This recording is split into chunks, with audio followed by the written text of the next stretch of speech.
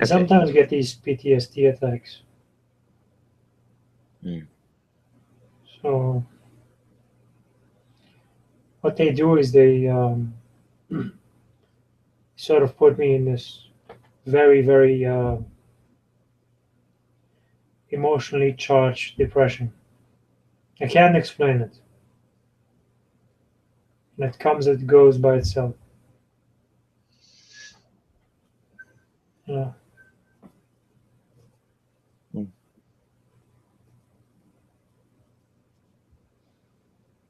Mm-hmm.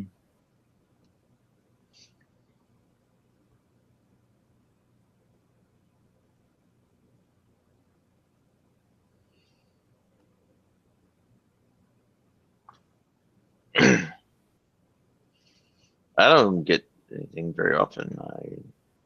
It's part of why I don't get anywhere near children. So Mm.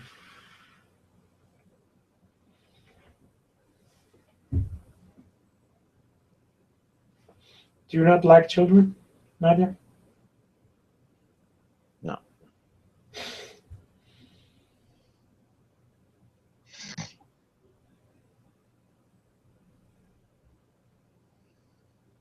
I don't think it did bad things to me, so yeah, I'm not a fan. But they're children, Nadia. So They didn't know what they were doing.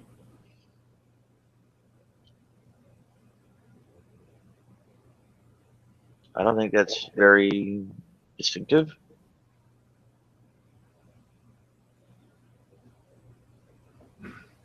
As part of the reason why children can't give consent is because they're not mature enough to handle a lot of things. And when children act out, it doesn't reflect, um,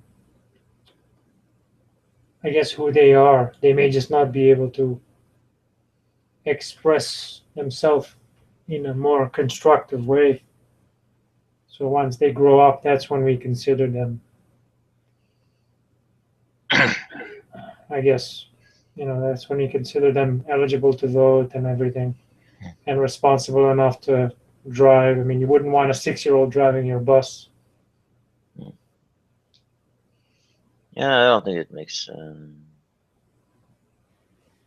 not that great a improvement or whatever. I think I'm not saying improvement. I'm saying you shouldn't judge children.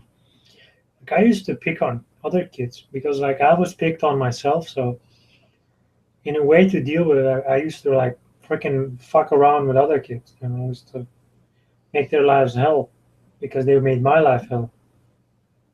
But I only now, like, I realize that all I wanted was for them to sort of accept me and and not treat me like shit. I'm not cockeyed because I'm inbred. I'm cockeyed because they beat my face in. Sure, My sure, but I'm teeth tell, apart from how I guess stained or whatever they are. Well, they obviously knocked him out, and I've had the orthodontia to, to straighten them out to the extent they can't be, right? mhm. Also, why my lips don't move is because when they were beating my face in, well, at least until they knocked my teeth out, they cut my lips against my teeth, right? And of course, well, when that cuts all the nerves and muscles and all that, they don't move so well anymore, do they? So, and of course, because I don't know if their dads are fresh out of prison or something, and glorifying all that stuff to them, or if it was just movies they were watching, but and fuck knows what their parents took them to them. But the assaults were not merely physical. Right.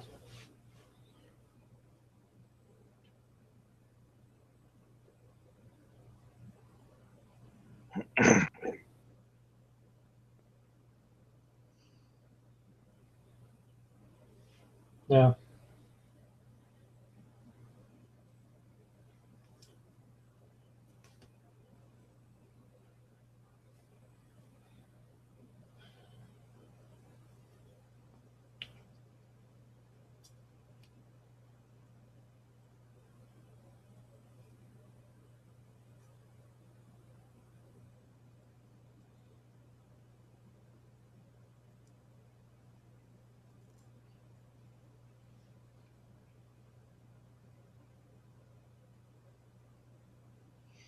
Yeah, I don't think. I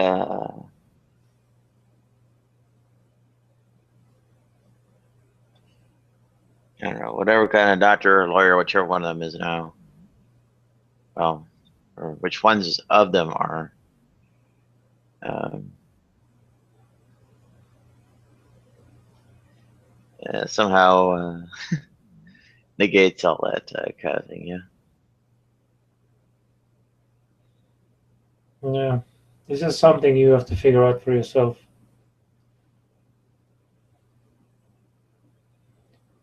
I guess I can't help you.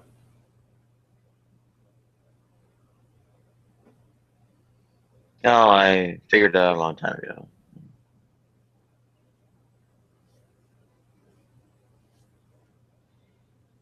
Sure, yeah. You're entitled to your view, I guess. I mean,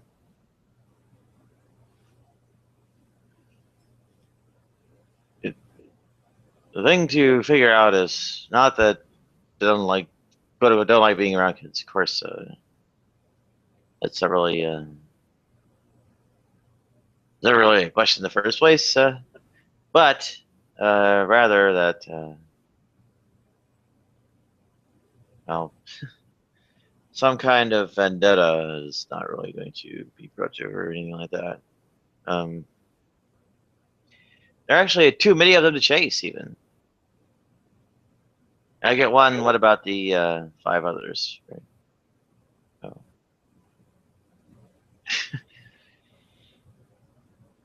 And of Right. course, how much could I really do? And I'm not likely to be invited to their gay communities or any of that either. I mean, doctor, lawyer, engineer, and that's basically what we're talking about here, right? So shit.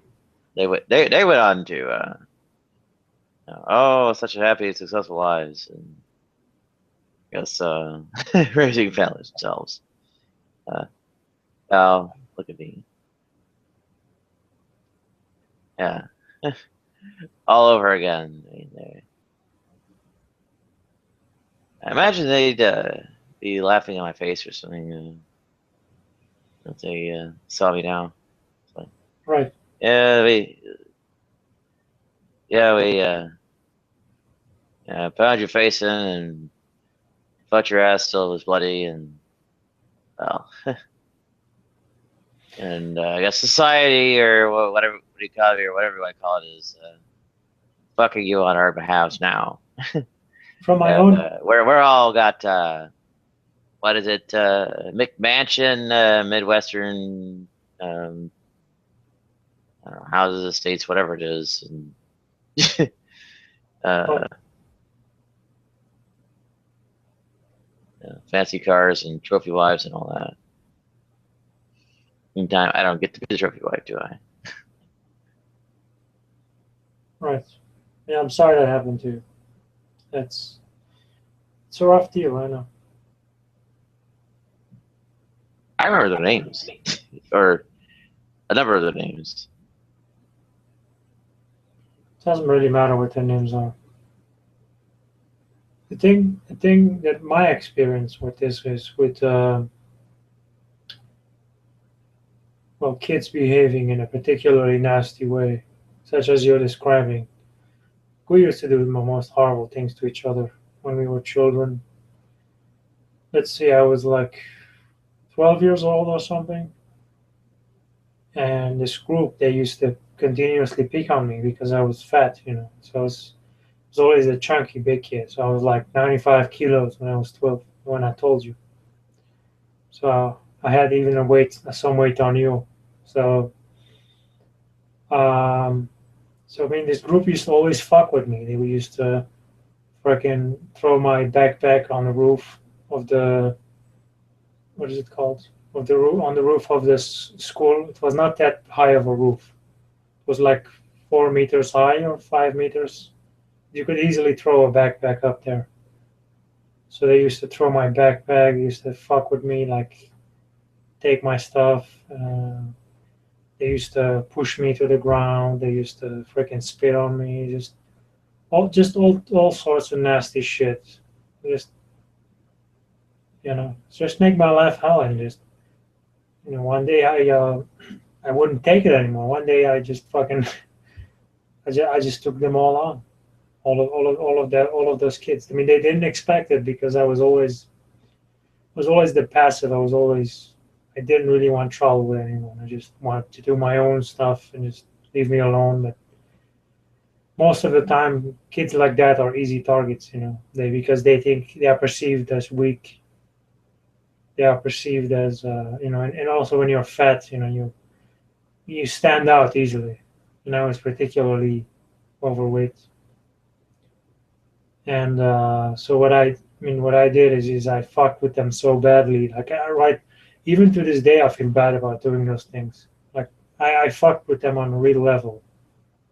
Like I literally made their lives hell too.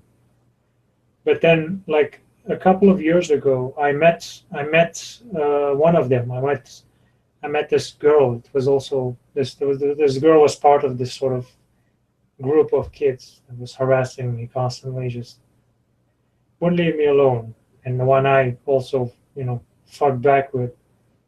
So I saw her. I mean, she couldn't even look me in the eyes. It wasn't that she was afraid of me. It was she was so ashamed. I saw the shame in her eyes because I had the same feeling. She was so ashamed, and when I saw her on the bus, and like she came up to me and she said, "I'm sorry we did that to you." She was alone, and she felt really bad about it. And I mean, that's what I'm saying. People might be one way when they're a child because they're not really fully mature. They don't, even though they were nasty and whatever they did. I mean, that's uncalled for. It's a lot of times, like you said, you don't know. I mean, what the hell were they going through at home, where they were having to punch their way out of situations. I mean, who, like, what kids? I mean, what do you have to go through in order to be someone like that?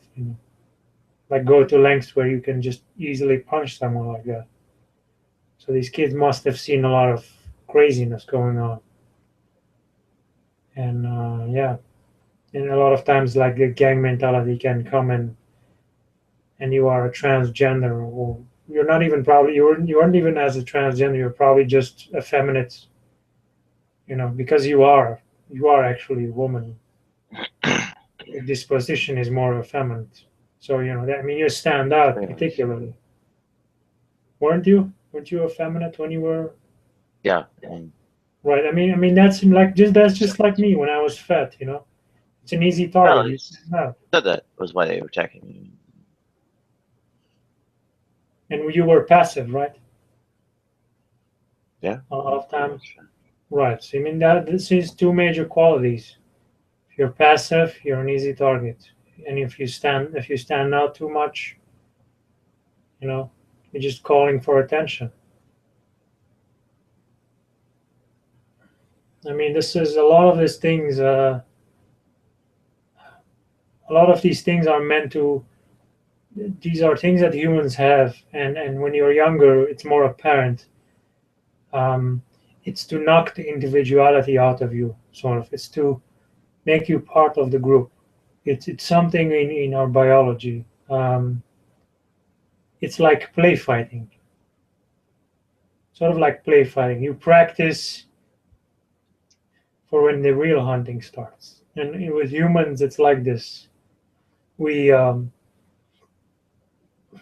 we do play fighting, and sometimes we take it to the extreme, to where we really literally harm someone permanently, or make cause them so much freaking. It's sort of to get them in our group, I guess. That's what that is. That's why kids are particularly nasty like that.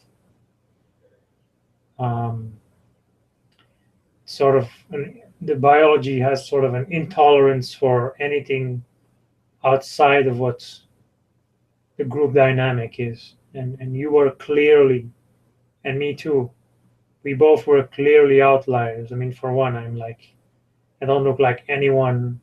I didn't look like anyone there. And secondly, I was fat as hell. So I mean, that's just some of the things. I guess I didn't speak English when I first. You didn't? No, Me I spoke neither. Spanish. Me neither. I didn't speak Dutch. Yeah. I mean, I'm not saying you should forgive these people or discount what they've done. I mean, you acknowledge what they've done, and I say move on. Just move on from this bullshit. But of course, I know you're in this crappy situation where you're constantly reminded of all this bullshit. So in a way, I understand why you can't get over a lot of the craziness that has been caused to you. I mean, I understand. Well, I mean, that stuff. I let go of the idea of doing some kind of vendetta in Right. 1997. And that part's over. The issues are more a matter of well, yeah, the career, job, house, car, husband, transition fund, and all that. Right? I That's mean, not gonna. what's that? That's not gonna happen. You know that. You know that's not how this world works. What's not? To me, you're focusing more on fairness. You want what's coming to you, I guess. You know, I think in your mind you've gone through so much, and now you just want the other half. You know. No, I had all Yeah. those things. They were already there, Right. and now they're gone. So It's never transition gonna fund was happen. not even able to be used for the actual surgeries, which was intended and all that. So. Right. Right. But yeah.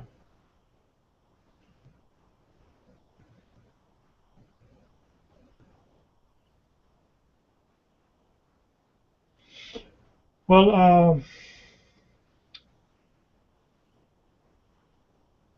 freaking. I did tell you about this, the freaking drunk driver who killed my freaking girlfriend. You Um, mentioned, yes. I mean, I forgave the guy. I mean, he caused me like on top of killing her. I mean, I've now been for 4 years like I've been living like a recluse. Of course, these hangouts have slowly helped me reintegrate into society because I guess I was so enclosed within myself. I mean, when I first came on here, I wasn't even speaking or whatever. Now I'm much more open. But thing is that um, I recognized like back then that just holding grudges and like this is not for me. I'm not even saying this is the right thing. This is just for me, I guess. I realized that holding grudges and hate and whatever, it wasn't doing me any good. Like I wasn't gonna kill the guy. Like even if I went ahead and freaking slit his throat, it wasn't gonna bring her back. You know, it wasn't gonna do anything for me. I mean, other than make my life even worse. Like I literally wanted to kill him, but you know, after a while, I even went to the freaking drunken seminars with him. You know, I did it with him, you know, as a way to forgive him, I guess, for myself, and I got to know him, you know. And, but yeah, Well, that's something. That's something I have to live with, you know. That's a decision now that I've made. Sometimes I regret forgiving him. Sometimes I still hold hate, I guess. But in the end, I had to let go because it was eating me up inside. It was freaking destroying me. Just me doing anything to him would have not given me anything. It would not have done me. This is the world now. You know, you don't always get what you want, and sometimes when you have it, it gets taken away. Things don't equal out. It's like a freaking plant growing on the field. It's gonna grow uneven, and that's how life is. Everything is uneven. You know, this is a decision I have to live with, and this is one of the hardest decisions I've ever had to make, and it's still destroying me to this day. Like psychologically, I am devastated. Like, I'm not even kidding about that. no, it doesn't make me able to bear living with the consequence and all that. I mean, Mhm. it's like, Sure, doesn't make it go away. That's the thing. Yeah, your situation. For example, my girlfriend, she'll never return to me, and I'll never be the same again before what this happened. This has changed me permanently, just psychologically. I've been scarred by this. Like I was there when it happened, you know. Not when it happened, but after the fact, before the police, before the ambulance arrived. You know, I saw her crushed skull. You know, it was all completely bleeding. The skin was freaking coming off. Like I mean, that shit is freaking imprinted in my head. And yeah, my situation won't get better, but holding on to hate and grudge, that would in fact make my situation worse because I would constantly be thinking about that shit and trying to get even. It's not gonna do anything for me other than make me more miserable than I already am. And this is a decision you have to make for yourself. I mean, I'm not even saying this is the right thing. This what I've done is maybe the wrong thing. Even I don't know if it's the right thing, but this is just my experience. Everyone has to make this decision for themselves. This is this is one of the hardest things you can do. not sure there's anything to be done. In, not attacking the people doesn't make the loss what's been done to me something I can bear. I mean, Sure, it's like that's true. just bringing the work in or something, please.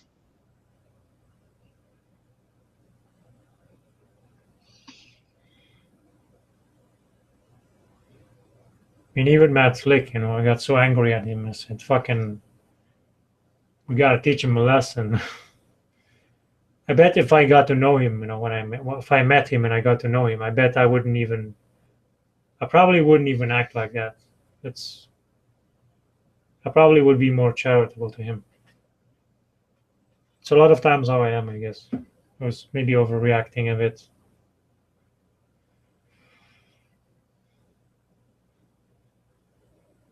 I mean, he's making the lives of a lot of people miserable. That's what bothers me, I guess, with these types of people.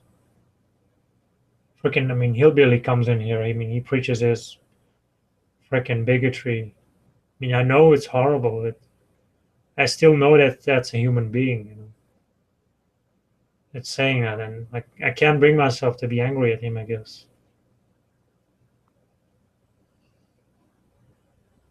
You know, that's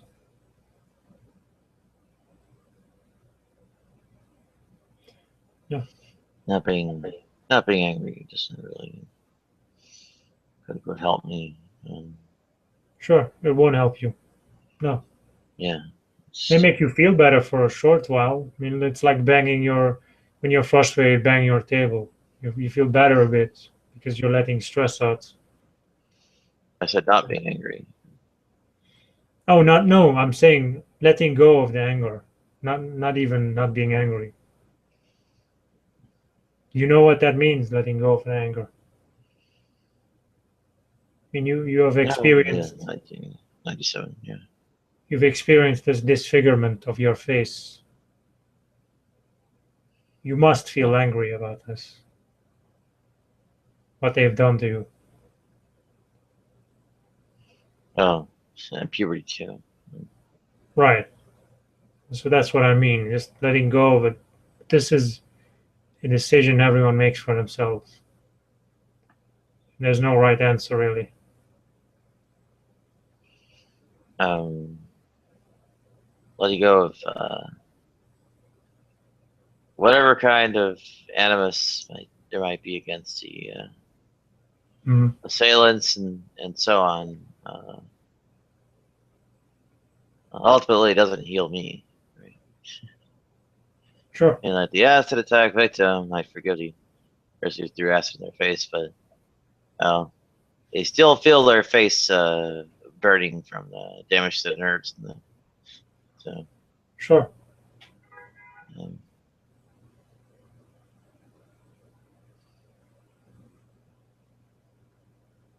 No, I agree. All it does is help you not be consumed in anger. That's all it does. Forgiving them. Not even saying going to them and saying I forgive you. Just for yourself. You can do it just for yourself. Not you don't even have to talk to these people or ever meet them again. This is something you have to do for yourself. no, it's I don't think it's where the issues lie. It just doesn't actually stop hurting. So It's not gonna no. It's not gonna stop hurting. yeah, and then uh, halfway there. How do you think I feel? Right. I mean, how do you think I feel when I mean, every day when I realize that the freaking guy um, took away the person I loved a lot, like the most really. I mean, it's not gotten easier for me. It's not like when I say I forgive you that suddenly I don't feel destroyed of it anymore. I still feel destroyed. Like all those feelings that I had back then, they're still there, and like forgiving him has solved none of those things. That's separate from feeling anger. Yeah, They're detached, so your face will never feel the same again as before the attack. But what will be different is you'll not be consumed by anger. push back. That's the only thing that will be different. Yeah, the anger part's already over. Well, anger can manifest in many situations. Like you can feel resentment. That's one form of anger. But at least in my opinion, it's sort of, well, you did this to me, fuck you, whatever. No, there's just things like that. And it may seem trivial when I say it, but these are like serious matters. These are like things that change your life forever. When they disfigured your face, I mean, they clearly people can't understand you a lot of times because of it, and it affects you every day. So I say, think about it. Just think. There's no right answer. Just just think about it. No, it's there isn't the part that has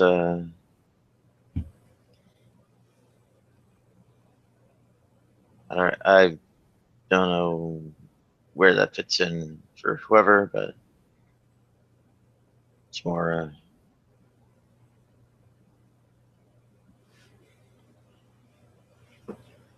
It's pretty much more sadness or some such. Right. In,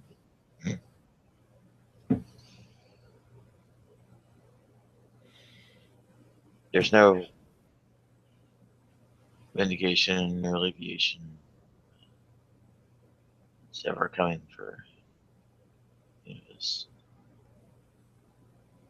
The other day I was faced with 5 guys, and I freaking 5 guys that were freaking scared, paranoid, angry, and very racist. And they saw that I was in Brussels, and they saw that I was freaking like a Middle Eastern guy, and it's like, they came up to me. They were 5 guys, literally. They were sort of ganging up on me.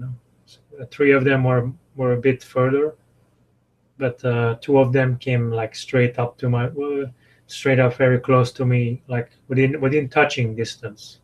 One of them like really got into my face. Like, I've forgiven those people too. I mean, I did cut one of them. I did seriously cut one of them. I mean, like, I'm trained to defend myself. So when he came, I freaking slashed him right here. I slashed him right there when I took out of my pocket my knife, and I slashed him right there.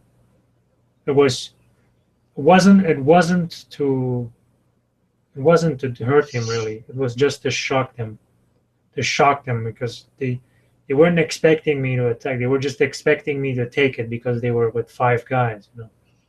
So they were expecting me to sort of cower a bit.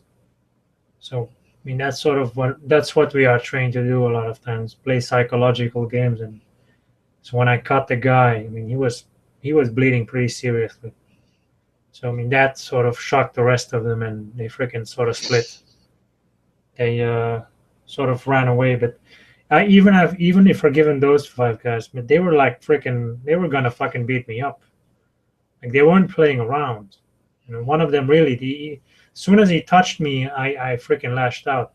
I took my knife and I cut him immediately.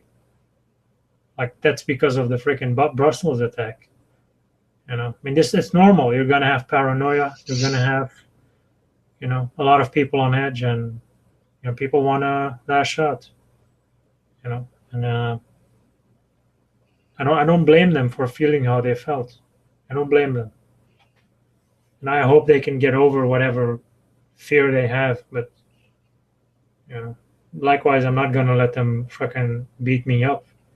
Like, I'm Kurdish. I'm a Kurdish person. I'm like, freaking the Kurds are fighting against these terrorists that are bombing us. If you just look at the news, it's every time it's the Kurdish forces are beating back these ISIS people. I mean, it's it's ignorance on their part, and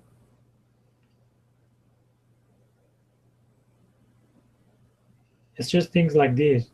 I wonder what I would have done if I wasn't successful at shocking them away, sort of, or if I failed.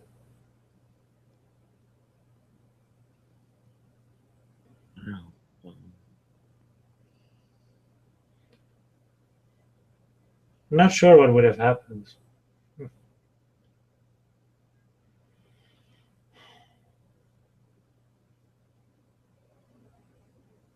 Yeah, I mean, it's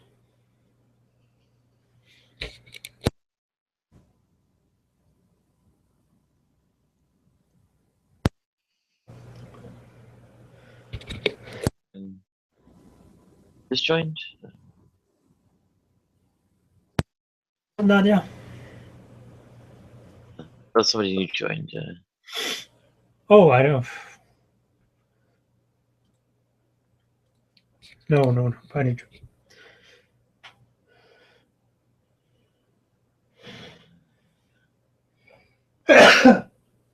Oh, sorry.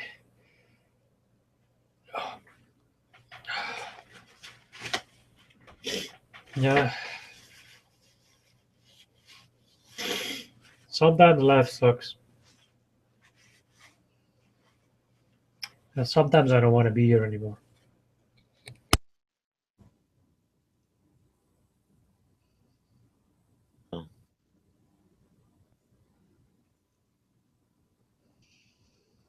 And I guess the assessment for me is largely that well, going on largely prolongs my suffering, and I don't really get a hell of a lot out of doing what I do. I guess against I don't know, whatever kind of extremely indirectly responsible sorts of things like religion or whatever. I mean, okay, sure, it factored into it and contributed. How much? Uh,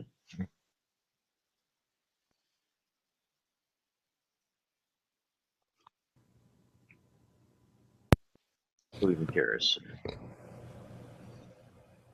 I don't think anyone cares. The problem with caring is because they don't experience what you're experiencing. That's a lot of times why people don't.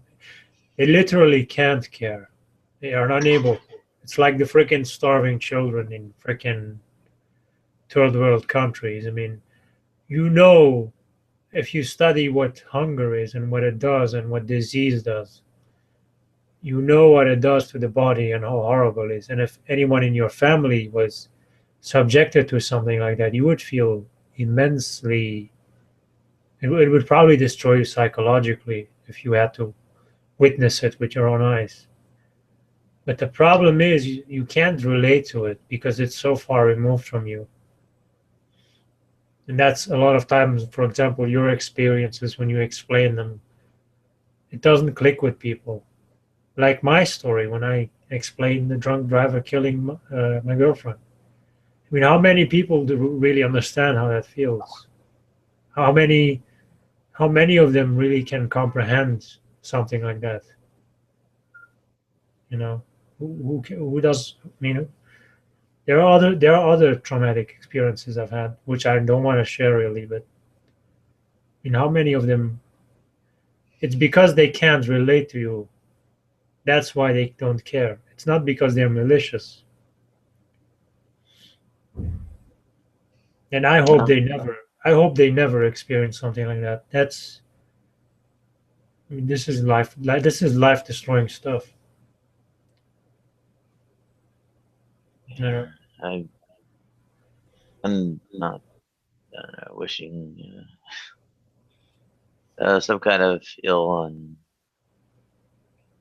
whoever it is who did whatever kind of bad. So just make it stop.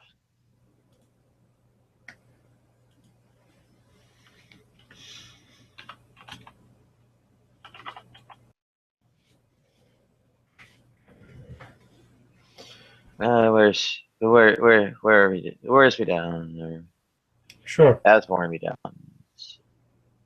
sure. Um, and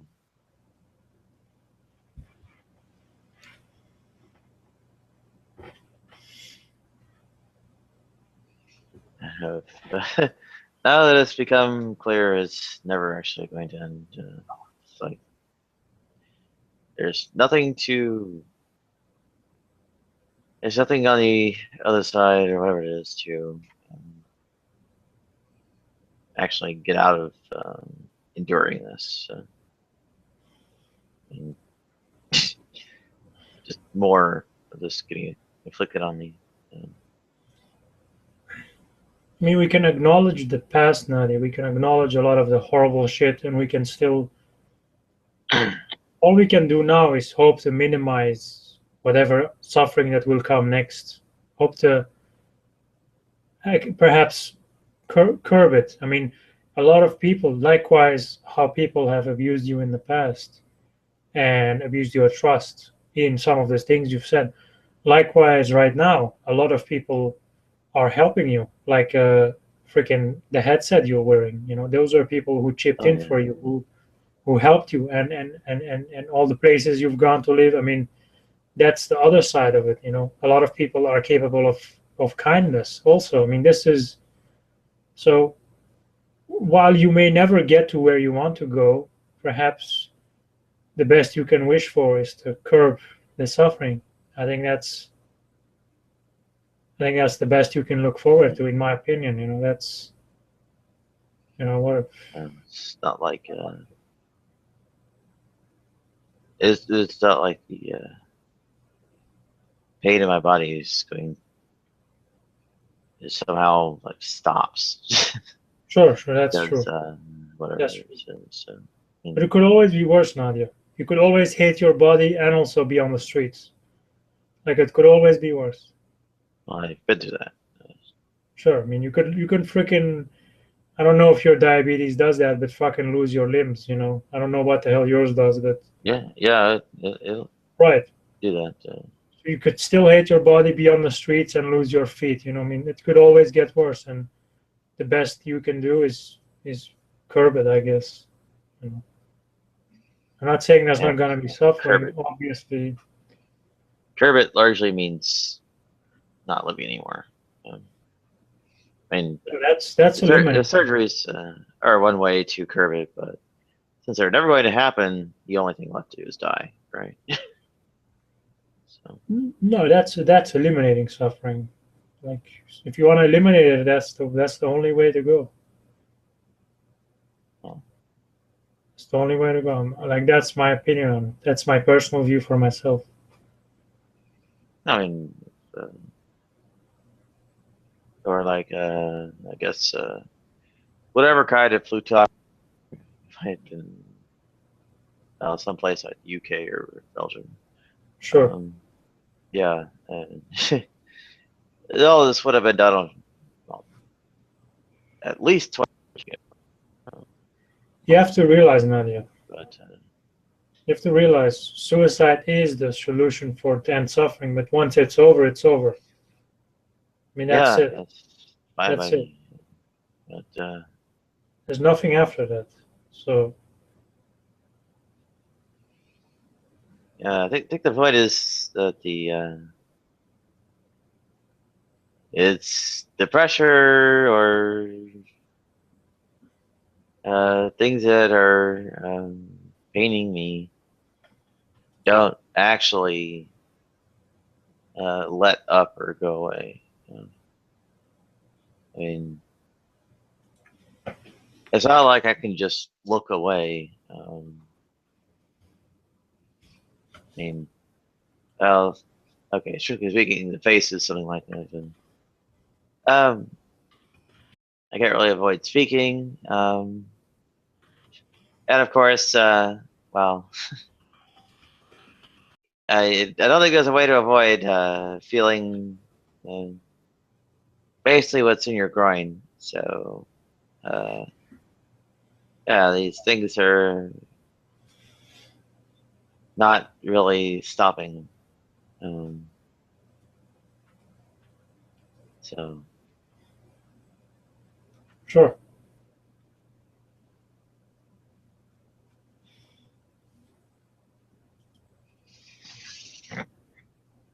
Yeah, that's. See, I can never relate to that. I can never relate to that pain you have. I don't understand what that is. But I can imagine it, I suppose. well, that's the thing though. I don't think it is so incommunicable. I think people do figure it out and understand. You think so? Yeah, or at least it's possible. Maybe Right. some people are too dumb or something. But anyway,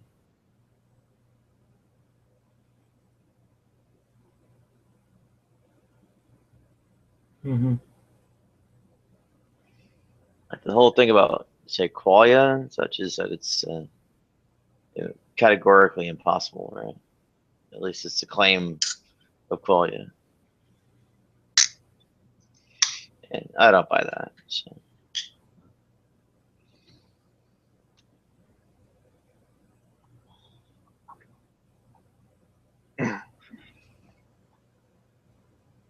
Okay. Let's see. I guess the I Love Jesus guy. If I have a link in the. Yeah, it's there. Is he a troll, Nadia? I've heard that he's a troll. The I Love Jesus. Yeah. Yeah, I've heard kind of is, yeah. So I don't know if you should really. I don't know about him. He's welcome to join if he's not gonna freaking. Yeah, I just, troll. Dropped the link in there and all that. Man, oh man. Let's see. Okay, everybody's got. I don't feel good. Draw on the other one. One of the 4chan people dropped in on the other one too.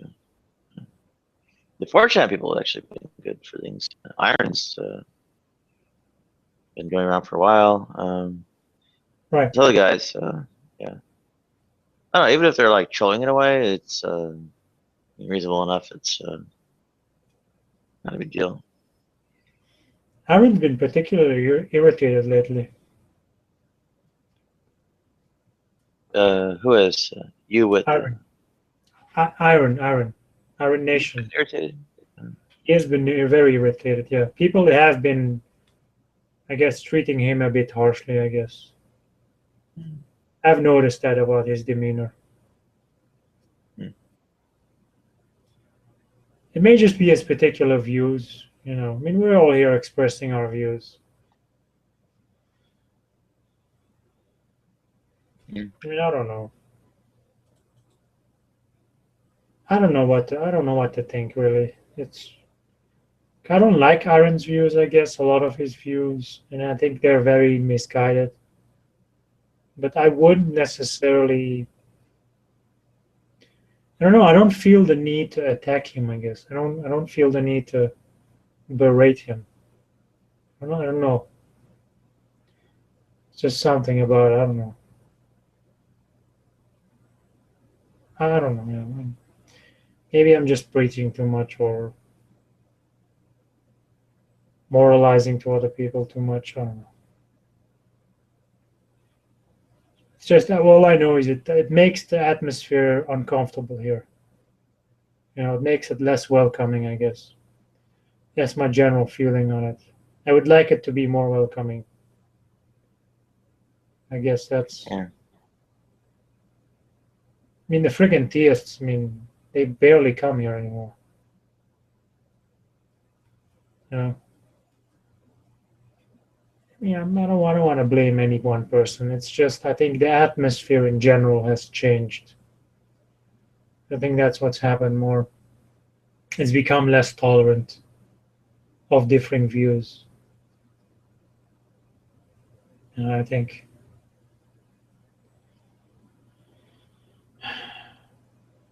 So, like I said, maybe perhaps create a theist only room, Nadia, where you can talk with the theists.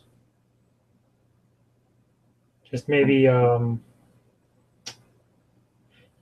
give. I don't know. I don't mean that's not how. I mean, would you want to do that? Something like that, Nadia? I don't know if you want to do that. I just tried it actually before. I know, but you want to try again, maybe? I think they got bored with me. Oh, right, that's right. I remember. Yeah, they weren't too interested because I'm kind of like not the very much fun for them to kick around. I mean, Right. There has to be some. Yeah, you're definitely right. No, I forgot about that.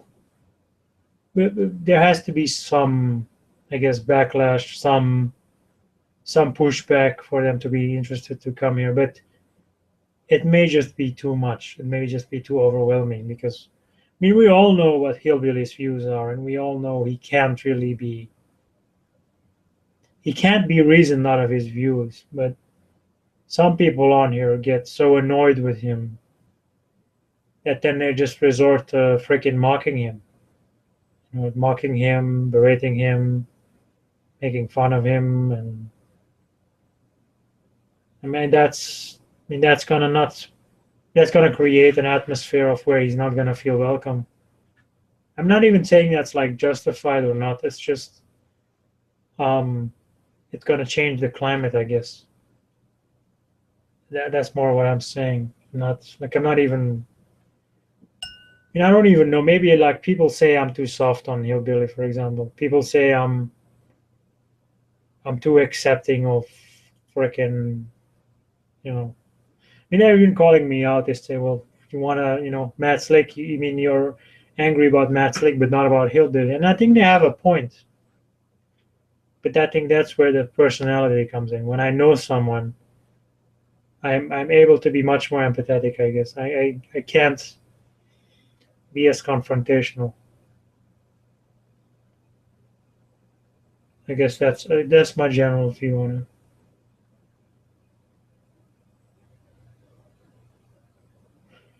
So attacking him or not, whatever, So, right or wrong, it's not going to be welcoming for them to come in here, if that's what your goal is, of course.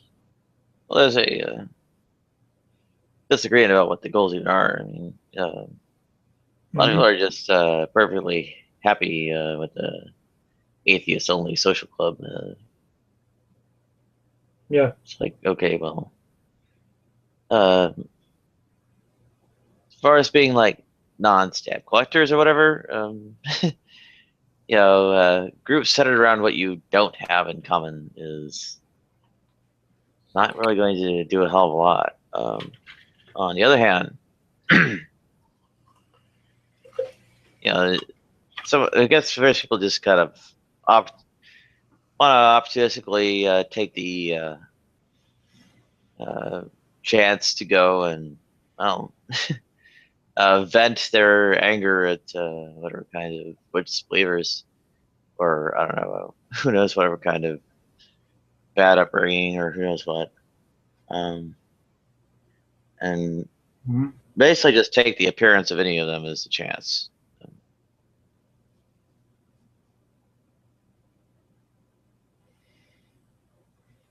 Right. And you got a whole bunch of different ideas like that. All of them different, and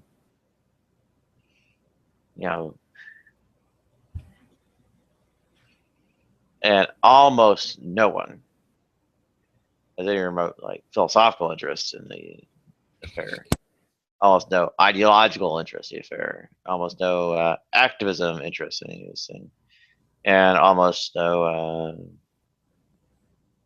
I don't know genuine interest interaction. I mean, they're basically just there to either harass them out or get some kind of joy out of harassment per se, right? I mean, it's either instrumentally harassing to get rid of them or harassing because, well, their quote unquote revenge, right? It doesn't keep the people on the other side of that around very long, and well, yeah, they pretty much are all gone.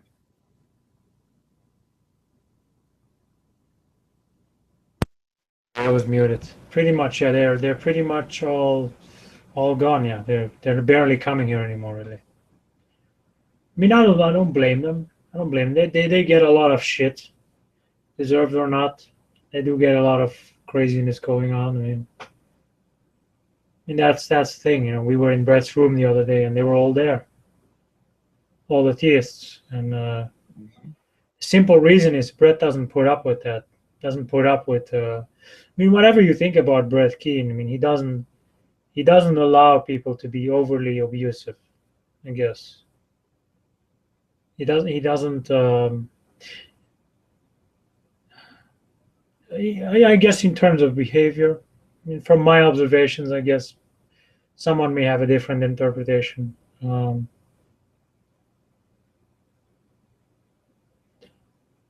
Yeah. I guess the point is, do you want to crack down on that or not, Nadia? I mean, this is up to you. Do you want to? I mean, I can be a freaking dictator. I can crack down on this if I really have to. But it would probably destroy your more open atmosphere because this has always been like more open. Hey, come on in, have a talk, and whatever. That's kind of ruined that a bit, but Yeah. Yeah. I don't know. At the point where there's no actual discussion being had anymore, mhm. the openness, the atmosphere becomes a lot less of a question. It's like, who cares? The atmosphere is still open, and at least there's actually discussion being had instead of, I don't know, whatever kind of people, I don't know, getting some kind of laughs about being stoned or um, blathering on about whatever kind of movies, TV shows, and I guess what is it? Pop culture bands. And so it's like, No, but all that is. I personally don't think all that is that bad. If it happens now and then, it's fine because I mean, because a lot of people watch, a lot of people have different tastes in what they like, and to be as inclusive as possible, you want to keep the discussion a bit diverse. So then you also go out of the things you like. So you also go out of the more substantive things, just I guess um, change it up a bit. I mean, I think there is room for that. But my thing is just I guess being overly aggressive or abusive towards the theists. That's my thing. Because once they're not here anymore, I mean, other side is gone, and that's I mean, then you're just talking to yourself. So I mean, yeah. that's Yeah. the only point I want to push. Well, strictly speaking, I don't need any other atheists. I mean, it's like, yeah, you know, well, there are no such things as gods, so yeah. If I'm atheist to debate or whatever. But they'll get Probably the bored only of thing is that you. what's that? The theists will get bored of you because they can't Oh. they can't have discussions on the level that you want. Freaking, I mean, Yeah, do that's you kind of imagine Hillbilly why I talking to you? Do you imagine bother Hillbilly pretty good talking bit. to you Yeah. for 8 hours, Nadia? Um, he Like, is he gonna pretty much. he gonna like sit? I mean, You had Darwin's a while ago. What was his best responses? Like his best responses were just ad hominem attacks, and that's the best he had. I mean, Mhm. people don't have the patience to listen to you. They don't have the patience to digest what you're saying. I guess they want a bit of circus. They want a bit of drama. A want of the pretty lights. I guess that has to be there a bit. I mean, you can't keep it sanitized. But I'm just saying there there should be some of that. I mean, as yourself acknowledge, there has to be something, some of that there to keep them engaged because you were in a room alone with them and they basically freaking over talked you and just ignored you. So you have to have some of the pretty Yeah, lights and pretty the much. distractions. But I'm saying not too much. It can be Yeah. too much. And lately it has been way too much. And that's what I'm saying. I'll be right back. Hang on. Sure, sure. I mean, I think you know what I mean. I think you know.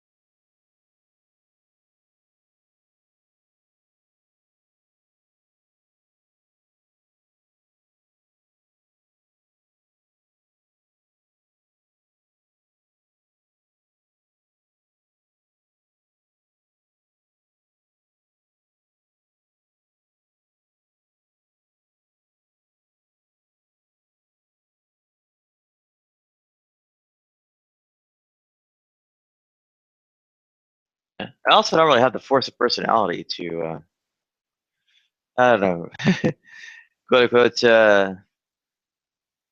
I'll do things on the, I'm not sure exactly what kind of level really should be said. I mean, for example, the thing with Darwin's, or sorry, Duncan Dawkins or whatever it is, so last I kind of pretty much pointed out. I mean, it's like, I mean, he goes on his like tirade for 20 minutes, over and over again, straw manning, eliminating materialism, Yeah. and of course, spewing whatever kind of fallacies of arguments from dire consequences or whatever it is that aren't actually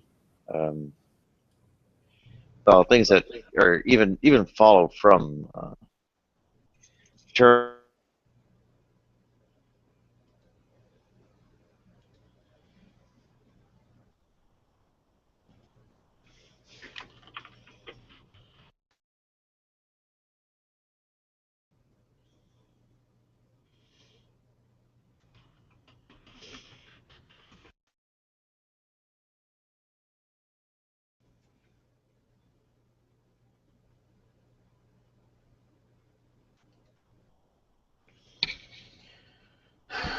Can you hear me? I'm on. I don't know if I'm disconnected or Nadia is disconnected. Yeah, I don't have mods. Just wait a second. Nadia seems to have lost in um, connection in both Hangouts.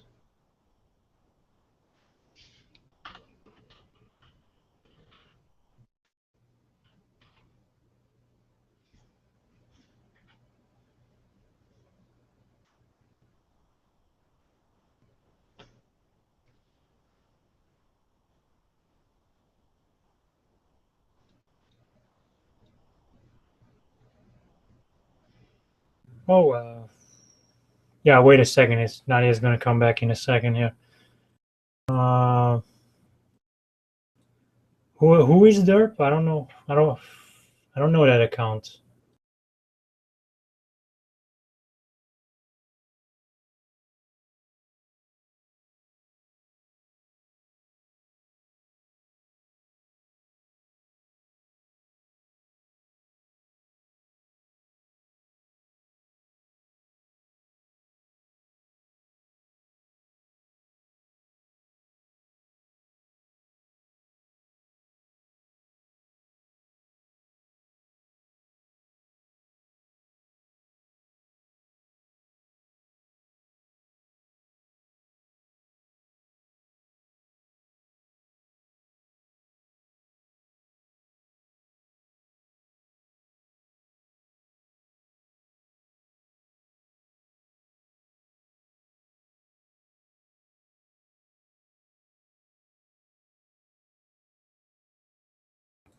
Yeah, she's lost connection.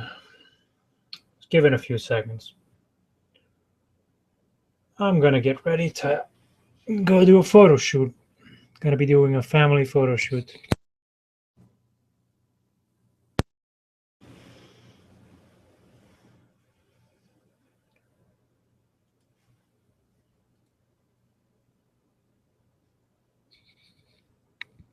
Yeah, yeah. Just hold on a second till Nadia gets back.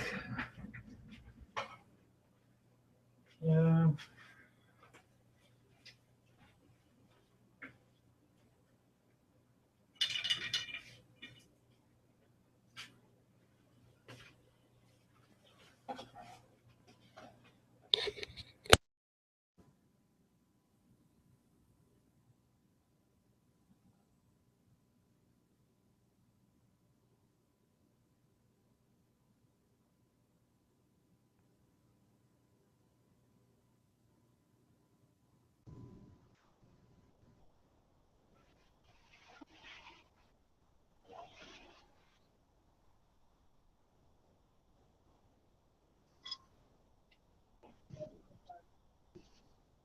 Okay. I'm not sure if you could see me or whatever.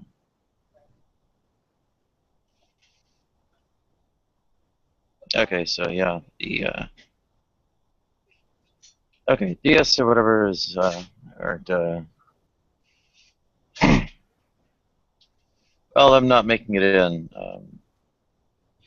Yeah, I heard things quite a bit, but yeah, as far as like going solo, yeah, I was finding out I actually bore them because I don't know, maybe not so easily provoked or something like that, um, and and or at least I guess kind of reactions I do have are maybe uninteresting to most. I think what is it?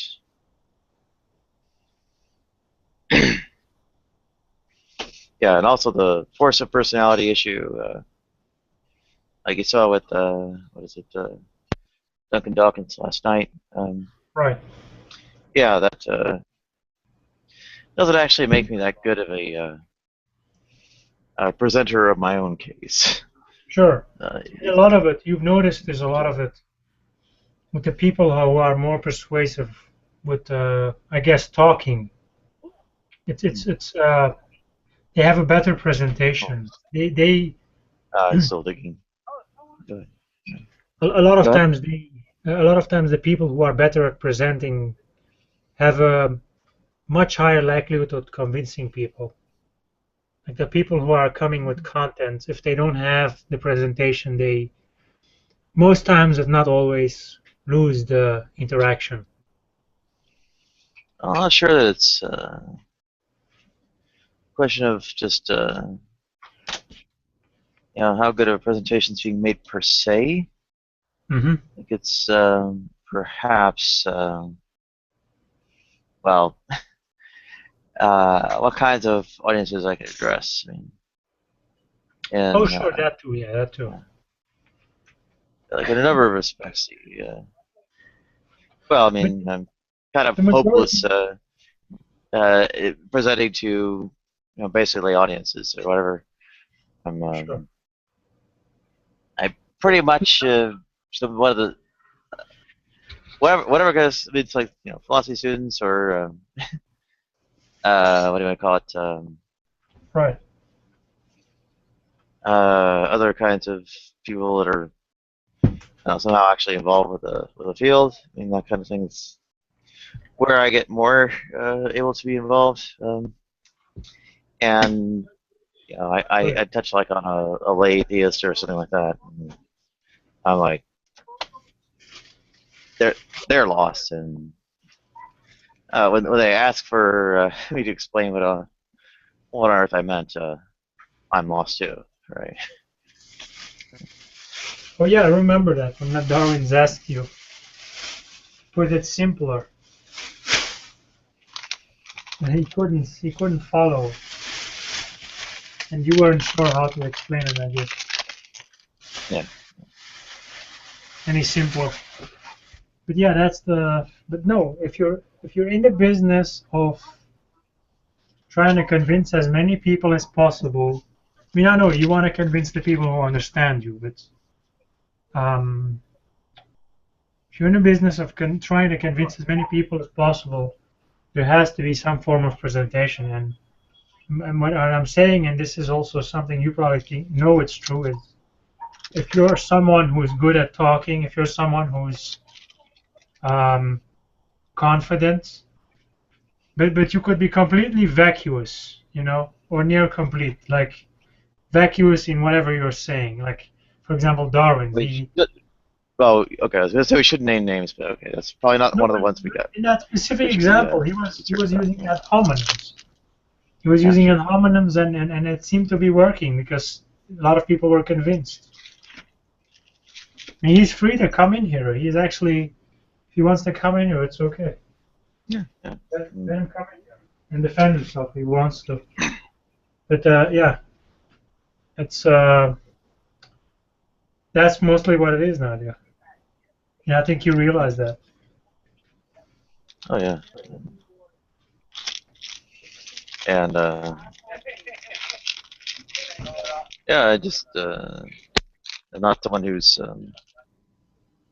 able to really put any of that. I pretty much just don't. I don't know. I don't have the quote unquote anger or something, or Well, maybe I do, but I don't express it like that or something.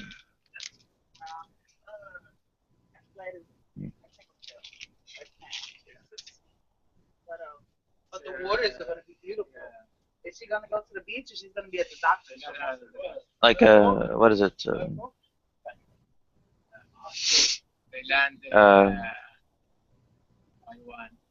I guess there's a matter of like rhetorical flourish, but the extent I could do rhetorical flourish, it ends up being incomprehensible to everyone anyway. So, and it's like, yeah, that was a pretty fluently articulated.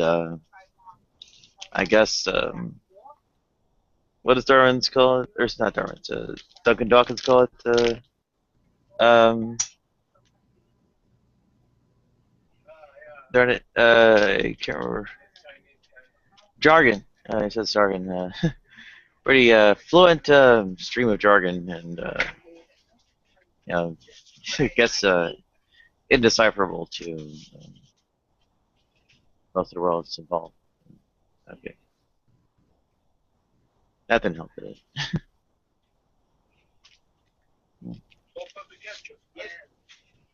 You. I don't actually like chocolate.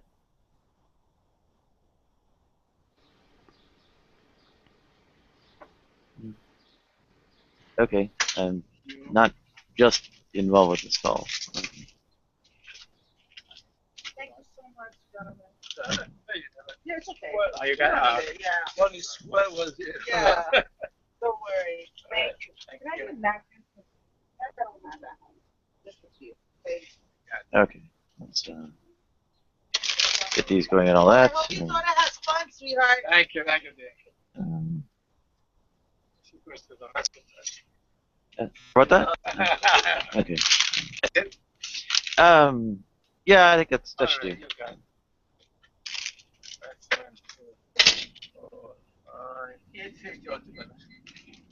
850? Okay.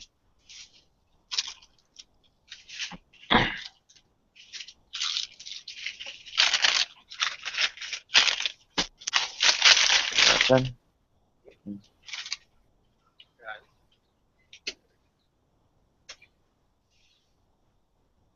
Thank you so much. Thank you very much. I'm sorry? Oh. I'll be right out of your way. I'm sorry, sir.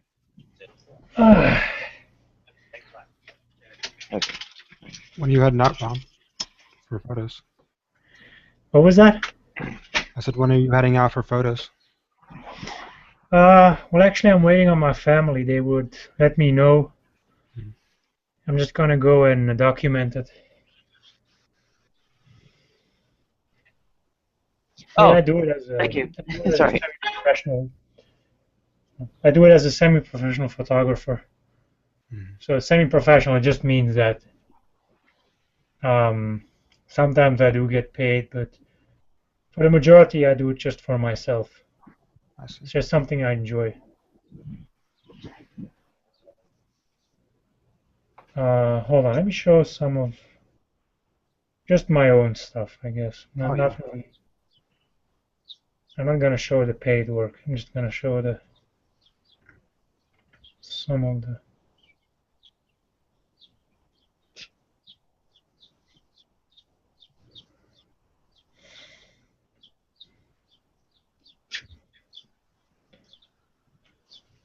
Is there a way to cultivate this kind of, I don't know, rhetorical flourish or some such? Yes. Takes Yeah. practice.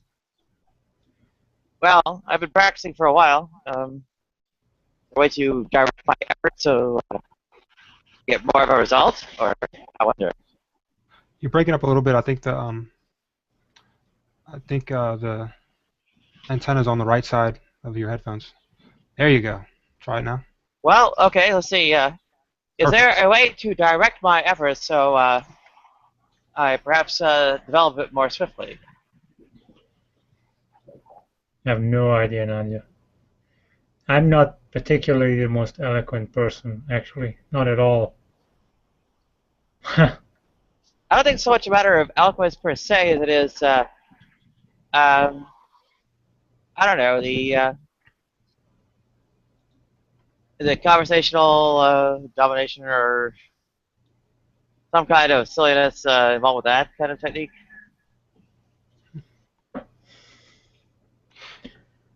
I have no idea, no idea. You could It try. would help. Go ahead. You could try emulating, I don't know, the mannerisms of other communicators, maybe, of other good communicators, and see ways in which others are able to communicate ideas to to a layman audience, Mm, Yeah, that's an idea. or even some of Maybe the ways that Jack explains things. Go ahead. yeah, it does help. What is it? One of the big things that's even before getting it sort of winning the debate sort of thing is just dumbing it down or something. How the hell do yeah, I do that? we dumb it down, exactly like you said. Well, that's not really very exact though, right? What does dumbing it down even mean? It's too dense. The words you use are too dense. They're too packed. You have to you have to unpack the words. A lot of times you have to know a lot before you can step into the conversation. So, I don't think it's a matter of so much knowing a great deal as it is um, well, if I kind of knew what the secret was, I'd already be doing it, right? Also, very important. Examples that are intuitive to most people, like everyday examples. It would depend on what what the topic is, what example you would use. But for instance, Concrete as right, opposed to the abstract. right. So for instance, earlier Josh, realistic nihilist, was explaining causation, and the example that came into my head that I think would be intuitive for most people are dominoes. If you knock down, one domino, then all things being equal, the rest of the dominoes will fall. Billiard balls and all that, yeah.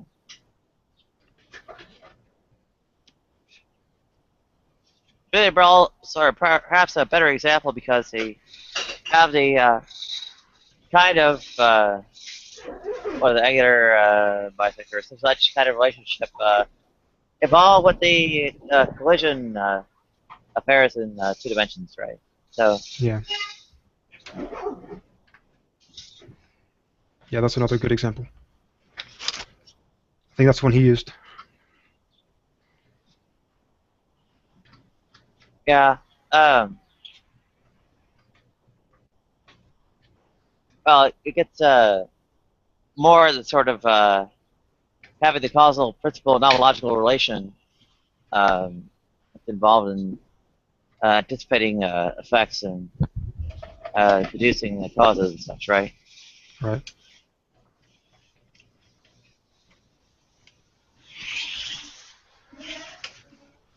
Sometimes you can't include all the details for people to understand it. Sometimes you People just can't what? want you can't. Sometimes you have to leave out some details. You have to sacrifice some details in order to make it more intelligible to people. People who might not understand it. But maybe the domino example might be given first, and then you say, well, this is one example. This is the most intuitive example, but a more accurate example would be 8-ball.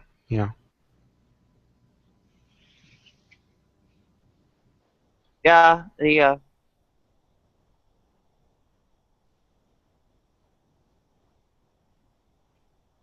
example-laden things, kind of noticing when I'm going in the abstract is perhaps difficult for me to relate to. Hmm.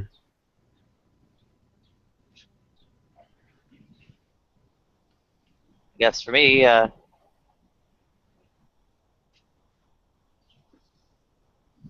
well, you might say certain things are natural and such, and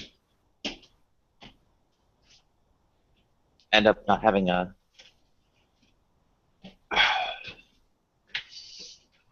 point of reference or something that stands out as an area that needs change.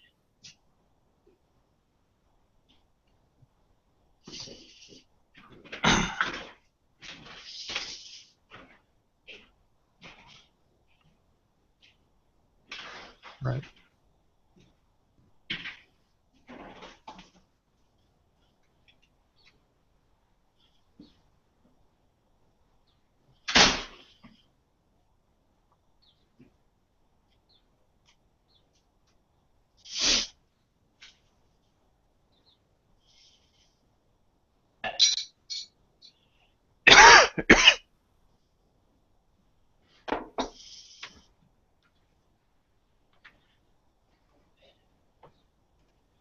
Well, noticing kind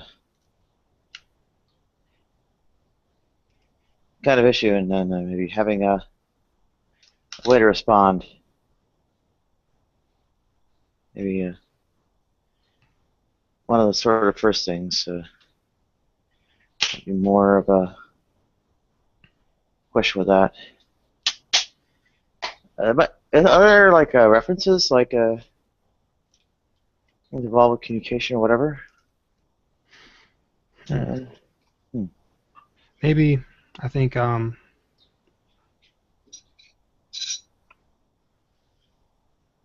to be a more effective communicator? right, so I think,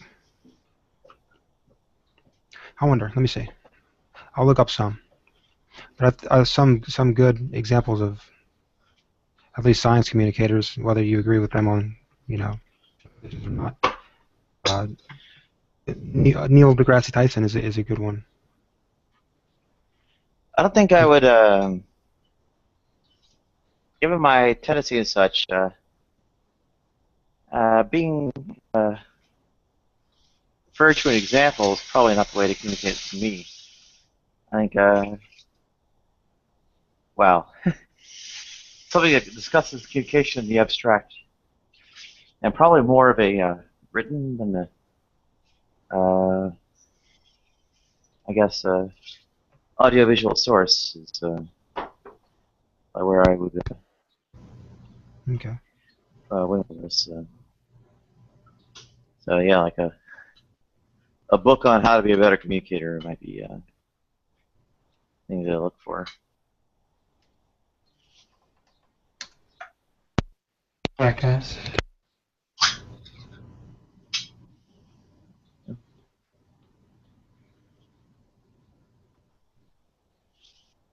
A recently passed friend.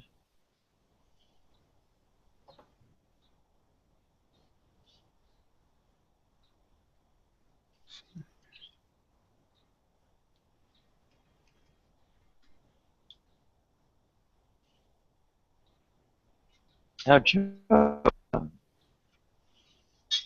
was it? That was the debate people. Ocean first involved with debate. Ed Brayton and such. You know, he doesn't come around much anymore. Who's that? Pretty. Ed Brayton was involved with the Dover trial.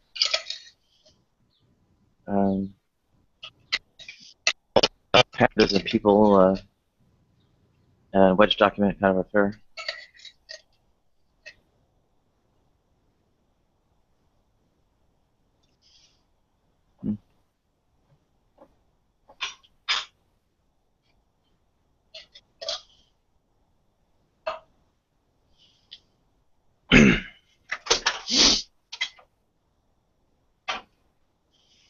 One of the more tougher nuts to crack is that the visual communication is, well, pretty often the case, like diagrams and slides and all that. That's one I don't have a good point of reference on at all.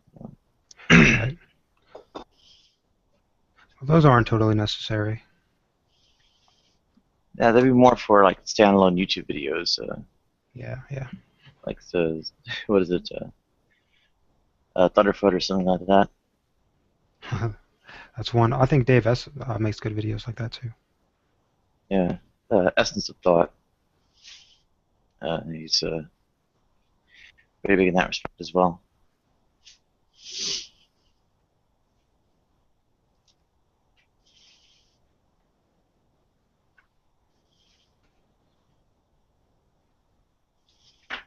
You seen Essence of Thought's videos at all? I've seen a few.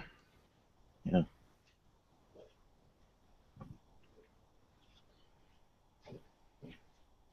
I see at the very least people who end up getting really large numbers of views and such, and a lot of times are just flat out graphic artists. Beyond like say physical beauty affairs, also have like setups for makeup and whatever kind of Right. presentation of.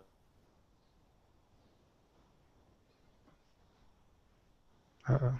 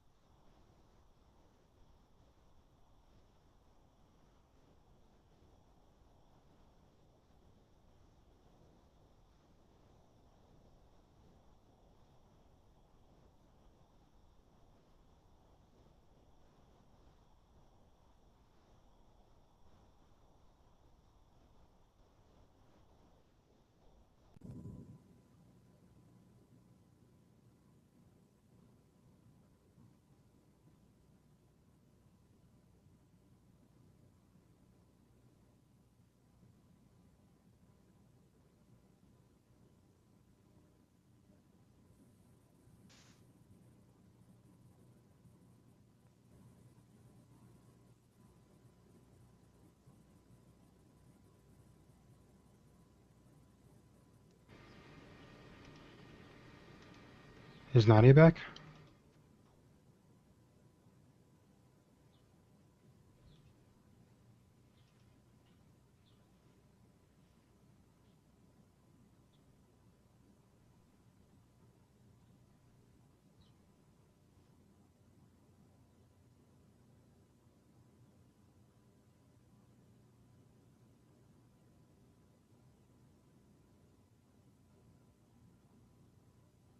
Hey, what's up? Hey. It's weird. I think they're talking about Muslims again in the other hangout.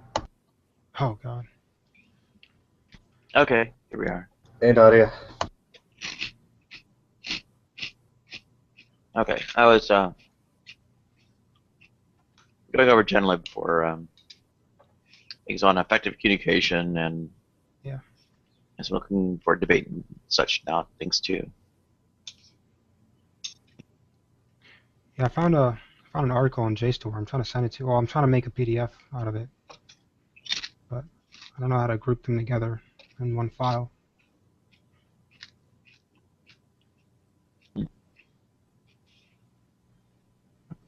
Okay, rhetoric. Okay.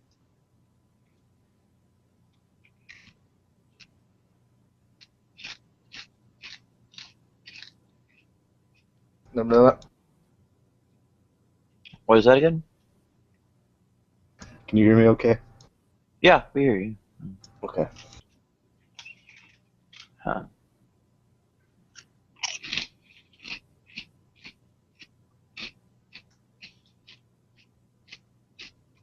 Okay. A prophet in debate. The rhetoric of persuasion, the book of Amos. Discourse analysis of Philippians. Method and rhetoric in the debate over literary integrity.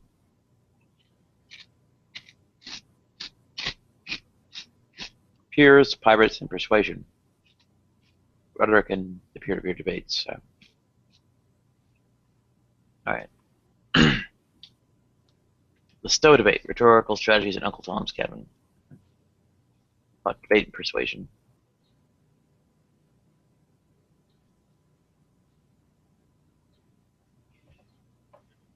Okay. What is this, a book? Hmm. A libro? A search for various books pertinent to the thing.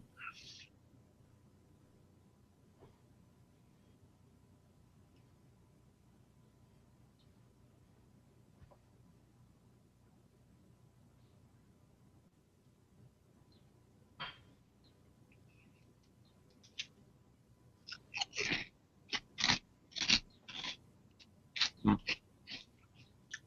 trying to get Joe over here because he's actually involved with debate affairs. His whole involvement here is an effect to refine his skills debate.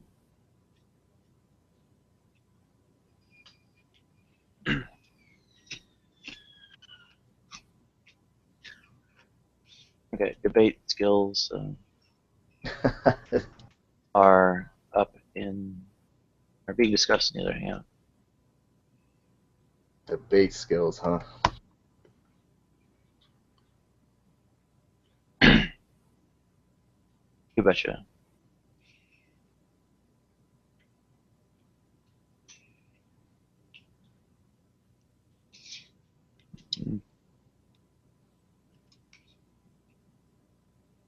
We're talking about formal debate skills.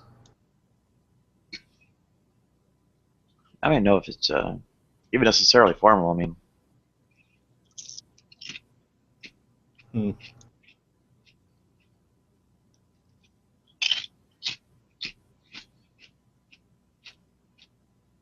I'll try and bring Joe over for this. Ocean would be good to have too because he's. Has Ocean ever been in a formal debate on here? Do you know?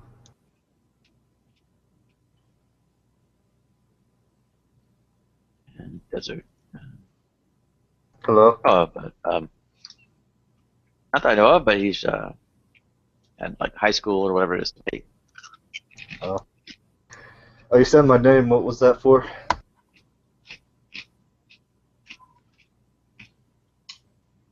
Who said your name? I thought you said my name. I thought I heard you say desert.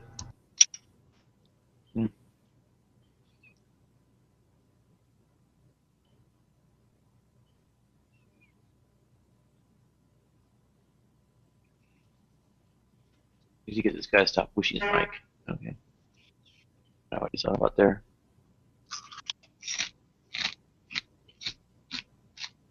Honk donks. What thoughts? Oh man.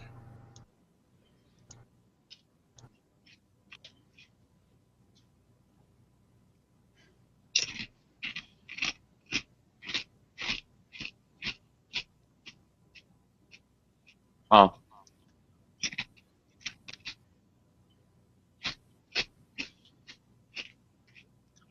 My thought is a direct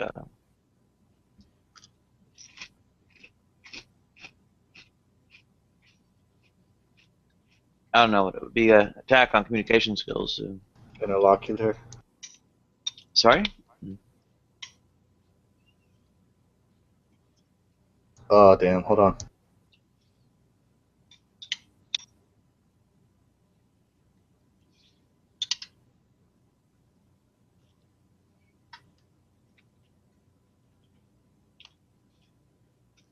Interlocutors. What about them? Were you talking about your debate skills? Mm-hmm.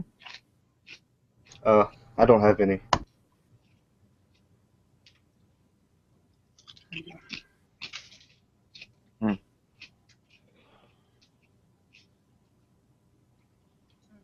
Inter is between, and low Q is speak. I gotcha.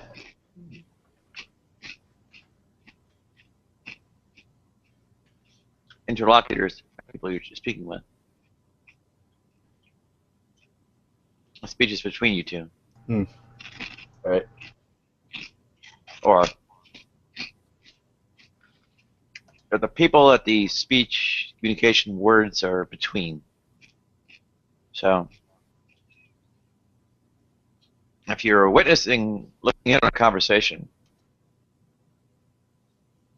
and say are not necessarily parties to it, the interlocutors of it are the people having the conversation. Right.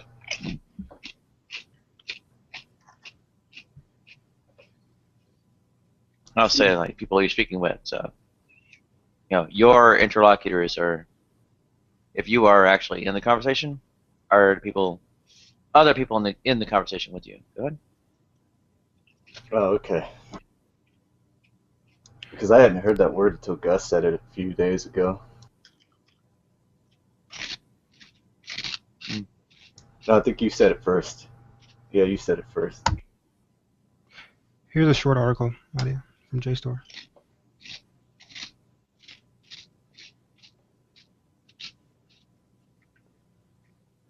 Pretty sure someone said it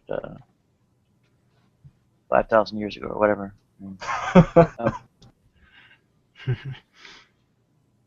No, 5,000, 2,000 at least. Wait, they said that 2,000 years ago? It's Latin. No, interlocutor? Mm-hmm. Oh, wow, I didn't know that. Inter means in.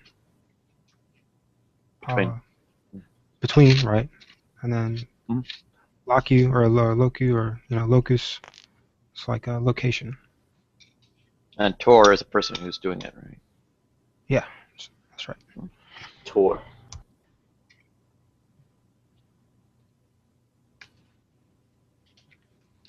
Oh,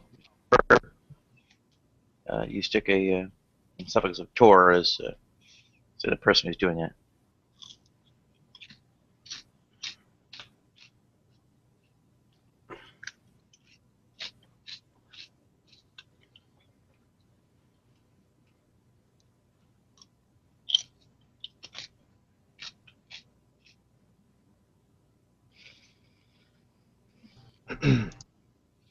Hey, look at these files.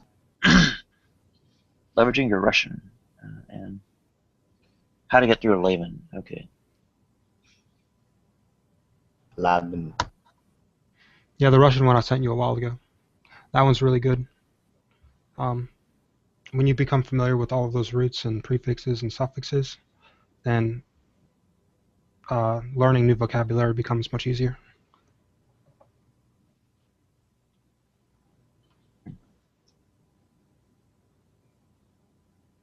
Oh yeah. Etymology helps that in general. The book is also really good because for each root or prefix or suffix, they give you like 5 examples. Mm-hmm.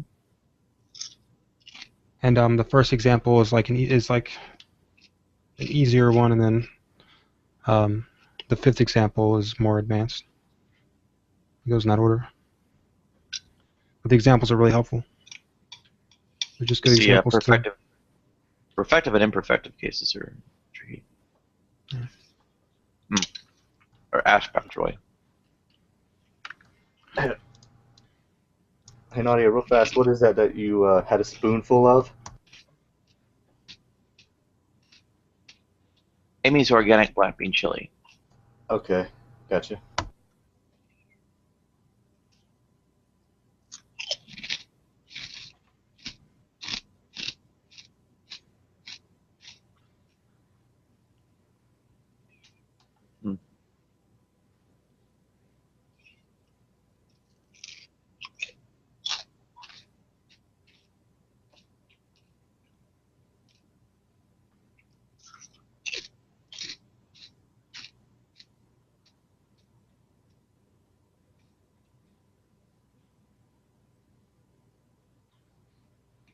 Okay. The point, sweat over accuracy. Okay.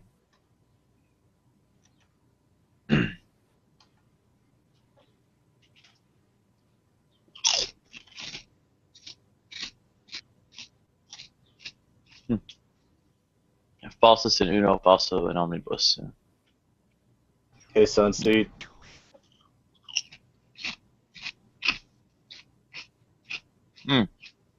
Welcome, Joe. Hey, how's it going? I figure out where to even start on debate or communication or whatever kind of skills. Got totally lost. Yeah, I mean, I think there's something to be said that needs. I think there's something to be said about the fact that a lot of people, a lot of the people I've run into here, I've been surprised by the fact that they don't want to formally debate. It seems like there's a huge dependency on being evasive and not sticking to your own position, which I think is what you're kind of required to do if it's a formal debate.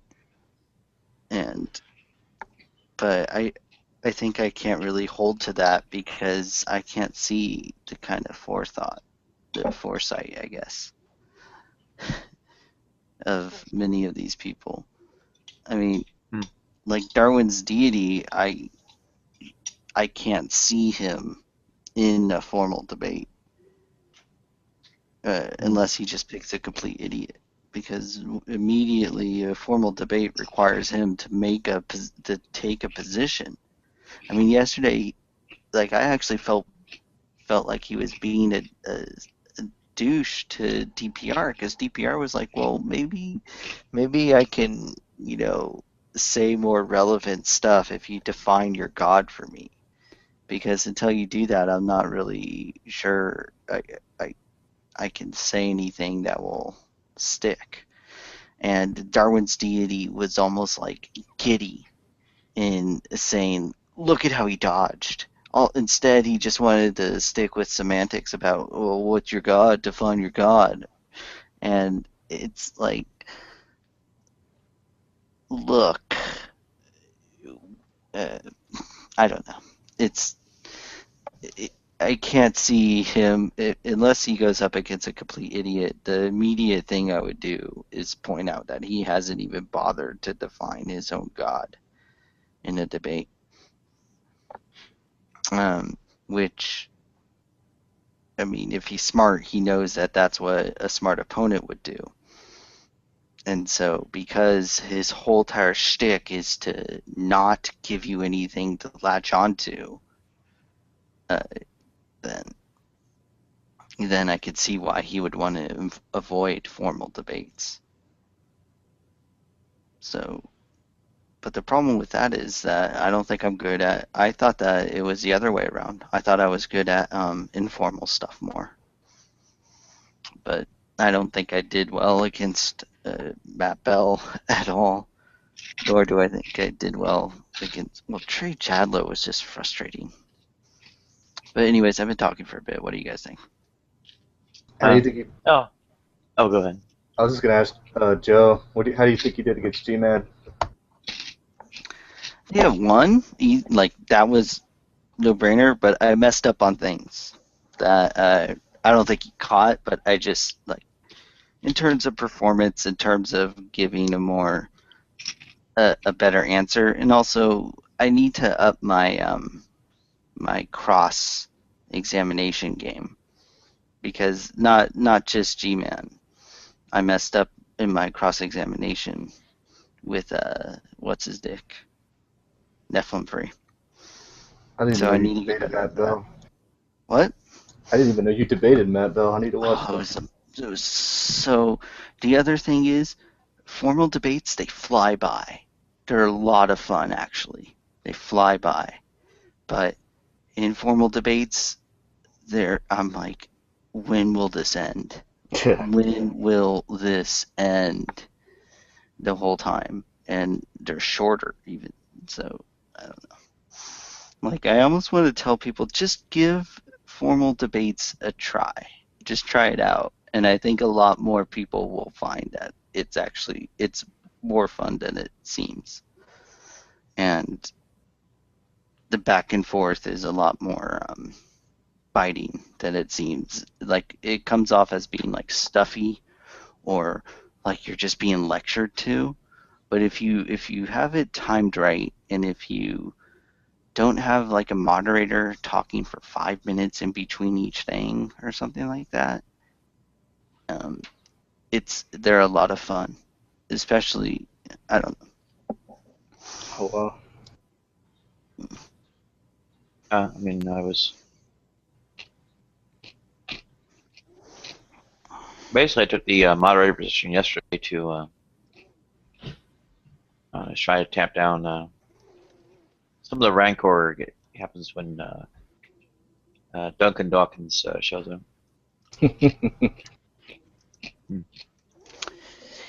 Yeah, I want to applaud the the whole nature of that, Nadia.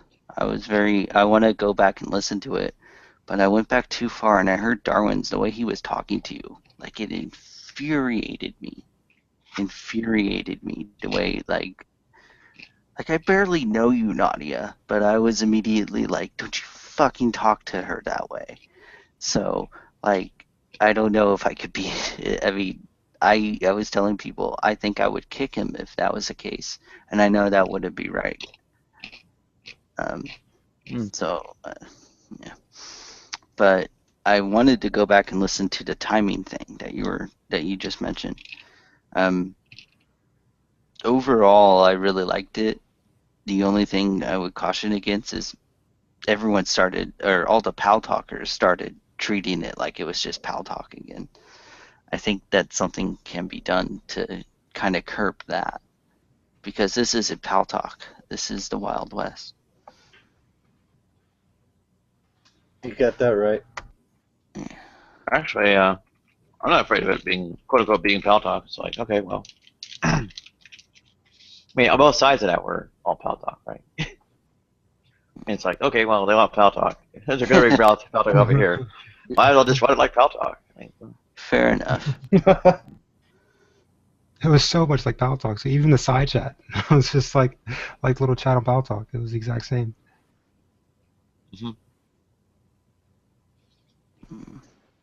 I've never even been. I just know that you like from comments in the Skype group. Like I'll hear, "Hey, so and so is raising their hand," and the way that Darwin's deity and the way that Nephilim Free, who I think is also a pal talker, the way they talk, it's clear that it's, and yesterday when they're like, well, can I queue in next? It's like, no, I don't like that. Stop.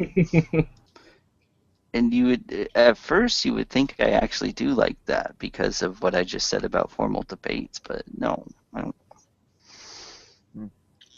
Ingrained There's reliance something- on a structure. Go ahead. Yeah, but I think that it's really good if it's just point counterpoint, one person to the other. Like if like this queuing up thing, I don't know. I like it. And I mean, if Darwin's deity is going to pick and choose who he's responding to, and to a certain extent he has that right because everyone's going up against him, so he can do that. But the issue is that he's going to pick people like DPR and try and humiliate him for deigning, or not deigning, that's not the word, for having the audacity to ask Darwin's deity to define what his God is, instead of answering the more pointed questions from Josh or from Jack or from other people. Well, look what the 90s dragged in. Hey, Steve. Hey, that's not flannel. That's the 90s. Good morning. Hey, Desert. Hey, Steve. Palm, what's up? What's going on?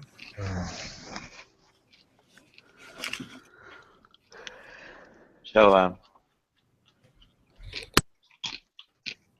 we just thought about debate, whatever kind of tactics. And, well, I guess maybe communication altogether. I mean,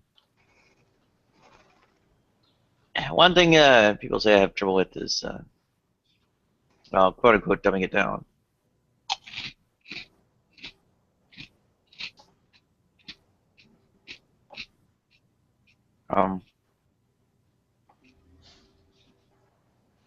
Might be other kinds of issues too. So.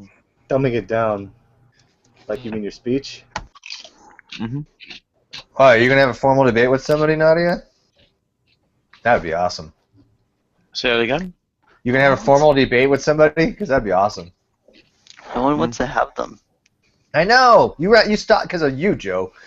Y'all stopped doing them once you started asking them all. You scared them all away. That's the other thing. I think that people have. I think that they were kind of popular. It was before my time, though. I don't miss them. I know. I don't like them.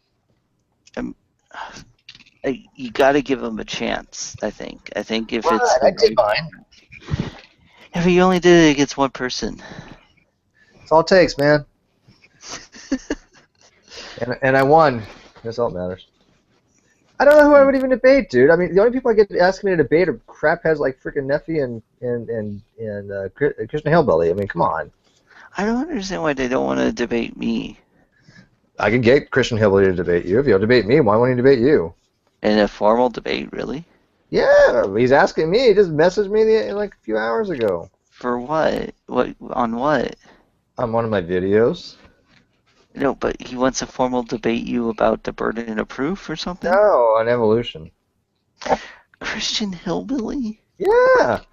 Yeah, and by the way, I gotta have a hangout with Ozzy later on today, because I guess he mostly kind of agrees with most of the stuff, but he takes issue with something I said in my video, which is okay, because I mean, I think I need to explain it a little bit better, my position, which is fine. I mean, it happens.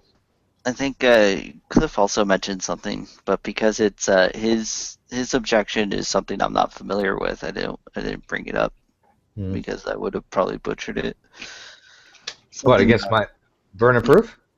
No, yeah, it's that one. Well, you know what? My main objection is just that if somebody's going to ask for evidence, and then just discounts anything you give them, that's not you know, at that point you're not even dealing with a rational person. I mean, you got to evaluate the evidence as it is, right? I mean, I can only do so much. I mean, they just say, well, that's not evidence. Well, it is evidence. You know, when an expert like Fiona cites a paper, then that is like an evidence towards something. So, you know, I just find them very disingenuous because they just out of hand dismiss anything that is given as evidence. But I stand by my belief that, you know, yeah, in certain circumstances, yes, both sides need to present arguments. But if somebody just asserts that the evolution is not true, like he does, then the burden is upon them. Because he said it right there. He said, well, evolution is not science, but intelligent design is. Well, that's a claim. I mean, yeah, he does have to defend his claim. I don't have an issue with that. Yeah, that was my I think point. that's well, I think that, I mean, if that was your point, a whole video on it isn't really. I mean, if you I say it's a point. to support it, right? Why you gotta get all technical on my ass, man? It's 6:30, 7 o'clock. I just got back. You just got back. Oh, I had it out for a while. Oh, look at that grin. Shut up. Shut up, man. Don't judge me. What do I gotta do? Confess I'm to? not judging you. Do I want to confess to Mark or something? Shut up. No, this is a nice job. It is what Vaughn's aware of. it is what it is. I'll confess to Mark later. Whatever. I don't know the Mark thing, but You don't it really. I actually, it's funny because Chris something or other, I can't remember his last name. He made a video of all the people that sent a montage to Mark Anoia in support of him and against Shamos, and it was quite a good video, man. A lot of people sent shit in, confessing their sins. You know. Confessing sins? What? Oh, Holy Spackle and Renee Nene. that's right. Yeah, they started this thing that, you know, because Seamus was unjustly, you know, coming down on Mark for his sins when, you know, Seamus is obviously not want to talk about it. So in solidarity to support the unfair criticism given to Mark, everybody was like making these memes up, you know, expressing their sins and then blaming Mark for it. You know, thank you, Mark Anoia. It was great. I mean, it was really good. Oh. You know what? I got a link to it. Let me give it to you. Yeah, and then link the video to Chris because he did a really good job on that. But leave it to Shamos to like, you know, like bring all of the atheists and theists together in solidarity, you know, against Shamos in that particular one. Didn't he, you know, like completely go, all right, I was wrong, you guys are right? I feel like I'm behind on things. I'm sorry, what was that, Joe? Didn't he, like, I can't think of the word. Didn't he apologize and get rid of all of this stuff? I have no idea. I don't know, but the backlash was intense, man. Yeah.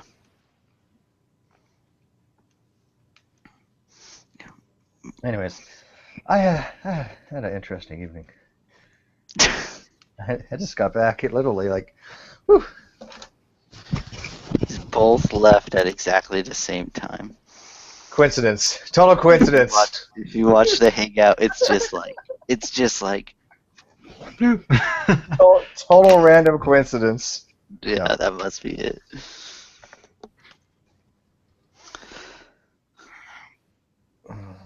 Don't you judge me. Hey, Cannibal. How's it going? Hey, Cannibal. I saw you inviting Derp to Japan. You're like, hey, Derp, have you ever been to Japan before? He doesn't want to go. Oh, bummer. What video is that? Is that Chris's video you posted there, Joe? You know what? This is what D sent me. Yeah, Christian Smith, yeah. Yeah, it's really good. My picture's at 4 minutes and 5 seconds in. And then Holy Spackle said mine was one of the funniest. I was like, really? She's like, yeah, you should have said like yours was hilarious. I was like, I thought the other ones were more hilarious than mine, but I guess mine wasn't that bad. Mine was simple. I kept mine really simple. Sometimes I think, simple is better because I'm a simple man. I really like the Donald Trump tweet. The Donald Trump what? Tweet. Oh, who did that one? That was good.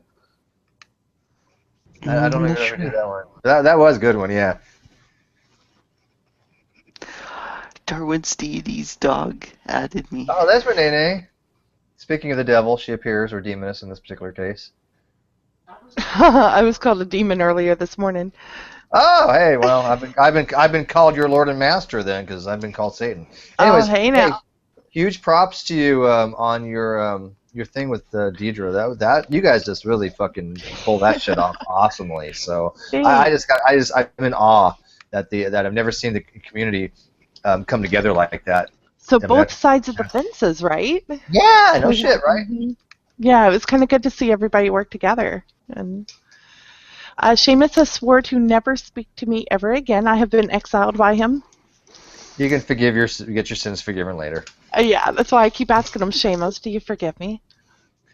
Why the fuck would he be mad at you?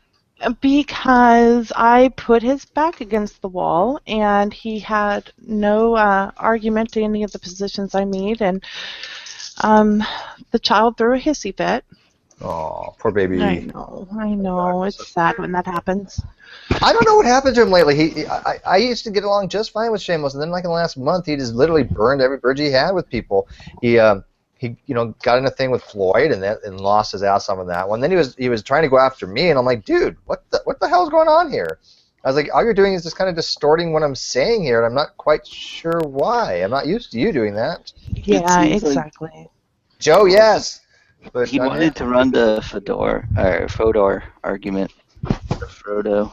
The Frodo argument. Maybe that's what brought him into your. No, it wasn't even about that. We weren't even talking about coextensive properties because I don't think Shameless really even understands that argument. But hey, Ozzy. Hold on. He got a little too big for his britches, and he will go find himself someplace and reevaluate things and come back, or we'll watch him spiral out of control. But like I said, I just got to give you props. I thought what you guys did was really nice of you. It was something that you just don't see very often. So, anyways. Cool. Yeah, that was the whole premise behind it. Was okay, so we're gonna point out one person's faults and leave them out to hang, or there's 1,000 more of us. What about our things? You guys are all sinners. I can't believe how many sinners there are in the community. You guys are all sinners. We're all dirty birdies. Dirty birdies. Right. I feel so unclean now. Well, that's okay. Just confess and thanks, Mark Noia. Then it'll all be better. Certain things I got to keep to myself for obvious reasons. Yeah, exactly.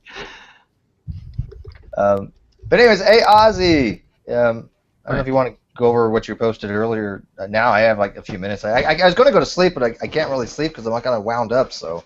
Yeah, and I know what that's like. You get overtired in a way, and you can't quite sleep. Especially, what time is it where you are? 7:30. Yeah. Okay. Yeah, that's really hard. You're like New York or something, right? I'm in Ontario. I'm in Northern Ontario, so that's right. I'm Eastern time. Yeah. So what'd you take issue with my video? Like to me a wise one, which I'm going to disagree with you on probably, but that's okay. Well, it was really just a quibble on a couple of things. I heard part of that hangout that you did with True Empiricism, and where he was behaving like a jerk and muting and over talking and booting and that kind of stuff. And well, he didn't boot you. I think you left. Oh no, he booted me twice. Oh, did he? Oh, okay. Oh, sure. Yeah. Okay. Because I seem to recall you saying that you were going to leave or something, and then then he still booted me anyways. Oh, really? Okay. I assumed you'd left. I couldn't get back in. I had to go on another account. Okay. Anyway, I watched up until that happened, and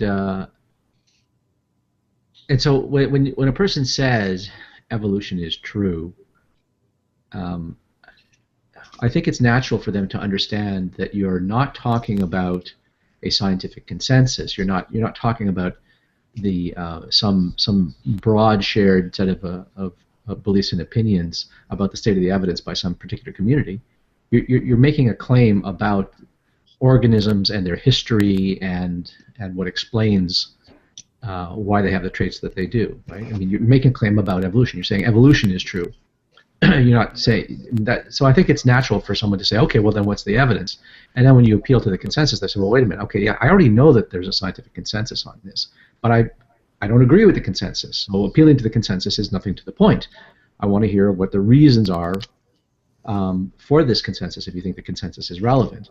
But you forget the consensus entirely. I just want to hear the arguments and the evidence for the claim that evolution has actually happened as described. See, here's the here's the thing, Ozzy, because if you watch from the beginning, the first thing he asked me out of the gate is, you know, do you think evolution, also evolution, which is common descent, which he obviously got them too confused, you know, is true? And I said, yes, evolution is true. Well, that's a claim, and it's like right out of that, but it's like, no, I'm not asserting to you that evolution is true as a belief. I'm stating to you that evolution is true, and then you can ask me what I mean by that. Because that statement, evolution is a fact or evolution is true, you know, can be interpreted different ways. He doesn't even accept that it's really consensus. He thinks there's scientists out there that, you know, don't believe it. Therefore, it's not a scientific consensus. He actually calls scientific consensus argumentum ad populum. So, I mean, I was trying to get into an interlocutory with him where I was trying to figure out what he is actually going for. And, you know, if somebody wants to challenge that proposition that evolution is true, it's really trivial to demonstrate that, and you and I both know that. We can cite any paper that shows evolution as observed. My argument was in that video that I did was basically just about like Jack Martin said. If he doesn't accept, you know, the evidence, then I've already met my burden of proof. I already gave him a paper. I already showed him something that evolution is true. I've already showed him it's a scientific consensus. That is more than what I need to do. If he wants to falsify the theory of evolution, the onus is upon him. That's kind of where I went with in my video. Well, that's true. I mean, if he wants to go out and around saying that evolution doesn't happen, okay, he needs that is a positive claim, right?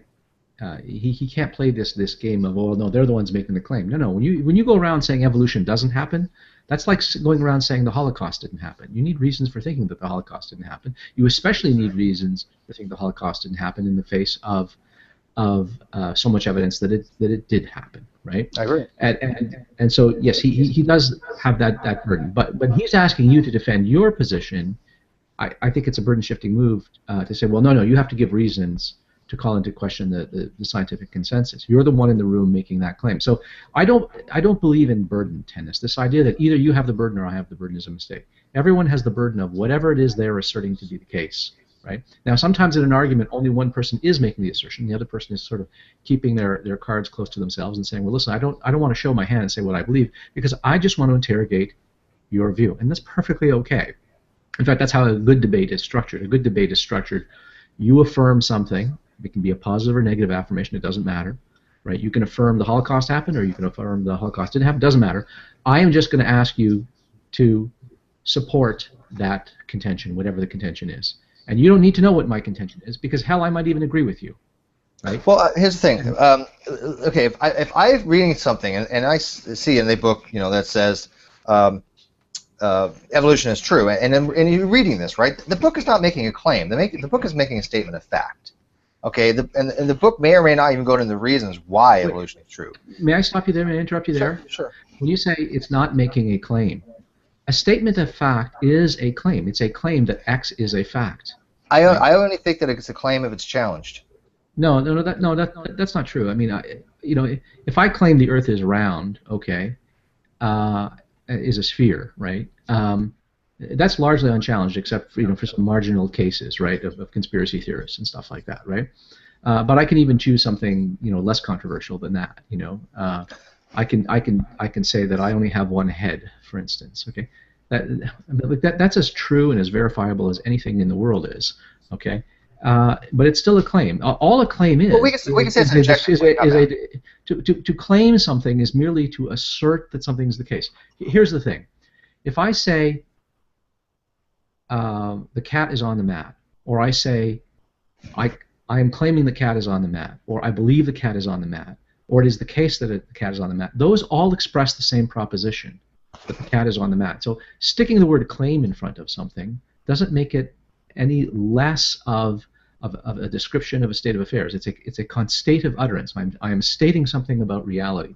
Those are all claims. Those are all beliefs. Those are all assertions about reality. What I'm And saying so- is, oh, sorry, go ahead. Okay, so there's no real distinction to be made between a claim, right? See, I think you're using the word claim in its connotative usage, where we say, well, so and so claims such and such, where as if they're alleging something, right, controversial, right? You're using the word claim in a more restrictive sense than we normally would use it in this discourse. I think normally when we talk about a claim, we just mean, when one is stating that something is the case.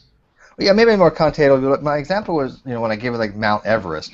Mhm. If the encyclopedia says Mount Everest is the tallest mountain in the world from base to sea level to tip, it doesn't have to go into the evidence as to why. It may be, we'll call it an objective claim. That's fine. It is an objective claim that can be verified. But it doesn't have to verify to make that statement, because that verification has already been done. It doesn't actually have to say who went out there, who measured it, and give all the details. Now, I agree.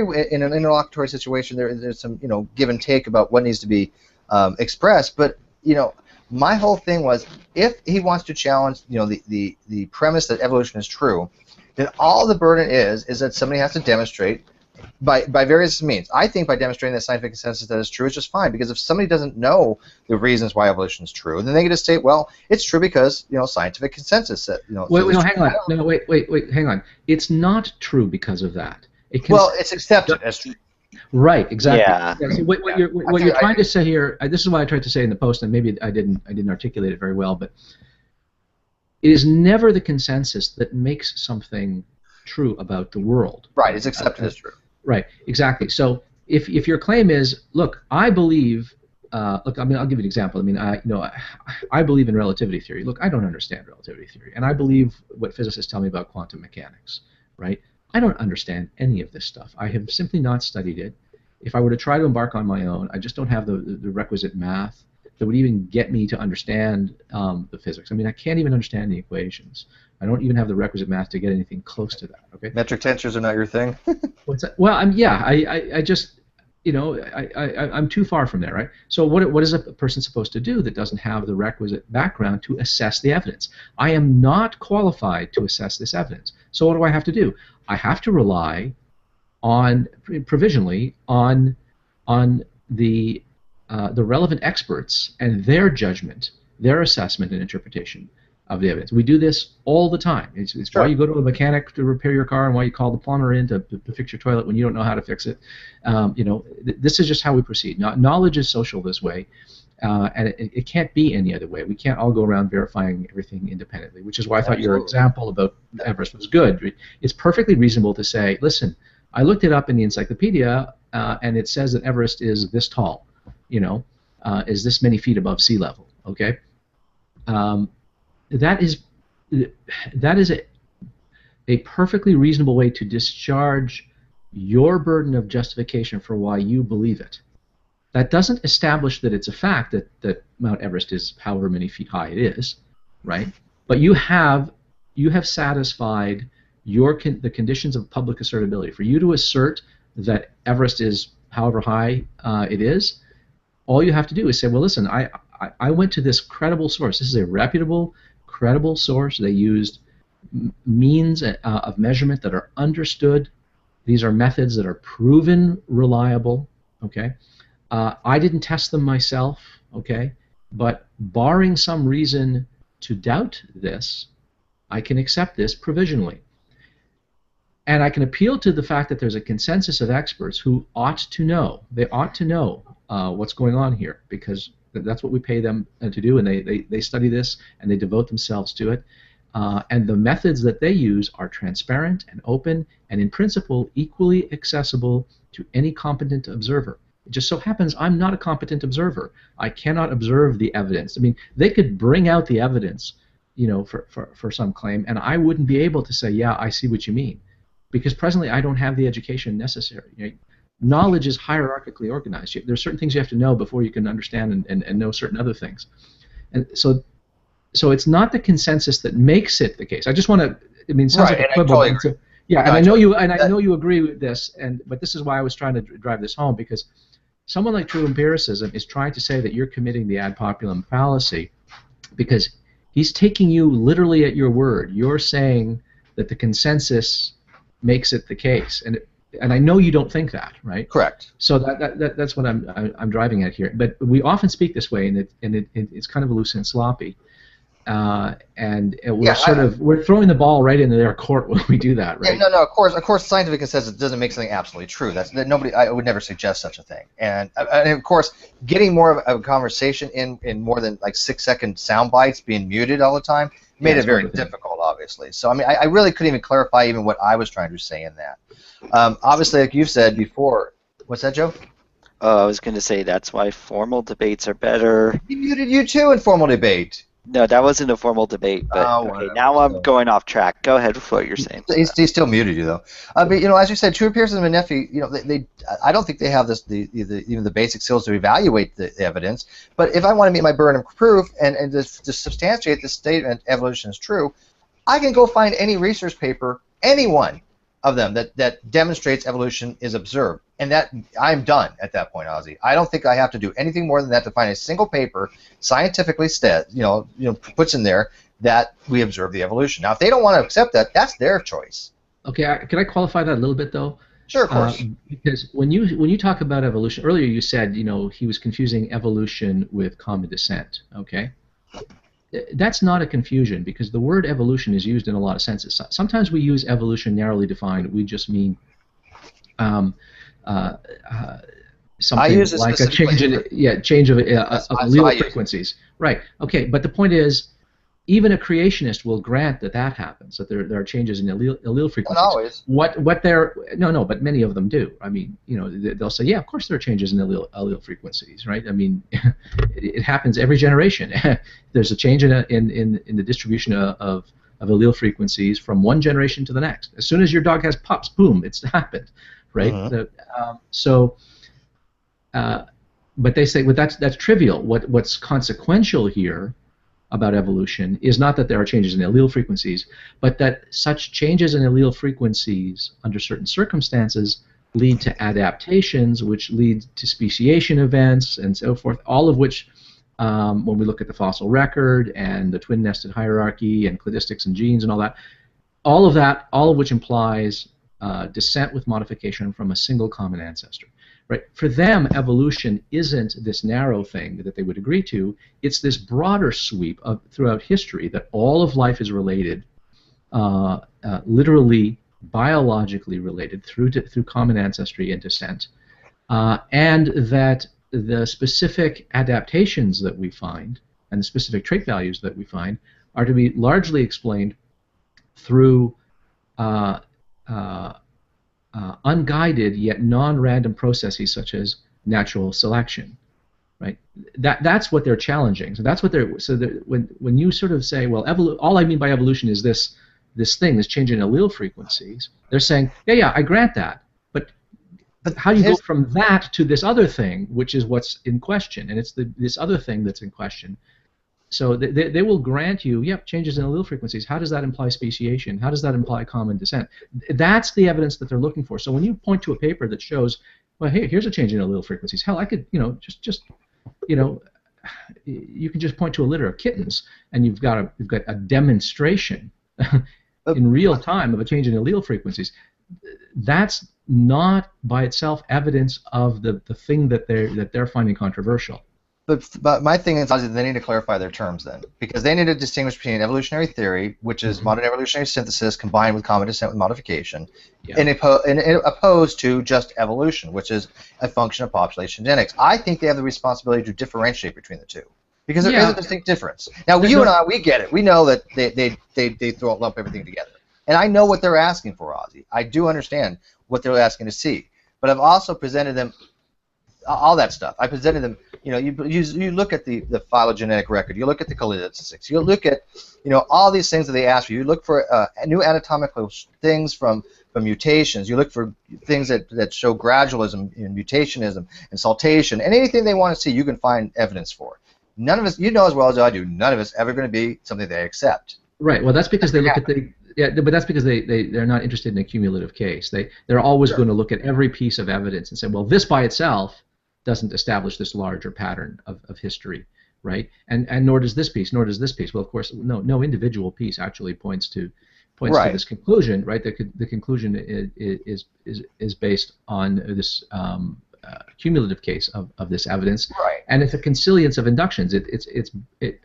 I mean, there are facts in physics, there are facts in geology, there's facts in atmospheric science, in embryology, of course in genetics, in taxonomy, in the fossil record. All of these things point to one conclusion. It's what we call a consilience of inductions. All of these clues point in the same direction, right?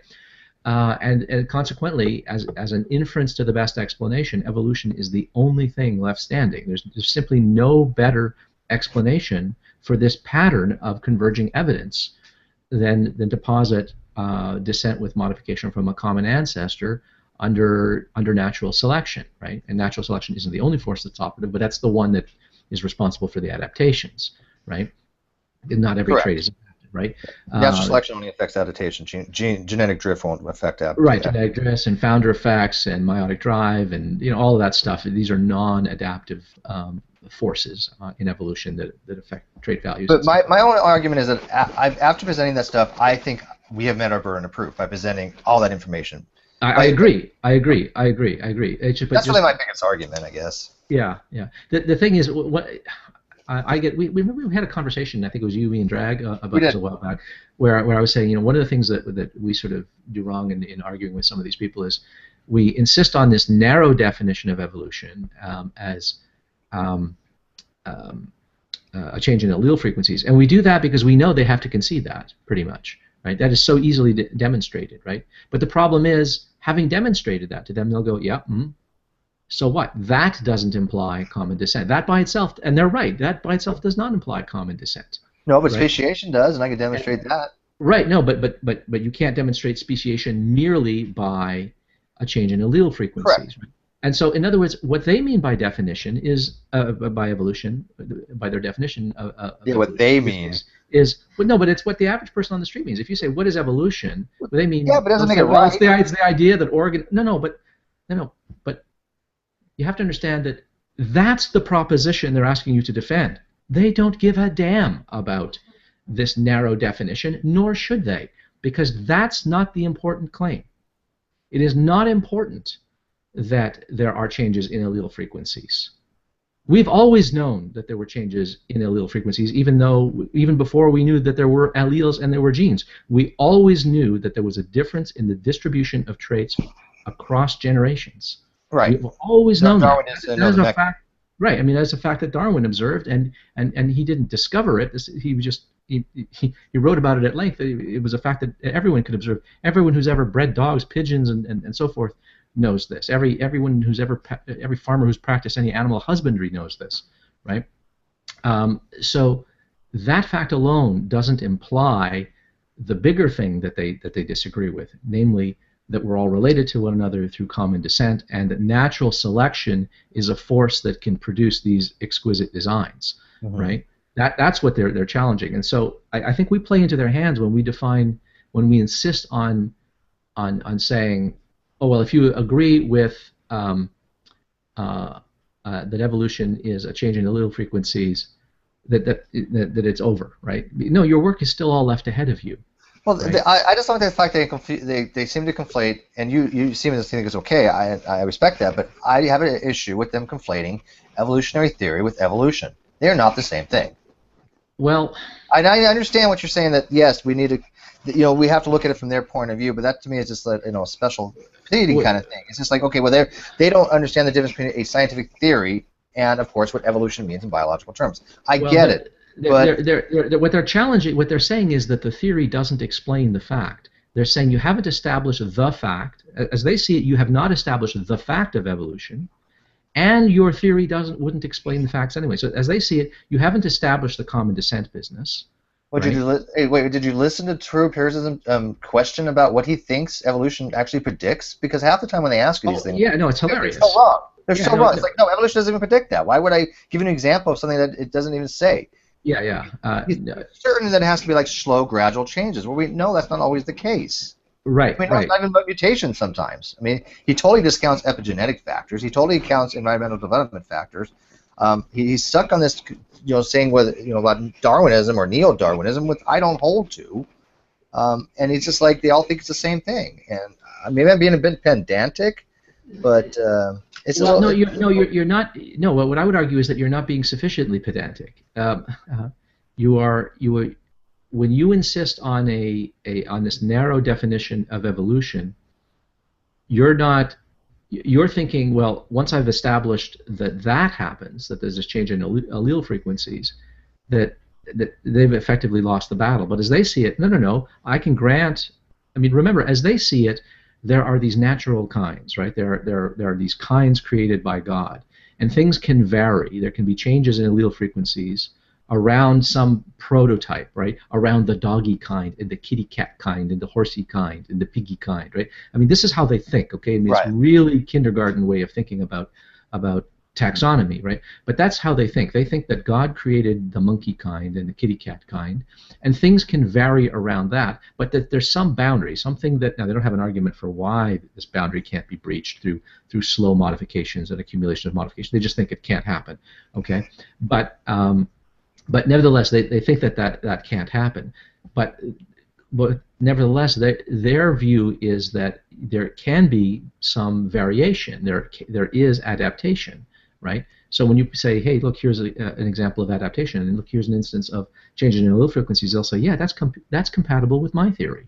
And when you say, well, look at these two things, look at the pattern, how it implies common descent, they'll say, well, no, but that's compatible with my theory that implies common design. But up to a point, you said they believe there's a hard barrier, which I've never described. Now, did you watch my video? Did you watch my video for the ground for Westcott Downs, where I actually showed common ancestry? Okay, well, I took some phylogenetic trees, and I basically showed the question was basically, what's the common ancestor to human and chimps, which is Pan Prior, but we've never discovered that one. But if you go back about 12 million years ago, between orangutans and the rest of Hominidia, there's Piolopithecus catalonicus, which we have discovered. And so the evidence was okay, was it that we're not finding so much the Pan Prior, which is predicted, but look at the evidence what we have, but we did predict, and then 2 years ago, I believe, well, maybe it was a little more than that, in Spain they found the common ancestor between orangutans, gorillas, bonobos, chimpanzees, and all the rest of Hominidia, and they just basically discount that. They just say, well, you don't have this particular one to confirm your theory, but we have this one, we predicted this one. And they just totally discount it. Yeah, I mean, one of the arguments I've tried to use when arguing with creationists about this sort of thing is if they want to say that there's there's a boundary around a kind, so things can't evolve away from the prototype kind into something quite different over a sufficient number of generations, they need to give me a reason. I mean, what is God interfering to prevent this from happening? Right? I mean, there's nothing we've discovered that would prevent this from happening, right? So what would prevent it? Is God supernaturally seeing to it that trait values can't change over time? I mean, you look at a ring species, for instance, right?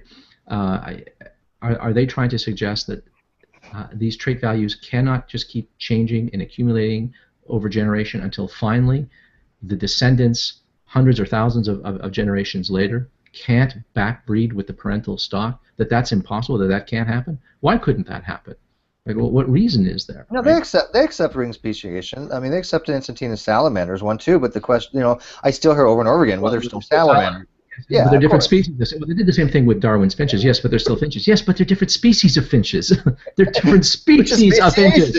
That's right. Yeah, I mean, I know like monkeys is not a species, and finches is not a species. They're groups. Right. They're groups of species, exactly. And gorillas and orangutans and chimps, they're all great apes. They're all apes, but they're not all the same species of ape.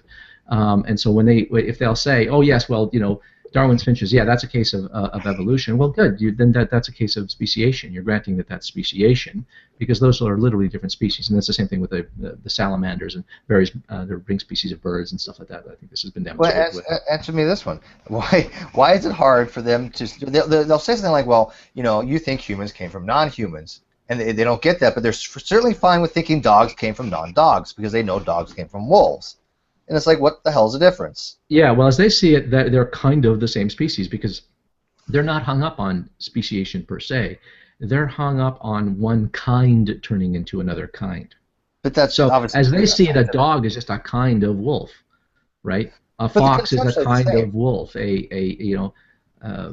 A dingo is a kind of wolf, right? I mean, everything is these are all part of the same kind, right? Right. No, I get the bear analogy, but I'm saying is conceptually, for them to say a taxonomic class like humans cannot come from a non-human taxonomy, because they say taxons don't change like that.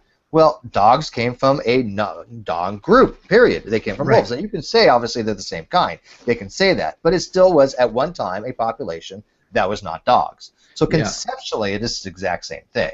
It is. You're right. You're absolutely right about that. I think a difficulty for them is that they think that a species boundary is a kind of hard line, and very often they will try to focus on sort of a fairly naive but intuitive idea of species as the inability to interbreed, that you can't breed with the parent stock. But what they imagine happens is one organism is born and it can't breed with anything else in its population, right? Then it's a different species. Of course, that never happens, right? And that's the strength. Well, it would die. Yeah, exactly. It couldn't reproduce. It would die out immediately, right? But they said, well, that's got to be what it means, right? Because when two things are of a different species, it means they don't interbreed. But they don't understand that. Look, the idea of a ring species is you have a population, say, on an island, and that population is going to be we'll call that population A, and then there's another nearby island called B, and some of the organisms on A move over to island B, and they found a new population B, and they are somewhat genetically different, and they adapt to selective pressures there. The organisms in population B are the descendants of population A, so they can still breed with population A if they were to get back together. There's no problem there. Okay, but then some of the population B, they found a population on island C, and they become population C, and they're a little different from B, and they're a little bit more different from A, but C can still breed with B, and B can still breed with A, and C might even still be able to breed with B, and so forth. And this keeps going on and on and on until you have like population X. Okay, and so at every step, A can breed with B, and B can breed with C, and C can breed with D, all the way up to X can breed with Y, and Y can breed with Z. But they think, but therefore it must follow that A could breed with Z. And that's a non sequitur. They think that the ability to interbreed is transitive. They believe that if A can breed with B, and B can breed with C, that therefore necessarily would have to be that A could breed with C. And that's not true. That's demonstrably false. Right. In fact, you can look at ring species which show exactly that, where you have a population that is descended over time from some parent stock, and although you can show that A can breed with B, and B with C, and C with D, etc., nevertheless, at the end of the story, you have an organism that, though it can breed with its immediate ancestors and its not so immediate ancestors, it can't breed with its remote ancestors, back on population A, right? So in other words, Z and A are different species, even though Z is not a different species from Y, and Y is not a different species from X, and so forth, right? And that's the thing that they have a hard time with, I think. They imagine that it's a hard time. It depends. Some of them do accept things like that happen. They'll accept that form of speciation. They'll accept allopatric speciation does occur. Again, though, the conceptual error that they have, though, is that for some odd reason, they keep on thinking that, of course, lizards or whatever, the gull, seagull, or whatever, they think that it's going to stop being like a lizard. They think it's going to magically produce something categorically different outside of its own quote-unquote kind, which is something that not even evolution would predict, obviously. So even by evolutionary standards, you know, the lizards are still going to produce populations of lizards. Now, again, they may not be able to be fully reproductively able to reproduce with each other. Obviously, like you said, there's biological reproduction isolation there. But in some cases, with the Encentina salamander, they were post-zygotic isolated. And Tommy Hall, being the genius that he is, he thinks because they were able to reproduce, they're not new species. But I'm trying to explain to him, but it's post-zygotic isolation, which means that obviously once the zygote is formed, for some reason it terminates before it either comes to term or nearly after. It does not continue to proliferate its genes. That is the same thing as saying they never got together, the parents never got together. The end result's the same thing. Yeah. There's the inability to interbreed because at a genetic level things just don't work, and then there's the inability to interbreed, for instance, for behavioral reasons. There are lots of organisms that simply will not interbreed with one another, even though if you, in a petri dish you could make it happen. Yeah, and sexual selection. Never mind even sexual selection. You have organisms. It's slightly different, from sexual selection. Like you won't have birds giving the same call or giving the same doing sure. There's behavioral differences. Yeah. Right, exactly. Absolutely. Right. So the courtship ritual is never going to happen, and if the courtship ritual doesn't happen, then the female is not going to end up in the right kind of estrus state, and they're just not going to breed with one another.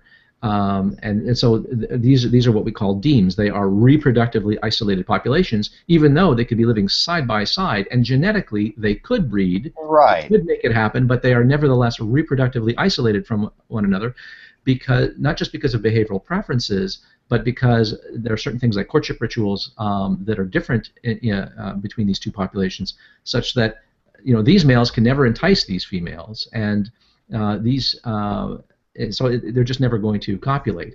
But that's the problem there. That's the conceptual error problem they have there, Ozzy. Exactly. Because they don't realize it doesn't matter what the reasoning is per se. If they don't get together, then it's the same effect as no matter what. Right. Well, this is why I like to speak in terms of demes. The word, for those who don't know, is deme, D-E-M-E. It's a deme is a reproductively isolated population. That's all you need for a speciation event is reproductively isolated populations, right? And then that's likely to result in a speciation event, and they need never be the case that they are physically incapable of reproducing like in a petri dish.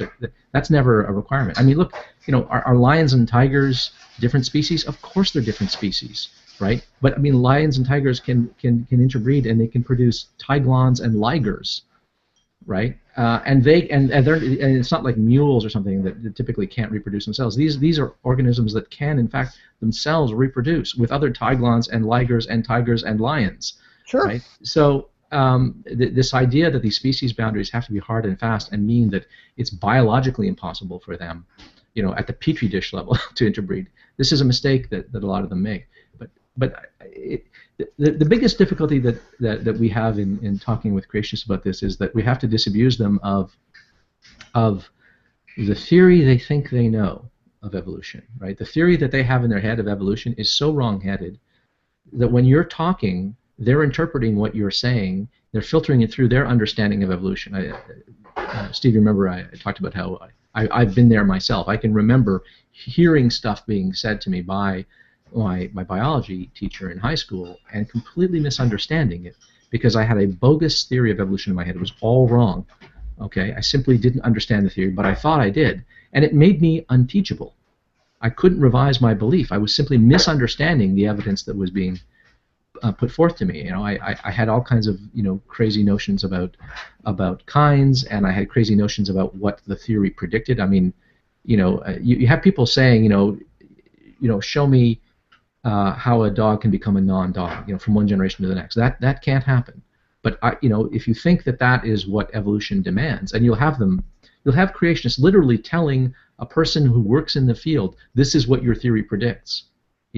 Really, you're telling the person who works in the field what the theory predicts, and the person is telling you the theory doesn't predict that. If it predicted that, it would be ridiculous. I mean, that would be completely at odds with what the theory actually requires, right? But it's hard to talk people out of of a theory they think they already know, and that's the biggest difficulty that we have. That's the problem, though. Yeah. And that's why my video is more tailored toward those types of people that you're just not going to get through to, like Neffy and True. I didn't mean to say that the average person who is actually asking for evidence to support the claim evolution is true, that we shouldn't give them evidence. That really wasn't my intent of the thing. My intent more is if they're going to come at it from the position that they are in the disingenuous way that they're doing it and the manipulative way that they're doing it, then I'm saying that I don't think we have an obligation whatsoever to explain to them anything, because they have chosen not to learn the material to try to falsify it. And they're just saying, you know what, I'm just going to sit back here and not learn anything, and you need to convince me. And my argument is, no, I don't need to convince you. And the only reason I went in that room to begin was because I was asked to by different people.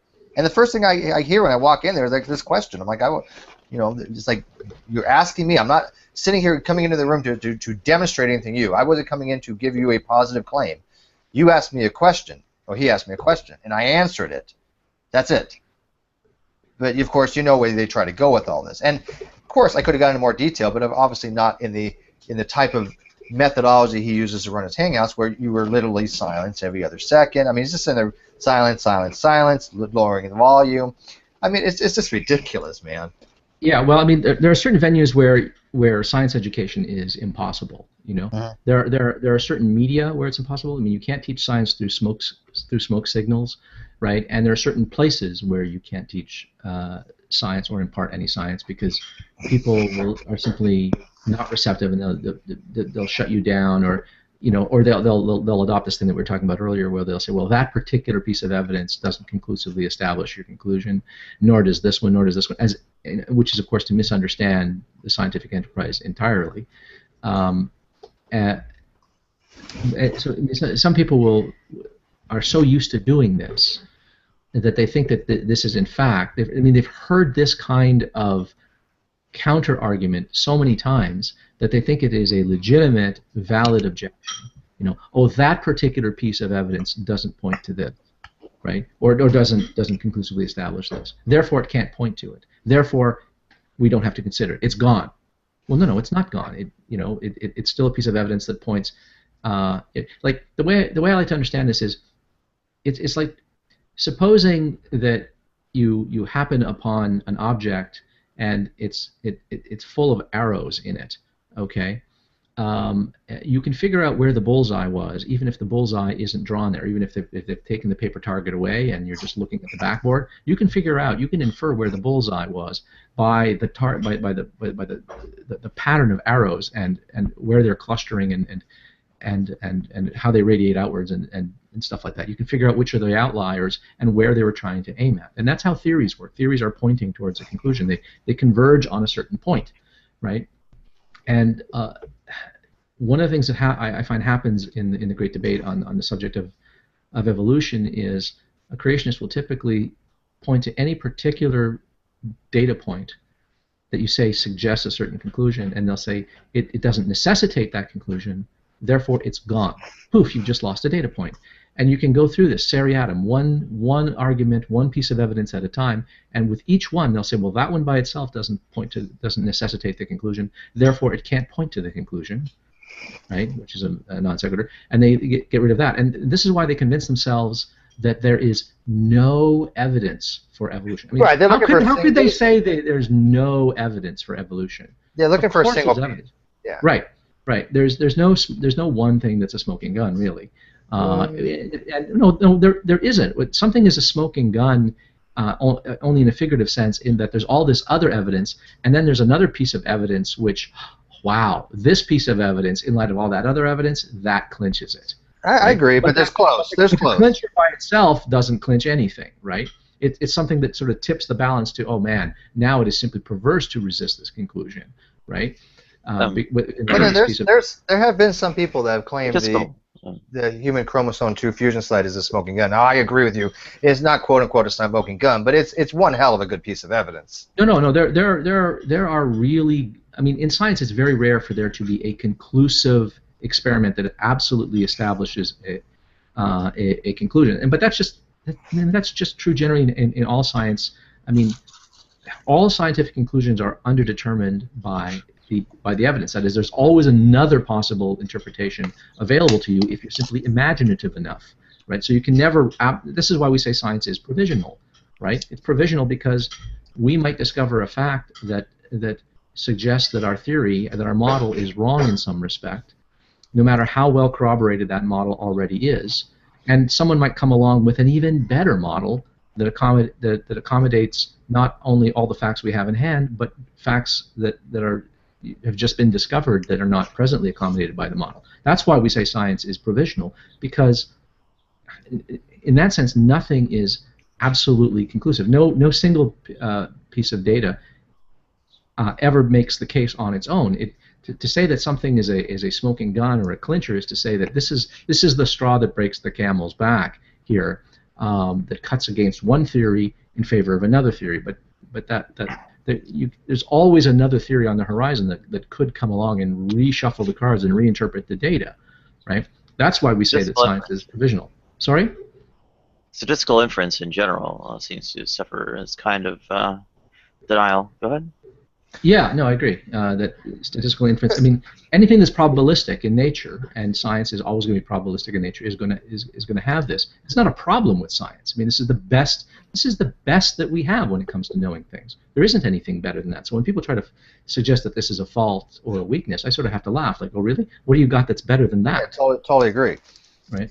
But I think they also have, but if somebody asks a question though that I think is a malformed question, I think they have a right. They have a burden to try to show where this theory states that, because one of the things they try to ask is they ask for a new de novo type anatomical feature from mutations, and of course it doesn't work that way because the anatomical structures have to be built upon something else, and it's usually a twofold mechanism. You have your mutations, then you have to adjust some kind of pathway for it, some kind of control mechanism to produce the structural protein for collagen or whatever. So there has to be a developmental thing. It's not just a single mutation that does these things, and that's what they're looking for. Their question is devised to say, what is a single mutation that produces a new anatomical feature de novo? Right, And you can't answer that question because that question is not what evolution theory states will happen. And so I think they have a burden to show where in evolution theory that question is. And all they say is, well, it is. They may not say it, but it is. I'm like, that's not meeting the burden of proof then. Right. See, this is sometimes called the problem of incipient stages. They look at a diagram that shows the evolution of a trait or the evolution of species from one into another, and they'll say, well, wait a minute, here's an organ that wasn't there at the beginning. So we have something, we have something like a wing, for instance, okay, that exists now in a species, and this species is allegedly descendant of an organism that didn't have a wing. Okay, so we have something more at the beginning than we had something more at the end than we had at the beginning. How could this arise? And then they'll say, well, wait, what good is 10% of a wing? Right. This is what we call the problem of incipient stages. How could stages along the way to a wing be preserved and favored by natural selection? I mean, you can't fly with 10% of a wing, right? And that is, in fact, a good objection, right? You have to be able to explain how an eye could evolve and how a wing could evolve. But as they see it, 10% of a wing or feathers or something like that are not modern flight feathers can't have served an alternative purpose. Like we've discovered, for instance, that feathers evolved a long time ago in flightless species, including dinosaurs, and that they would have served thermoregulation. They were in fact not flight feathers. They had a kind of downy fluff that would have aided in thermoregulation. Quite important if you're a cold-blooded animal or something that is not quite warm-blooded. So something like 10% of a wing and feathers that are not designed for flight can have evolved, but they would have served different purposes along the way, and thus would have been preserved, right? Of course. So I mean, we understand that. Everyone who sort of actually studied evolution with a view to understanding it understands that, right? But for the typical creationist, they're approaching it rather differently. They're trying to find fault with the theory, and what they're interested in is how could the allegedly fully formed trait or organ, right, like a wing or a beautiful flight feather, how could that have evolved for its present purposes, right? Because they're always thinking of it in terms of for its present purposes, that it exists for this purpose, right? And if it was, if they're to understand it as existing for this purpose, they have to then try to understand how it could have been preserved for that purpose when at some earlier stage it wasn't serving that purpose. And the answer, of course, it wasn't serving that purpose. It was serving a different purpose, right? And that's true for every trait in an organism's body. It's got to be serving some purpose, or at least not acting in a way that's deleterious. Otherwise, it's going to tend to be selected against, right? But a trait can be preserved indefinitely as long as it's not harmful, and as long as it's advantageous in some capacity, it's actually going to be benefit from selective pressures, or it's going to be better represented in subsequent generations under those selective pressures. Yeah, well, they get the misinformation from what it means to be vestigial. They keep on thinking that that's the Hovind version, that a vestigial organ has no function, which is just nonsensical. A vestigial organ just has a function that's different from what it used to be.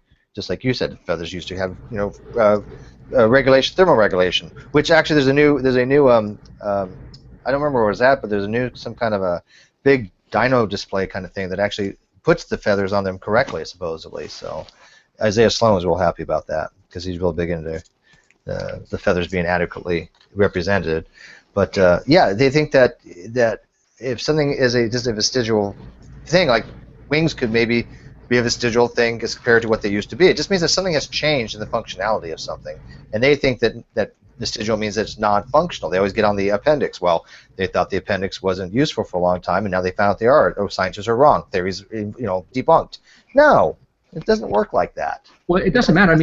I mean, something can fall into disuse, right? Sure. Sure. An organ can under different. Look, the appendix would have been extremely useful to our ancestors when we were eating a lot of carrion, and we were, ingesting a lot of bone marrow and cracking on a lot of bones and stuff like that. Okay.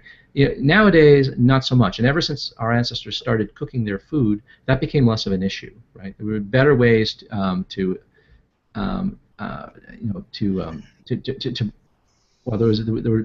was no longer the same need in your digestive system to break down large, hard objects, right? You no longer needed your appendix in the same way, right? So the appendix can be vestigial. It can still have certain other effects, but it could, in principle, it would have been possible for it to serve no function whatsoever.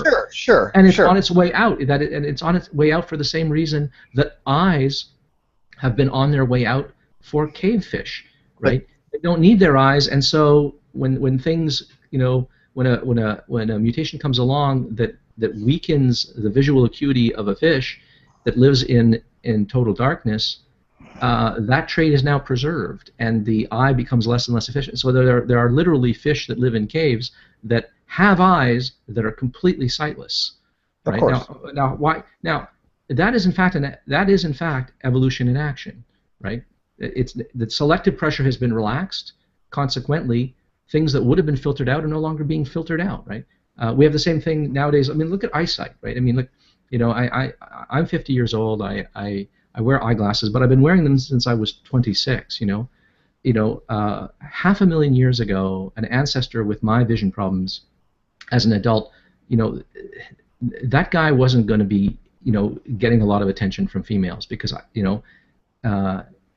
back in that situation, I would have been a terrible hunter. You can't see prey very well. You can't see far. You can't avoid predation as well. Having bad eyesight, right, would have been exactly the kind of thing that would have resulted in you having fewer surviving offspring. If only because you're of sexual selection, mate might be a lot less impressed with that, right?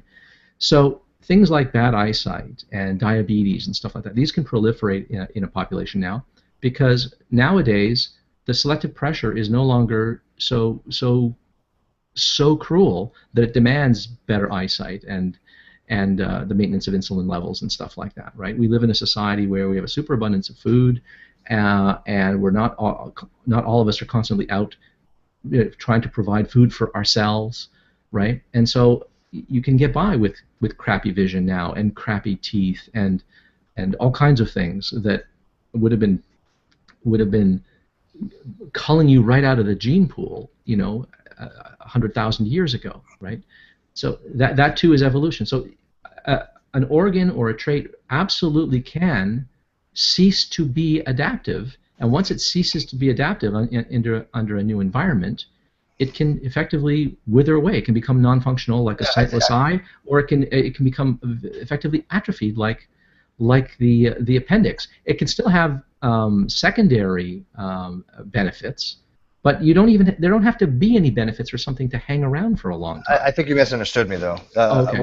I think you misunderstood me. What I was saying was they believe, the Hovind way of thinking of it is that a vestigial organ is an organ that does not have a function, period. It doesn't mean that we know that a vestigial organ can have a function or it may not have a function. It may be totally useless anymore. That's fine. What they're saying is to be a vestigial organ, anything that's called a vestigial organ, we used to think has no function, which it may not. But we know organs that are vestigial that still have some type of function, like the thyroid or the coccyx or whatever. We know still has a function, but in their view, in order to be a vestigial organ, it can have no function, which is obviously, yeah, of course, a vestigial organ can have no function. That wasn't what I was saying. I was saying that for them is only what a vestigial organ is, and that's not the definition of a vestigial organ. Yeah, that's way too narrow a definition. Yeah, but I mean, I can remember wondering, what the purpose of certain organs were. I can remember when I was a creationist wondering why certain species existed at all, right? So I can sort of sympathize with that confusion, right? But I mean, the confusion persists in some people who devote themselves to arguing against this only because I think they're quite dedicated to acquiring a proper understanding. I understand the average creationist who's never looked into this and is just sort of repeating what they've heard and read and stuff like that. I can understand that. It's rather hard to understand why someone like Hovind or Ham or True Empiricism or Neffy, people who've decided that they're going to make this their game, that they're going to make this either their living or they're going to make it their hobby, that they're going to continue to not understand this. I mean, that is really... And blatantly so. Blatantly so. Yeah, that takes effort, right? It does take effort. I think it takes deliberate effort, in my opinion. Yeah, no, I think they are systematically misunderstanding things. Did you watch? Systematically misunderstanding things. Did you happen to watch Hovind and Fiona and General Han Solo in their hangout yesterday? No, I was in another hangout myself when that was happening. I only watched bits and pieces of it, but what I did watch, Hovind wasn't participating. He was just, the whole purpose of the hangout was to say, what if the other side is right, which I think is great. It's a good self-critical thing to ask yourself. What would happen if the other side was right? How would it affect, your personal, ideological belief systems and your life and everything else? It's a great question. And all of them were trying to answer it except for Hovind, who was still promoting, you guys believe that you guys came from a rock. It's like, wait a minute, that has nothing to do with the topic. He was just kind of parroting his mantra, but not actually engaging in the hangout. Even Fiona said that the whole hangout was a travesty. Because he couldn't actually even think, what it would happen if he was wrong. And I do that all the time. Like, okay, let's say evolution is wrong. Let's say, young Earth creation is right. What would that mean? How would I to fit that into what I know, to be correct and whatever? And it'd be very hard to do. But there's nothing wrong with having that thought process of what if you were wrong. I think that's a good way to look at things. Yeah, well, I mean, I think for some people, especially people with certain religious flavors, that borders on sinfulness to try to take up the other side, even for the sake of argument. No, that's just man. I can't believe that. That's so dishonest, though. I mean, to be intellectually honest with yourself, you've got to be able to say, okay, does this other side have a point? And if they do, listen and just analyze it. Yeah, well, I find nothing wrong with that. Yeah, well, I mean, this is one of the liabilities of the discourse of faith, especially people who are fundamentalist in their thinking. I mean, think of someone like Cy ten Bruggencate, who says that he will never abandon his worldview, and yet he will. And in the course of an argument with someone, he insists that he's trying to show the inadequacy in an atheist worldview by arguing within the scope of their assumptions. Well, clearly you're not arguing within the scope of my assumptions unless you are, at least for the sake of argument, abandoning your worldview, right? But to adopt another person's assumptions, right, arguendo, that is, for the sake of argument, is in no way to abandon or turn your back on your own beliefs. It is simply to say, I'm going to bracket my own beliefs for the purposes of the discussion, to work out and consider the implications of what it would mean to believe these things, or to assume that certain principles are true or certain claims are true, and just work out the deductive implications and consequences of an idea, right? That it's the mark of an educated mind, and to be able to entertain an idea without believing it. Correct, absolutely. And there's something really, really wrong with a mind that will not entertain an idea that they don't believe in. Right? That is practically the definition of a narrow mind. Right? Literally will not leap over the barrier of self and try to imagine what it would be like if the world were different than how they think it is, and try to understand something from another person's perspective. I mean, that is truly narrow-mindedness. And that's a dangerous kind of narrow-mindedness, because what it does is it insulates you in an impenetrable armor of stupidity. You can't reason your way out of your position if you happen to be mistaken. How could you ever discover that you are mistaken if you are not even, for the purposes of argument, willing to evaluate your position from the standpoint of another person's to see what might be wrong with it? How could you discover an error in your own view? And I think that this is what is wrong with sort of faith-based thinking, is that to the extent that faith-based thinking encourages a person not to think outside of their box, right? It's encouraging it is disarming a person of the very tools and weapons that they would have to discover errors in their own views. Right? Mm-hmm. That's what I think is so pernicious about faith-based thinking, is it encourages that attitude. It encourages the very attitude that would make it impossible for you to discover errors in your own view. And they don't like hypotheticals either. But I mean, you've had debating for the same reason. Yeah, same exact reason. And when you debate, sometimes you've got to try to argue, for something you don't really believe in, right? And I think if you do that to yourself, you would just kind of self-analyze your position. You find strengths and weaknesses in your position. And you're like, okay, somebody could give me that argument, and that's a pretty decent argument. Let me look into how to shore that up. So you do have to think to yourself, what if this position is right? How is that going to take me down this line? And I think that's a great way to self-analyze your own belief system. But like you said, I don't think they have either the ability to do it, the want to do it, or think they have a need to do it. They just don't care, or they're just so damn intellectually dishonest that they're like, you know what? I don't even bother trying to put aside my worldview for arguendo and just kind of say, okay, let's go with your review to find the flaws in it. Because I think it's fine to do that, to say, okay, let's just look at it from your perspective and just see if we can find some faults in it. I wouldn't say that they're all and you didn't say this, but I would want to caution anyone who tries to take away from this that you and I are suggesting that everyone is being intellectually dishonest when they're doing this, because no. There are people who are intellectually dishonest. We've talked about some of them. I'm talking about size and those kinds. Yeah, but then there are people who I think are really victims of this way of thinking. They're trapped. Sure. They come by it honestly. They have been taught to think that it would be immoral for them to think outside their box, right? That there's a moral value here, that it would be a betrayal, right?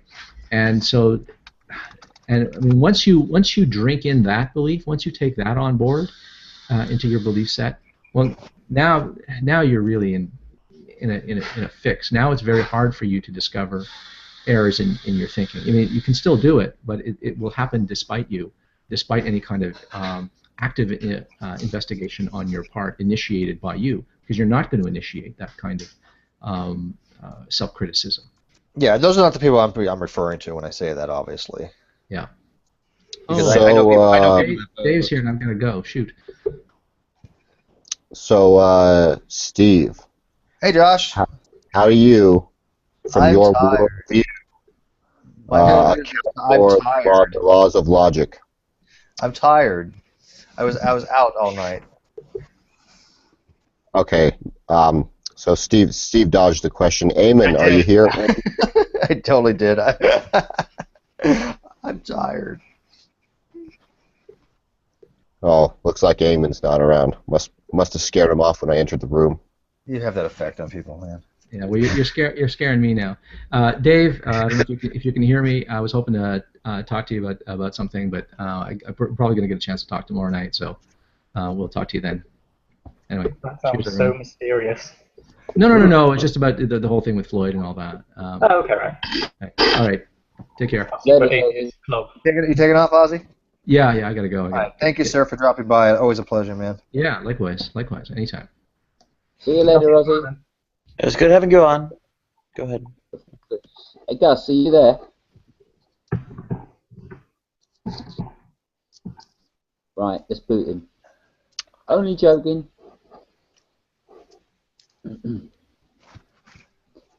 So what was the question that you asked Eamon, Realistic?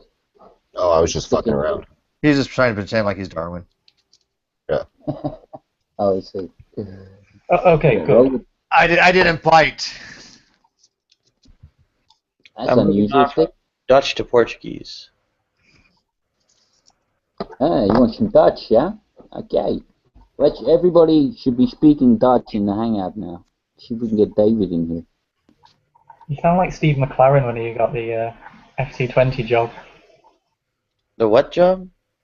Oh, it's a football team in Holland. He's an English manager, but he did an interview with the Dutch press, and he put on a Dutch accent for some reason, which was hilarious. Yeah, it's a very good accent. I like it very much. You can really express yourself. And like it very much on the table. Hey, Dave, you remember the guy I Am Outbound? You remember being able to hang out with him a couple weeks ago? Vaguely, yes. I guess he and Ocean finally met, and it was bad. I just wonder if you heard anything from that guy, because he's making kind of a name for himself of being like a total atheistic nightmare, kind of like a fruit, a forbidden fruit. Or me. Can't be reasoned with. Yeah, he's I understand people get strong in their atheism and stuff like that, and I respect it immensely. But there's a point where you become so anti-theist that you can't even hold a rational argument, and that's the point where this guy's at. And yeah, I even more anti-theist than you. Not only holding for like the total abolition of all religion, but in fact, not only that.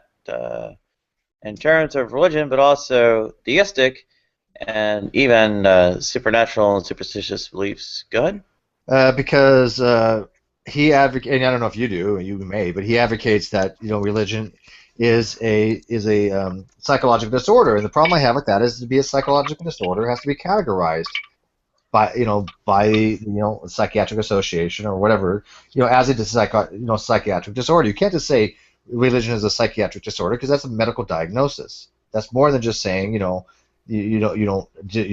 agree with theism, and that's the problem I have with them. I mean, how do you make that leap that religion is a psychological disorder, because that's not medically evident. Yeah, I have. I think you need to. Oh, sorry. Go ahead.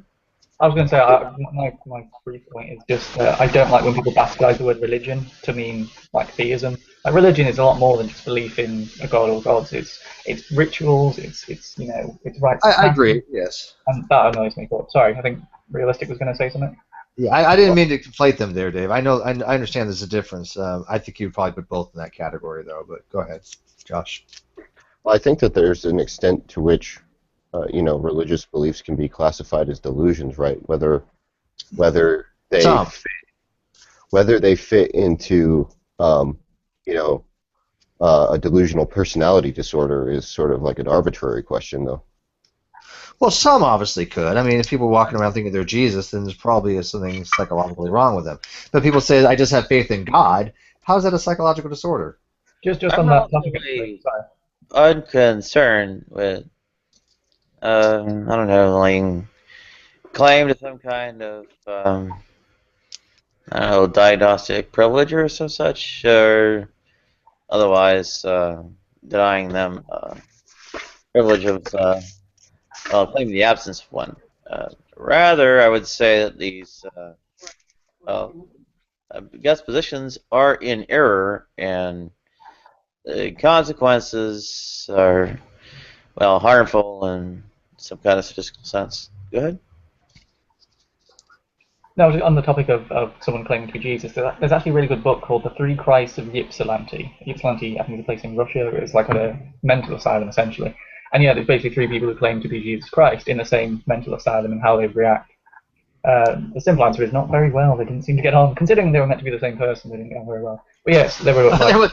They threw them all three of them together? Yeah, well, I don't know if it was a coincidence or whether there was like an accident. I can't remember how they came about. But yeah, so three of them, basically one of them, imagine it's me and two others, I thought they were like robots or imposters. No, I'm the real one, but these two are. And all of them thought the same thing, that they were the real one and the other two were imposters. And it's very interesting to read. It's a bit dated, the actual story of it. But I can see that being consistent with a delusion, though. I mean, if somebody thinks they're Jesus and you present it with two other people who think they're Jesus, of course, I think a person's going to say, well, I'm not, I am, and they're not. So, you know. But I'd be more impressed if any of them could turn water into wine. Then I'd be like, okay, it's that one. Yeah, that would to two other people who said they were not yet Yvette Chambers. I would largely, I guess, feel some kind of sympathy for them, and otherwise kind of annoyance, because well, someone with the same name as you running around is an inconvenience, and it causes various kinds of confusion as to who's being addressed. Go ahead. With the real Nadia, please stand up. Please stand up. No, we'd all be the real Nadia, but that's true. I mean, I know, like, I have a guy in Australia that name's exactly the same as mine, Steve McRae, and there's a couple other people on Google Plus, the exact same name, Steve McRae. So I guess we're all the same person in that regard, right? Is that how it works? No, not really the same person, but at least. Oh, it's too bad. No, I like who I am. No, I mean, having the same name doesn't make you the same person. I mean, all the various guys out there named John Smith are generally regarded as distinct people despite having the same name. Or just somebody using a pseudonym because they don't want the wife to find out they're cheating on them. Hmm. When they're signing into, like, the hotels and stuff like that. Hmm. Yeah, some people say, response to my saying that Jesus Christ never existed. Like, oh, well, Nadia never existed. Well, okay. they showed you then. What's that? They showed you then. Yeah, it's like, well, whatever you're calling me, I'm here, so. So, I wasn't paying attention for the last few minutes. You never do. It's not true. Well, everyone actually, knows about the minute I say anything, so go ahead. Actually, I have to leave. I'll return to this call momentarily. Okay. Look forward to seeing you on again. Oh. And Joe snuck off too. Sometimes I respond, oh, well, wouldn't that have been nice? Because I'm not exactly having a good time in life.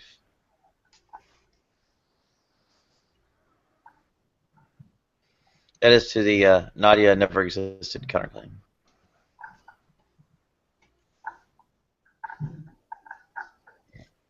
Oh, here, I'll get you David Benatar's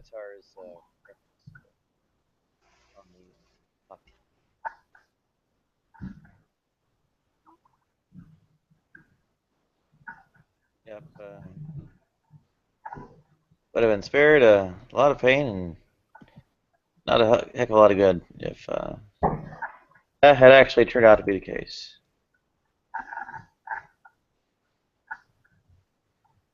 There we go. His asymmetry argument and such is outlined in his text. Better never to have been.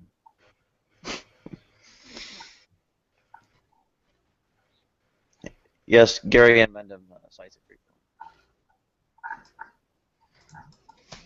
Yes, I have been to Mendham, New Jersey. I haven't actually met him.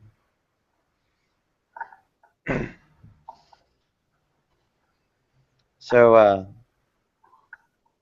yeah, these, what is it, kinds of thought experiments or whatever it is that are, I don't know, it's supposed to make some kind of case. I tend to actually kind of miss the point. Like, what is it? Last night, evolution, or not evolution, Duncan Dawkins was citing Greg Watson's old, what is it, fizzing argument against rationality, putative incompatibility with determinism. I was like, he was getting passionate and I guess giving some kind of long-winded harangue. Kind of wait for him to wrap up or have his, I guess, paroxysm of, I don't know, hatred or whatever it was, blow over. So I get a chance to talk and say, okay, well, doesn't actually properly represent what I am holding, and it's also not actually an argument. It's just some kind of filibustering and expression of outrage or disgust. So that guy's not right. That guy, he's not right in the head. Yeah, a lot of people aren't. Yeah, well, he's exceptionally a couple standard deviations from norm. I mean, how many freaking accounts that guy got? Evolution's false, Darwin's deity, Duncan Darwin, or Duncan Dawkins. Stephen, yeah, that one fool. He's got a new one, Running with Hyenas now or something. Dancing with Hyenas, yeah. Yeah, whatever. Was it not Duncan Dawkins? CD. George Taylor. I have no idea what that is. No, name doesn't ring a bell with me. Is he a singer? I think he has a picture of like early '70s era kind of Planet of the Apes sort of affair. No idea.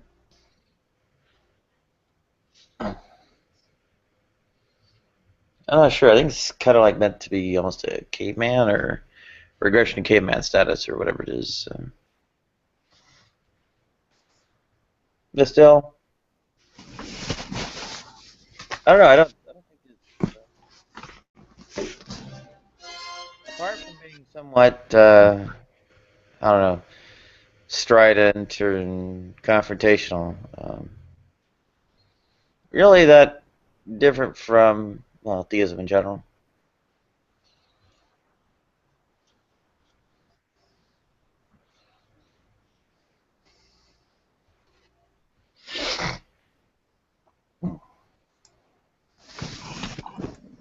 It's the purpose-filled affair, 10% of the wing and all that. And welcome back, Realistic. Having all those things in terms of purpose and that. And tolerance of ambiguity with, I don't know, statistical inference and such. Never mind. Any kind of intermediate statuses, positions, and such, right? Seem to get pretty much in the kind of direction where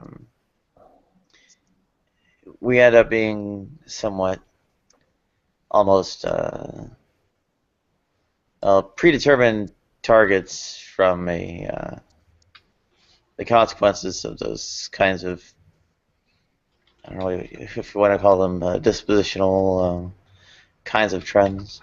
And then I'm really sort of interested in this question about whether types of religious beliefs can be reasonably classified as mental disorders, but I'm not sure that the criteria for what constitutes a mental disorder is something other than arbitrary, you know. It is completely, to be honest. That's what put me off clinical psychology and psychiatry, that it's just very convenient how it's like presenting 6 or more of these conditions for 6 or more months. That's entirely arbitrary. What? For half a year, it's kind of, it's just a very superficial kind of, it's kind of and some of them are so that, and DSM-5 has been sort of widely criticised, which is the latest version of the Diagnostic Statistics Manual, which is like the Bible when it comes to, the manual for not creating, but the classification of mental illness, and basically puts almost everything on, not almost everything, but a lot of things on a spectrum. So instead of having schizophrenia or not having schizophrenia, it's like schizotype of personality. So some people are just high on this sort of spectrum of a personality trait rather than having this condition or not. Now whether that's more consistent with our everyday experience, I don't know, but it's very arbitrary. And mental illness isn't sort of like found in nature. You don't unlock sort of an OCD in nature. It's sort of what we classify as behaviour that interferes with your life in a negative way and so on. But then you have conditions which don't interfere with your life, but we consider, for example, I've got a very obsessive personality. I don't consider it interfering with my life in a negative way. In fact, it can be positive at times when I'm revising for things or whatever.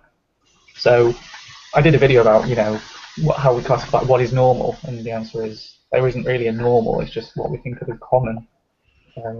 Is it really arbitrary, Dave? Because arbitrary tends to imply that there's no rhyme or reason towards something, and if they make these categorizations for schizotypical personality traits, there's some reasoning behind it. It's not like some completely arbitrary thing. Now I agree, there's no set objective thing of what constitutes somebody to be, have schizotypical personality traits or borderline personality disorder or whatever it is.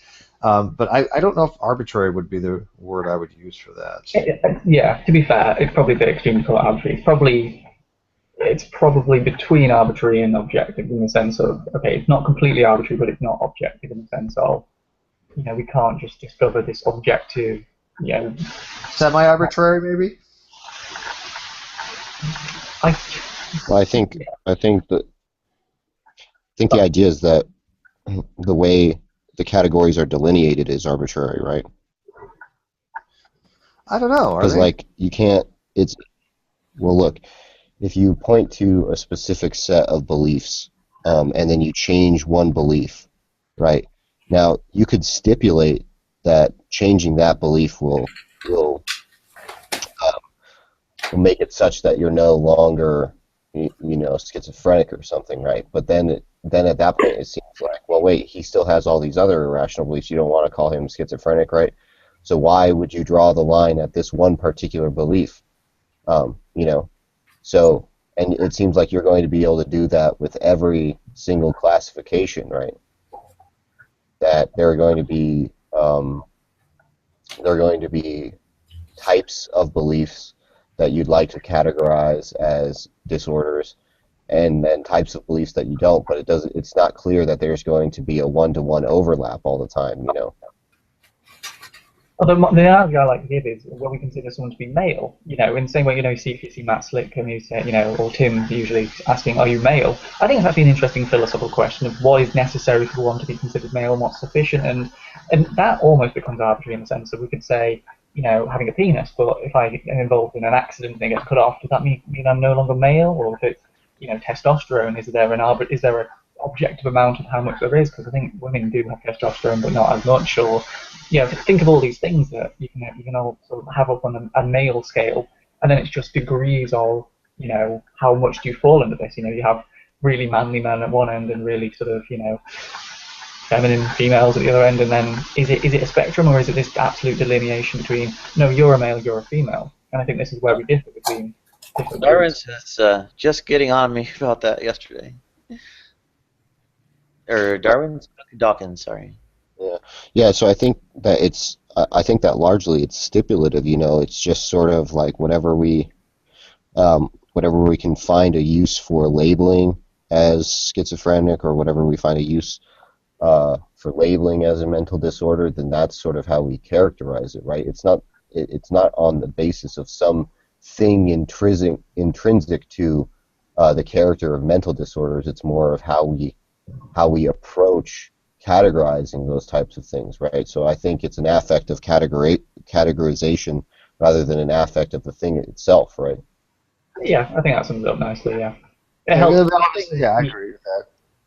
Yeah, It's not like a medical diagnosis of a physical ailment. I mean, if you've got like something physically wrong with you, then they can actually say, well, this condition, low blood, iron in the blood, anemia. If you have low iron in the blood, you therefore have anemia, kind of thing. I think it's a little more, like you said, different for a psychological evaluation because it is based upon categories that you would say arbitrary in that case, right, Josh? Well, I think it's a bit better defined in cases of physical sciences, but I also think it's somewhat arbitrary. Physical sciences too, or just right? Well, for example, I think that there are more concise definitions, right? Like you pointed out the amount of iron in the blood, right? But anemia is not merely characterized as an amount of iron in the blood, right? It has to do with proposed functionality, right? Now, if we encountered an organism that could function but had lower iron in the blood, it wouldn't really make sense to say that creature had anemia, right? Because it's supposed to be, it has to do with functionality rather than just some stipulative set of properties, right? Like you wouldn't classify anemia as a disease if you could maintain that level of iron in the blood and still function, right? I'm not saying. Are you saying if you maintain the blood iron and you believe the same amount of hemoglobin getting through in the blood system, would you still have anemia? Because if you don't, I mean, as far as I know, anemia is actually the decrease in iron in the blood or blood cells or the hemoglobin in the blood. I mean, that's what anemia actually is. Right? But I think, but what I'm Speaking of the male spectrum, I'd also like to welcome Duncan Dawkins. But what I'm talking about is that I think that in order for something to be classified as a disorder, it has to sort of impair some functions. I don't know the characteristics of anemia, probably because I don't give a shit, right? Like I probably have to have anemia to give a fuck, right? But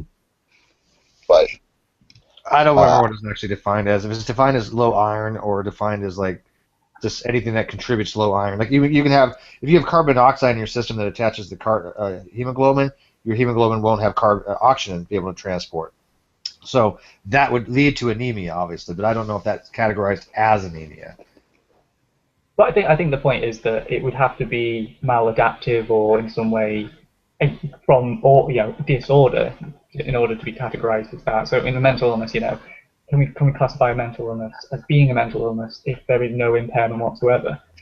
And I think that's an interesting question. I don't think there's a good answer to that, to be honest. I think it's one of the philosophical assumptions or philosophical conundrums within psychology of this sort of meta view of thinking of do we consider is something normal because everyone does it, or does everyone do something because it's normal? Kind of get into a philosophical sort of thing there.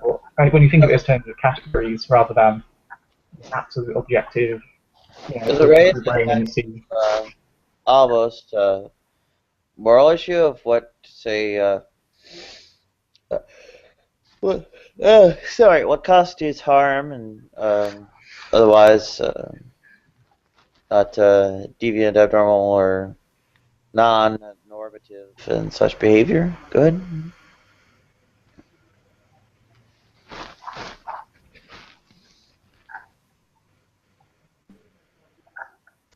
Sorry, my Wi-Fi was acting up. Are you still here, Steve? Yeah, we're still here. Well, I just want to make sure because I missed. Okay, I missed an opportunity. So, I think you said it was characterized by low iron, right? Let's assume that because I mean maybe you might know more about anemia than I do. I don't actually know, right? Perhaps you do, but let's just say that it's characterized by low iron. But what low means in that context to functionality, right? So what determines what low blood iron is, quote unquote, has to do with the pre that we're with respect to which we're supposed to be relativizing, blood iron, right? So if you can maintain.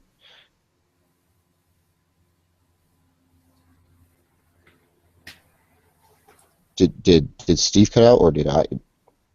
I think you're. I You don't guys know. still hear me? I'm getting a lot. Yeah, I can hear you. I'm just getting a lot of lag. I don't know why. Maybe it's just me. Go ahead. Okay. Okay, so Steve, like I said, you can, you could just draw a line in the sand, right? And you could say, irrespective of certain functionalities, we're going to call anything under, whatever this number of milligrams of iron in the blood, we're going to call that anemia. We're not going, and we're going to call anything over this amount, healthy or not anemia, whatever, right? But it would seem that would do a disservice to the project of medical diagnosis, right? Because what is concerned, the reason that we stipulate what low blood iron is has to do with the level of functionality, not merely to do with the amount of iron, right? Well, when he means like the functionality, I mean like specifically towards like the red blood cells and the hemoglobin and all the factors that go into carrying the iron in the blood. Yeah, of course. Yeah, it's not. Yeah, the end result is that we have low. I mean, from what I remember, we have low iron in the blood. We call it anemia, but the actual anemia is caused by various mechanisms, like again, the hemoglobin not being able to transport it properly, lack of red blood cells obviously can cause anemia. Right. But I just I mean we probably have a better discussion about this at a later time, just because I don't expect my Wi-Fi to maintain the same connection, and we could probably just get into a discussion where we could go over like some specific disease, maybe a disease I know more about, or I could read about anemia, right, and sort of explain my view, because I think my view is uniform across all sciences, Yeah, you could pick probably one specific thing and go from there. Yeah, I'm kind of faded, honestly, John. I'm just really kind of like not even halfway here right now. No, I understand, but I'm just saying that we could do it at some point in time. Yeah, cool. Just thank Mark. Right. That's all. Yeah. Thank you, Mark and Oya.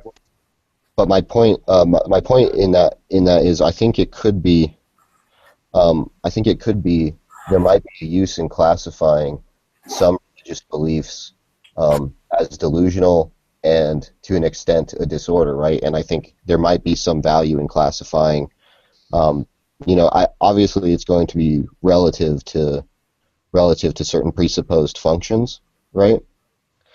Like the proper way is going to be aimed, right? So we're going to have something like with respect to which we're categorizing things. So generally, I think what happens is that people share types of aims. People generally share the same types of values. Like most people want to live for a long time, right? So it makes sense to say a person who is failing to act in accordance with what we know will produce longevity, that they have some sort of disease, right? Like anemia or something like that. So those are the types of aims that we're relativizing it to, and in that sense, it's with respect to those aims that we can say, oh, this person has a disease, right? Mm-hmm. And you think you can quantify a religious belief system as far as a disease or a psychological impairment of some kind? Well, I don't think you can. I have to take that. I'll be right back. Sure.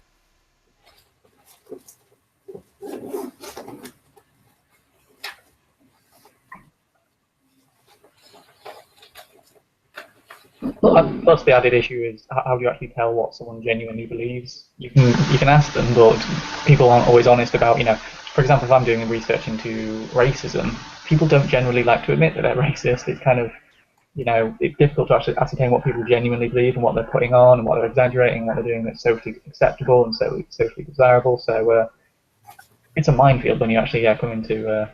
I just think people don't realise how difficult classifying mental illness is at the best of times when we've got, some like depression has, measures. It has neuroanatomical measures of serotonin, dopamine, all those fun things. Whereas it comes to beliefs, there isn't even that marker kind of thing.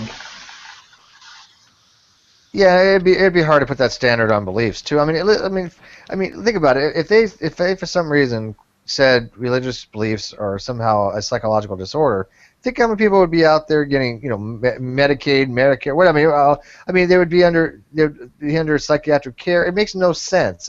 I think it's a political thing to call it a psychological disorder rather than a medical thing, because there's no medical justification to call religion a psychological disorder. Because if somebody has a rational belief system that they believe, and they can justify their belief system on it, and yes, it is a societal function. I get that, and society as a whole said, well, if you think you're Napoleon, you're wrong. Because you're just not Napoleon or Jesus, whoever. However, if somebody says, I believe in aliens, even though I have no evidence of aliens, but I believe it for this and this reason, that's not a psychological disorder. So why would it be with God? Well, I think I think it's sort of arbitrary, right? Because like a lot of times in cases with phobias, we treat them as diseases simply in virtue of the fact that they're irrational, right? Like, and sometimes people know that they're irrational. They just can't help themselves but act in accord with these types of behaviors. What's a common like claustrophobia, right? Well, we were going to have a hangout called, is the belief in God irrational? And we were supposed to have a bunch of people in it, and I think even Ozzy too. But maybe we'll get that going to a topic. I think that'd be a good topic, don't you, Josh? Yeah. Well, I don't think that there is a. This is another thing. Why it might be slippery is because even the classification of a religion is going to be somewhat arbitrary. So I think that there's going to be a wide spectrum of religious beliefs and even beliefs in God, and some of those beliefs are not going to be irrational, and some of them will be irrational. I got a question for you, Steve. Yeah, go for it. Do you hold to the view that many or most diagnostic categories within psychiatry have an actual medical justification? I would leave that up to the medical professionals to answer that question. I have no idea. Well, you just stated that there's no medical justification for X, Y, Z. I said I don't see how there could be a medical justification. There is no medical justification because medical just right now says it's not a religious. It says right now that religion is not. I wasn't talking about that. A mental disorder. So right now there is not a justification for it because if it I'm was, not talking about that. Then I don't understand your question. Well, you said there's no medical justification for such and such. So are you under the view that either most, many, or even a plurality of psychiatric diagnostic categories are medically justified? I would assume so. If they're why would you assume that? If they have a medical justification for it, then they have a reason for it. If they say this is the reason why we have this, this, and this, X, Y, Z, they have a medical justification why they have X, Y, Z. Is there a medical justification? Are you claiming they don't? No, I'm asking you what your position is. I have no idea. Do you know if they do or don't? I would assume that they do. So I'm saying that they have medical justification for it because they're doctors, and that's why they justify their things. Right. And so the fact of the matter, there's a whole slew of categories within the DSM-4 and DSM-5 that have nothing to do with an etiology that is biologically based. What the hell's that to do with anything? Yeah, I don't understand. I don't understand what that if it's question a medical, means. a medical justification would be that there is some type of biological origin. No, not necessarily. Why does it have to be biological? Okay, then why would you classify it medical then? Okay, medical has to do with the medical field. It doesn't necessarily have to be a biological reason for something. Okay, good. So could you give me an example of something that is medically justifiable? I have no idea. Go look one up. Well, you were the one that was saying that there's a medical justification for some things and some things not. I've said that you don't have to have biological justification. If something is a medical profession, it's self-evident that it's in the medical profession. Why would it have to be biological? There could be other reasons why we do certain things, rather than for a purely biological reason. Well, it seems. Well, then why did you say then? Because I wanted to. Okay, good. Yeah, excuse me. I just don't know why you're so hostile. I'm just asking you a question. What your position? And I answered it. Yeah, great. Okay, well, why are you so upset? Excuse me, Duncan. He's not upset. I'm not. Well, he's Steve At Sanders. all. Nah. I'm tired, that's all. And I think you interrupted Josh a few times. Yeah, please don't interrupt me while I'm speaking.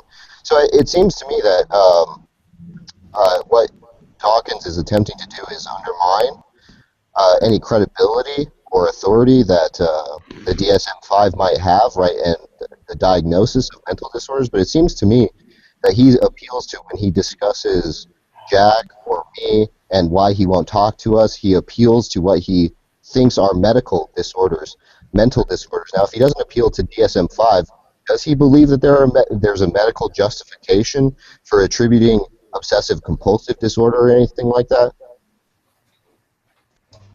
If you wish to have 2 minutes to answer that, Darwin's, I'll time it. I can moderate. Well, it's my policy not to respond to the power reprobates. Oh dear, here we go again. Well, we haven't heard that word for a while, have we? So let's get back to the topic, which was religion. So, can people hold conflicting views at the same time, and is that a sign of psychological issues? I would call it queer reasoning. So is there some psychological problems? That would be my question. Is it a sign? Not necessarily, I don't think. No, there's a phenomenon known as global coherence, which is basically you hold conflicting views, but you don't, because the meta-narrative is the big thing. So the fact you've got contradictory views doesn't really matter. So if I think that whatever the government says is wrong, that's my meta-narrative. It doesn't matter that I hold mutually exclusive contradictory views according to this framework. It's the big picture of whatever the government says is wrong. That's the big issue. So it doesn't matter if I think that Osama bin Laden is dead, and then when the CIA or FBI, whoever it was, announced that they'd killed Osama bin Laden, and then I've got to immediately disbelieve that because my big picture, the overall sort of framework is whatever the government says is wrong. So then I have to believe he's alive because I can't believe they killed him because I just that's not my framework. So global coherence, and I think we all have a little bit of global coherence. We just don't always see it. And obviously, if we did, we'd probably. Dave, but this goes back to something Ozzy was saying earlier, which is, you can hold, when I say believe, I mean much more than just imagine or think about or empathize with or understand even, right? I mean, this is somebody holding two conflicting views as if they're both true. Well, they're diametrically opposite. I mean, there's like two views that are cannot be in existence at the same time. I mean, I can't hold the view that something is both true and false at the same time. Obviously, that would be nonsensical. I think you can. Well, why would that be, Steve? You can't. Something cannot be. Something is either true or false. Law of excluded middle. How would that be universally true? I don't actually buy that, by the way. You what? Would that be universally true, Steve? It's a logical absolute. You know, it's a logical absolute. Okay, well, Steve, given your worldview, given if you actually talked about the subject we were actually talking about, which you weren't. Can I ask you? Can I finish my question? Why? It has nothing to do with the topic we're talking about. No, we're not segueing into logical absolutes. Well, Steve, you made a statement. The discussion. Simon's already said. Sorry. Well, I'd like to finish my question. I was interrupted. We're trying to change the subject. Why are you trying to change the subject? I'm not changing the subject. I'm asking you a question based upon. Well, I don't care to answer you because it has nothing to do with the topic at hand. Okay. Well, did you state that contradictions are problematic? I don't care. We're not talking about that topic right now. We're talking about a topic I actually had an interest in. You just spoke about contradictions. Darwin, you've been told twice he doesn't want to discuss that. I'm not talking to you. Yeah, okay, 3 times. Okay, Steve.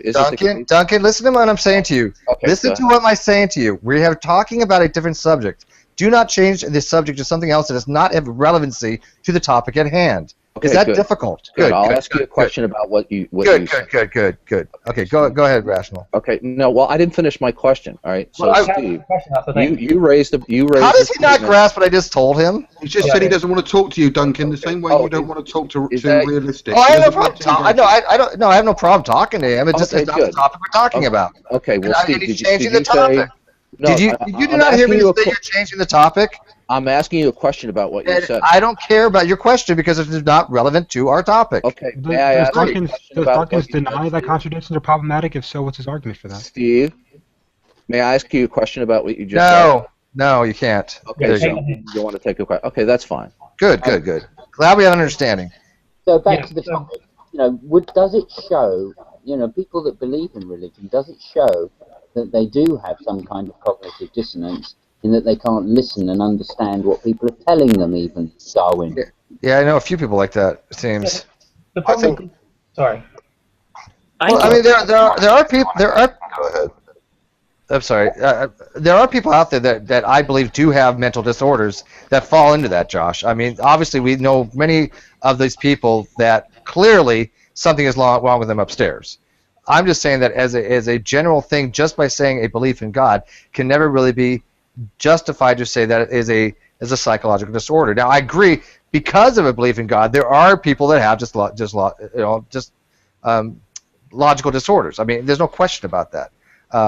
But I don't think it's inherent that it's just the belief in God that's somehow no, I a think disorder. That's my argument. I think that misses the question a little bit, which is not that it is a psychological disorder, right? But that it shows susceptibility to that, right? So, in other words, I'm saying, you know, whether something is a psychological disorder or not is kind of irrelevant because it's a scale, it's a gradient, right? Are you saying that it could lead to disorders? I'm saying that it's a sign of potential disorders. I would, yeah. And it's a strong indicator, I would say. Sorry, I'm getting a feedback from Duncan. I don't know if it's on purpose or not. I don't think it's from him. His mic is muted. No, he just muted it a second ago. But anyway, Wait, can I ask a question? Did Simon just say that belief in God shows the propensity for a psychological disorder? I missed that. That's the question I'm trying to ask, Emmy. Not that it does, but like, whether other people think it does. Yeah, and I'm advocating that it doesn't. Well, I don't think so. I agree that the belief in God is not going to be sufficient for a mental disorder. You know, I think that you're going to have to relativize it. Well, first of all, I think again it's sort of relativized toward arbitrary norms. So, you know, like I think that there can be perfectly rational people that only have the desire to inflict like gratuitous suffering on other people, right? So I think people are going to call that a mental disorder. You know, I don't see how that makes any sense, right? I don't see how it makes any sense to call that a mental disorder as long as they're completely rational in their belief. It just seems like all we're saying by calling that a mental disorder in those cases is that's just some people that we don't like, right?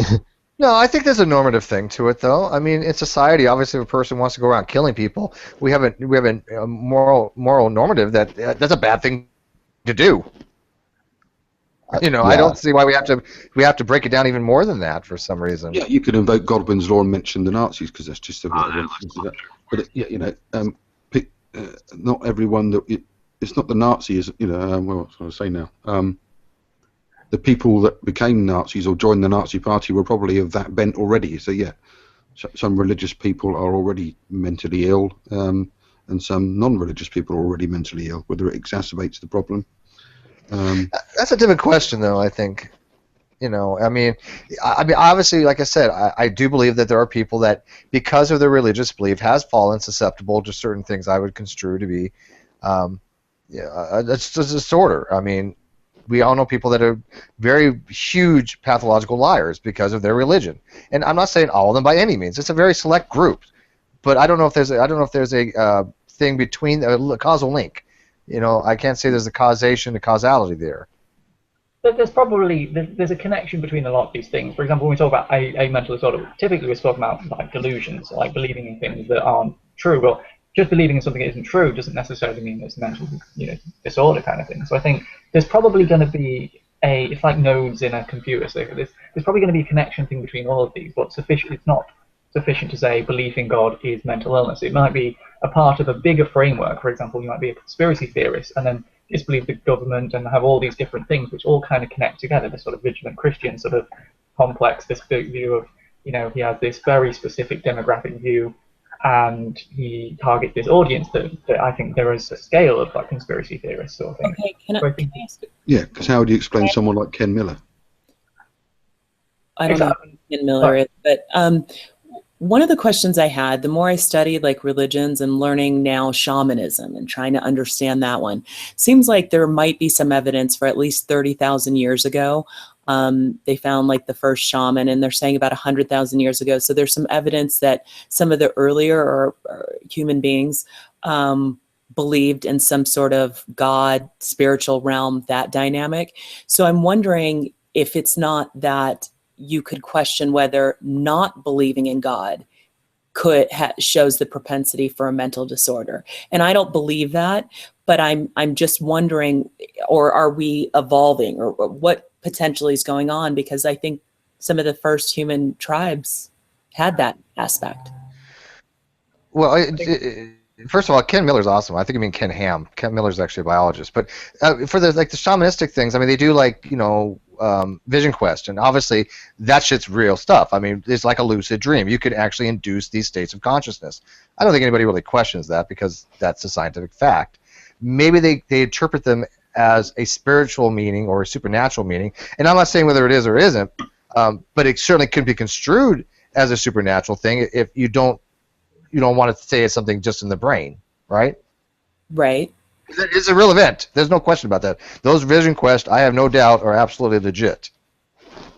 I think the question is, though, that if this has been going on for so long, and it seems like atheism or skepticism or whatever seems to be a fairly recent kind of invention.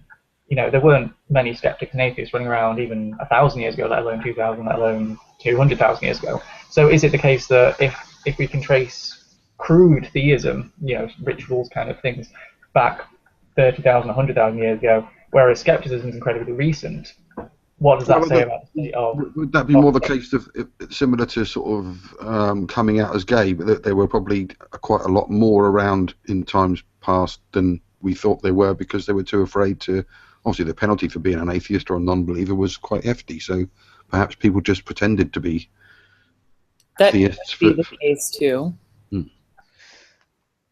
I think it's key to bear in mind that religion is not inherent, but is incredibly socially orientated. So the reason why they have church and synagogues and mosques and all these places of worship is to get people together. And because humans are sort of social creatures, we have, this is kind of my research of social identity theory. So yeah, it's kind of like a reason rally.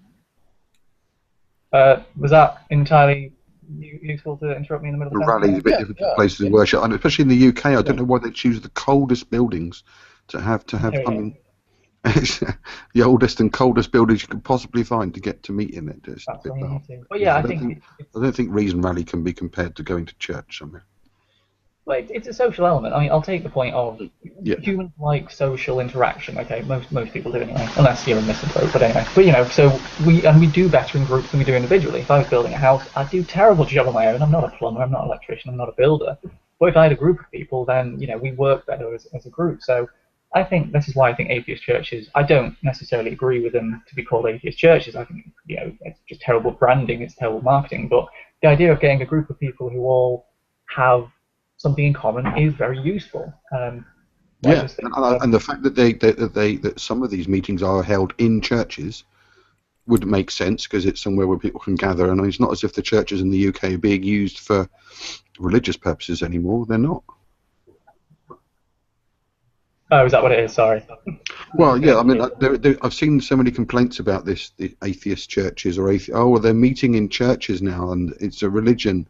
Well, no, because usually the places in the UK that are available to hire or to use for gatherings are places like village halls, church halls, or churches, because churches in the UK are diversifying because. They're not being used for the purposes for which they were designed anymore. But I don't know in the UK, but I know that in the United States, if you call it a church, you don't pay taxes. Oh, when I mean church, I mean the building.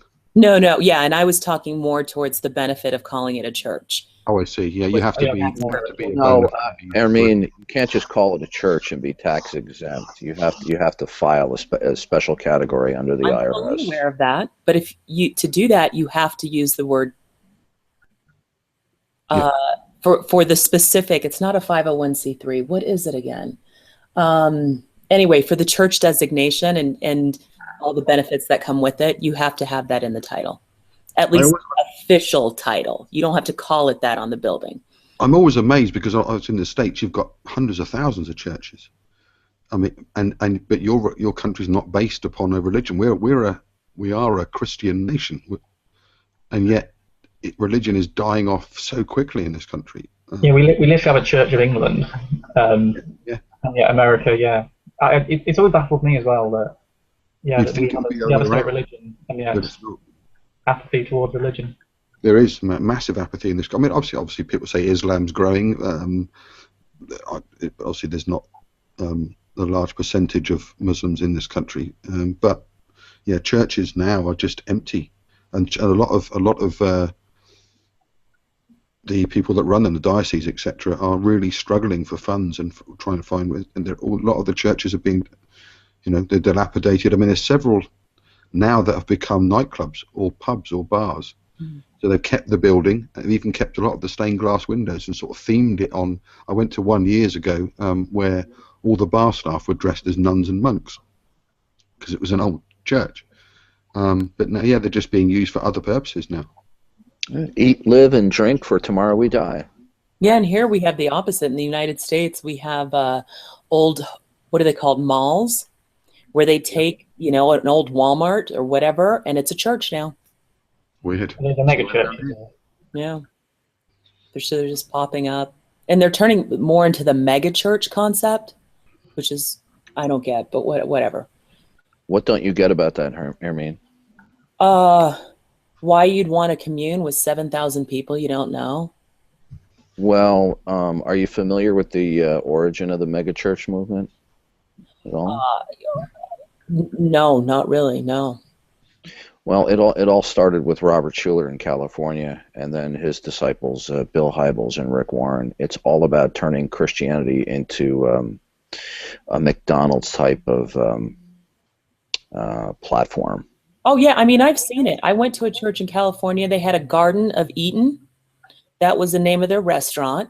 They had like TV screens. I mean, huge. Looked like you were going to the movies. They had style seating. They had. I just didn't understand what that type of a church was doing for its community. The sort of place that Jesus would be horrified by. Absolutely. You should have seen I am a massive critic of the church growth movement and mega churches, but one thing that you can't fault many mega churches is their community involvement. Really? Yes. I haven't seen it. Oh. Yeah. In addition to all of the entertainment and frivolity that goes on in a lot of these megachurch and church growth movement offshoots, is they are it's a part of their entertainment model that they want to reach out to. See, they're what they're interested in doing is providing an atmosphere that people will enjoy. They have a marketing mentality, and this all started with Schuller, Hybels, and Rick Warren. So as a part of that consumer mentality, that we're going to design and exercise a church environment, just like McDonald's, Walmart, anyone else does. As a part of that model is community outreach to get warm bodies to come into the church. Well, yeah, it's working for them, I guess. I mean, it may be killing the smaller community churches, but it's working for them. So I can't. Oh, yeah. Yeah, well, when you create an environment that it caters to just what people want, well, of course it works. Well, I guess that's why swingers clubs work. Well, I guess the challenge with it is how knowledgeable and solid are you getting in your understanding of the word? Like, I mean, I listen to the sermons at mega churches, and I'm like, really? Well, that's by intent. That's not by accident, Hermine. That's on purpose. Yeah, it's the marketing ploy. In the same way that McDonald's food is not as good a quality as if you go to a butcher's or whatever. Yeah, the more you understand about and they're doing swingers as well. What swingers for Jesus? That might work. Hermine, the more you understand the history of the megachurch movement, then you'll understand to that degree. You'll understand what is going on, because even a lot of the dumb clucks who are running these megachurches have no clue as to what its origins are. Yeah, I'm just not I mean, they're clueless. But you can't fault them for not having a variety of community outreach programs that they do. Yeah, I haven't, I hadn't seen it. I think they have some great programs for people who go to that church. That's what I'm referring to. It smacks of desperate measures for desperate times to me. Well, it's not that they're desperate, Mark. There's no desperation at all. It's a marketing appeal. Okay, Robert Schuller, when he started the church growth movement, what he did was he went door to door, and it's critical that this be understood in order to understand the church growth movement and megachurches, which is these are his babies. And so his mentality was this, is that he was not interested in converting people. He was interested in putting what I like to typify as warm bodies in church pews. Oh my gosh, Okay. I can't believe that. Wow. This is a matter of historical. No, I don't disagree with what you're saying Right, when I say I can't believe it. I'm in shock. Well, It's interesting to note, however, that the Crystal Cathedral Ministries, after the death of Robert Schuller, the Crystal Cathedral Ministries shortly thereafter filed for bankruptcy. No, that in was before October he died. 2010. That was before he died. Okay, well, he ain't around no more, but the good news is that in February of 2012, the building was sold to the Roman Catholic Diocese of Orange. Right. And now, it's it's due to reopen in 2017, at which time it's expected to be consecrated and formally renamed Christ Cathedral and become the seat of the Diocese of Orange. Yeah, so getting back to the Schuller. Beautiful place, though. Have you ever been to the Crystal Cathedral? Is that Orange, California? Yes. Oh. Yeah. If you ever get a chance, though, like whatever this guy wanted to do, his architects built him a beautiful place to do it in. Yeah, the only problem is, where do you go to the bathroom? Yeah, well, you better know, right? Because it's a long walk from there to here. Let me tell you. So Ermine, Robert Schuller was just the West Coast version of Norman Vincent Peale, and like I said, I don't mean to be redundant. In order to understand the church growth movement, you have to understand its founding daddy, which is Robert Schuller. He did not have what we would call a classically orthodox or evangelical theology. He had more of a new age type of model that he had. And in fact, when he was interviewed... Sorry, guys. You can change the subject. Okay. I remember Robert Schuller's TV program, actually. The Hour of Power. And he used to preach out of that giant aircraft hangar. Is it Orange, California? I thought the Crystal Cathedral was off the 22 in Garden Grove. It's Garden Grove. Yeah, it's Garden Grove. Okay.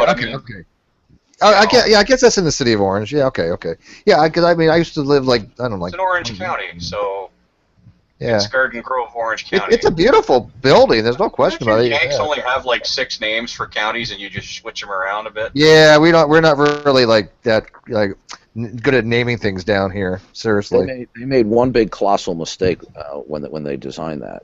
After it was all finished and built, they realized they had a horrendous problem, and that was the acoustics. Acoustics in there are horrendous. I've never been. I don't know. When they get that pipe organ belting out in there, boy.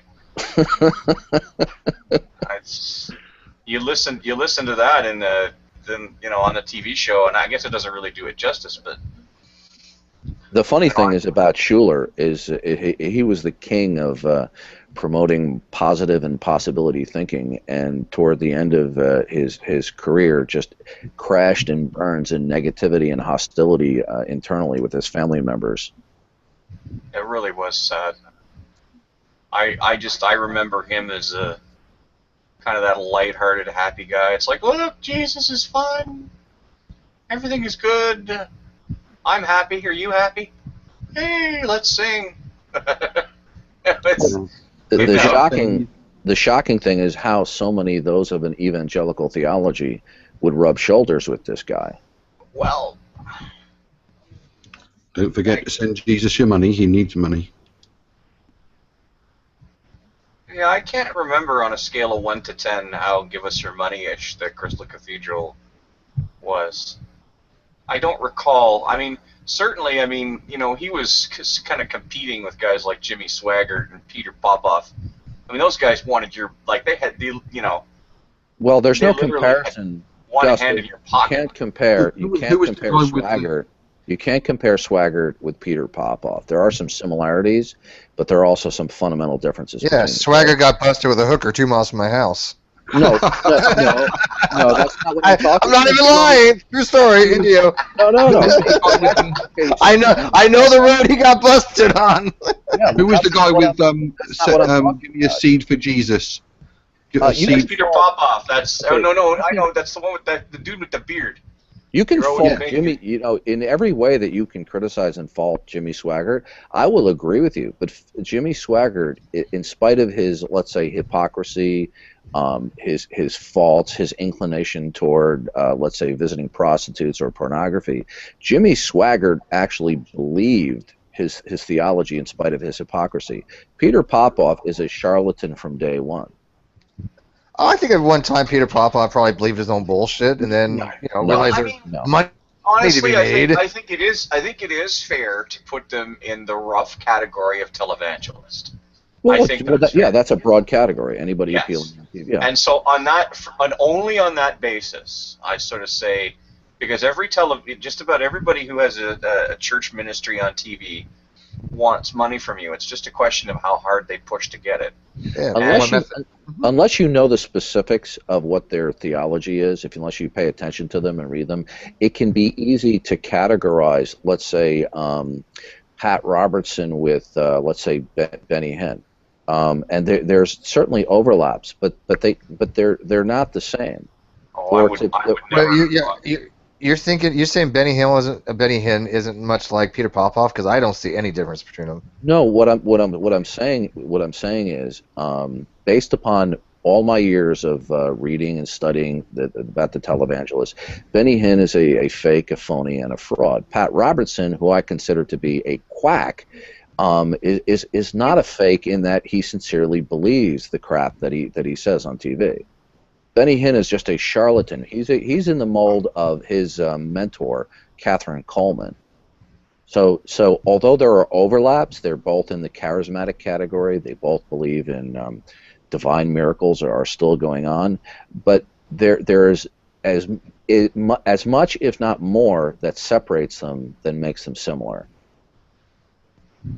I was just really, like, honestly, like, I mean, I have no argument with anything you've said, Duncan. I just drawing a broad set of wide strokes of, do these people preach the gospel? Do they go on TV to do it? They're in the same pen. I mean, I would never compare Robert Schuller to Benny Hinn. I would never compare, you know, Benny Hinn even to they use him for the farting preacher. What the heck is his name? Robert Tilton, is that his name? He's kind of got salt and pepper hair, and he's prone to making funny faces. Well, Tilton is a complete fraud. Okay, but you know, I just wouldn't compare one between the bunch. I'm just saying that as a broad category of folks on TV who preach Christ crucified and risen up on Sunday and periodically ask you for money, that's the broad category I'd put them all in. Gus, who was that church pastor that wanted his people to buy him a Gulfstream G650 or something? That's $1 or something. Well, you know, I think you're thinking of Kenneth Copeland. Was it? I thought no. His last name was like Dollar, because that's what made him so Creflo Dollar just believes in the prosperity doctrine. He just says that, you know. Creflo Dollar is the black version of Kenneth. Yeah. He I guess his plane got crashed or something, and they wanted to buy a new one. That's right. No, I'm not aware that that's the case, Steve. So I think that it's more likely that what you're thinking of is Kenneth Copeland, and the reason why you probably think it's Creflo Dollar, and you might be right. I'm just not acquainted with that. Is because they both have the exact same. I don't want to say theology, but they're both prosperity teachers. Yeah, I thought they had a Gulfstream already, and I don't remember what happened to it for whatever reason. And then they were trying to get another one, like a G650 or something like that, and he is asking his parishioners to pay for it. I'm pretty sure it was Dollar. But the one I was thinking of was Mike Murdoch. Yeah, There well, was Mike another fellow. Mike Murdoch is more in the mold of Robert Tilton. There was another fellow years ago, Oral Roberts, used to keep threatening that unless he got a certain amount of Right. money Oh, yeah. by a certain time, God would call him home. Well, actually, that was only once. Are you sure it was only one time? Because Yeah, he only threatened that God would kill him if the contributors, and then some schmuck who ran a dog track gave him the money. How about Hal Lindsey, who writes a book with predictions like in 1980, Mhm. you know, countdown to extinction, and not a single one of them came true. Like none of them. He didn't get nothing right. I don't think. Okay, but that's an apples and orange comparison, Steve, because Hal Lindsey was not a televangelist, nor was he No, well, I don't know. Technically, I mean, he was on TV back in the 80s and he evangelized. So does that count? No, he would not fall under the televangelist category. All you're simply pointing out is his theology was roughly evangelical. The prosperity faith teachers are very loosely evangelical, but you cannot put Hal Lindsey, as much as you might want to find fault with his his predictions. He's not in the same category as the prosperity televangelists. you know who I have a grudging respect for is Jim Baker, because when he got busted and when PTL Industries got blown to smithereens, as soon as he did his prison time and stuff, rather than come out and try to go right back to doing what he was doing the same way Peter Popoff did, he literally went straight. Like he had a small What are you talking church. about? He went back on TV again. Yeah, but he didn't. He did. No, he did not. No, not. I've forgotten his damn name again, even though I used it. No, not Jim Baker. Jim Baker, he didn't go to prison? It's all the he went to prison, but when he came out, don't exist. Go ahead. Well, that's because he couldn't go back and immediately on TV. It wouldn't have flown. It wasn't like it was a moral decision on his part. Peter Popoff was caught red-handed, and he came back. Having stuff people should be banned forever. Okay, Well, they should be in jail for a You're start. making a mistake. I mean, unless I'm not trying to criticize you, Gus, but unless you're more familiar, you have to be careful when you lump them into the same category, because Peter Popoff is not in the same category as Jim Baker. They should all be in jail. I mean, I think you're trying really hard to draw distinctions that may not necessarily Well, exist. I know a lot about these people. Okay, so did Jim Baker preach Christ crucified, risen on Sunday on TV and ask for money? Jim Baker believed his I won't say evangelical, his charismatic prosperity teaching. He was an offshoot. He got a start from Robert Schuller. And Jim Baker was not doing the clearly phony miracle claims. They're all phony. Okay, well, hold on a second. Well, that's a whole other discussion. Jim Baker was not doing the type of antics that you would find from Robert Tilton, or in specifically, you mentioned Peter Popoff. Peter Popoff was completely fabricating divine communication. Jim Baker never did anything like that. Okay, then why don't we compare him? Why don't we compare Jim Baker then to Jimmy Swaggart? Did that really answer your question, Gus? Listen, I'm willing to be Still would fluid be with this. that would still be a mistake as well. Now that contention, you and I are going to tussle over, because I can understand you wanting to separate fake faith healers from guys like Jim Baker, who, as far as I can tell, never did that much faith healing. Okay, was Jim Baker a proponent of the Word of Faith theology, Gus? I don't know, and I don't. Okay, I don't. I think Jimmy Swaggart was that integral to Jim Baker's theology? I have no idea. Okay, what about Jimmy Swaggart? Was Jimmy Swaggart a Word of Faith proponent? I don't know. Okay, so you really don't know that much about the two. Except that neither one of them did faith healing, and both of them preached Christ crucified and risen on Sunday on television and asked for money. And both of them had successful ministries. Right. Both of them were caught in scandal. Now Jimmy Swaggart, as far as I can tell, never took any money from his church. I could be wrong, but as far as I can tell, his big thing was he had a thing for hookers. Okay, whereas Jim Baker you know, money tended to go into the church and then into his Right. pocket and then onto Tammy Faye's face. Right. You know, and it was true. I swear. well- the more money they had, the more makeup she put on. It was crazy. Right, but you see, what you're pointing to is the similarities or overlaps that they do, while you're either ignoring or you're simply not aware of the dissimilarities. They're all fraudsters. What more do you need to know? Well, I am willing to concede that, you know, there are different varieties of fraudster. I'm willing to concede that. I just don't know how far down the, you know, down the road of delineation and separation I'm willing to go with Darwin, because I think past a certain point, you know. Yeah, if it was any other product, like in the UK, we have trades descriptions. You can't sell someone something or take money for something and say this is going to happen as a result of you giving the money. If it doesn't happen, you get. That happens all the time in the United States in infomercials. Well, what I'm saying is that because it's religion, oh well, that's fine. I don't think Jimmy Swaggart or Jim Baker were into that racket.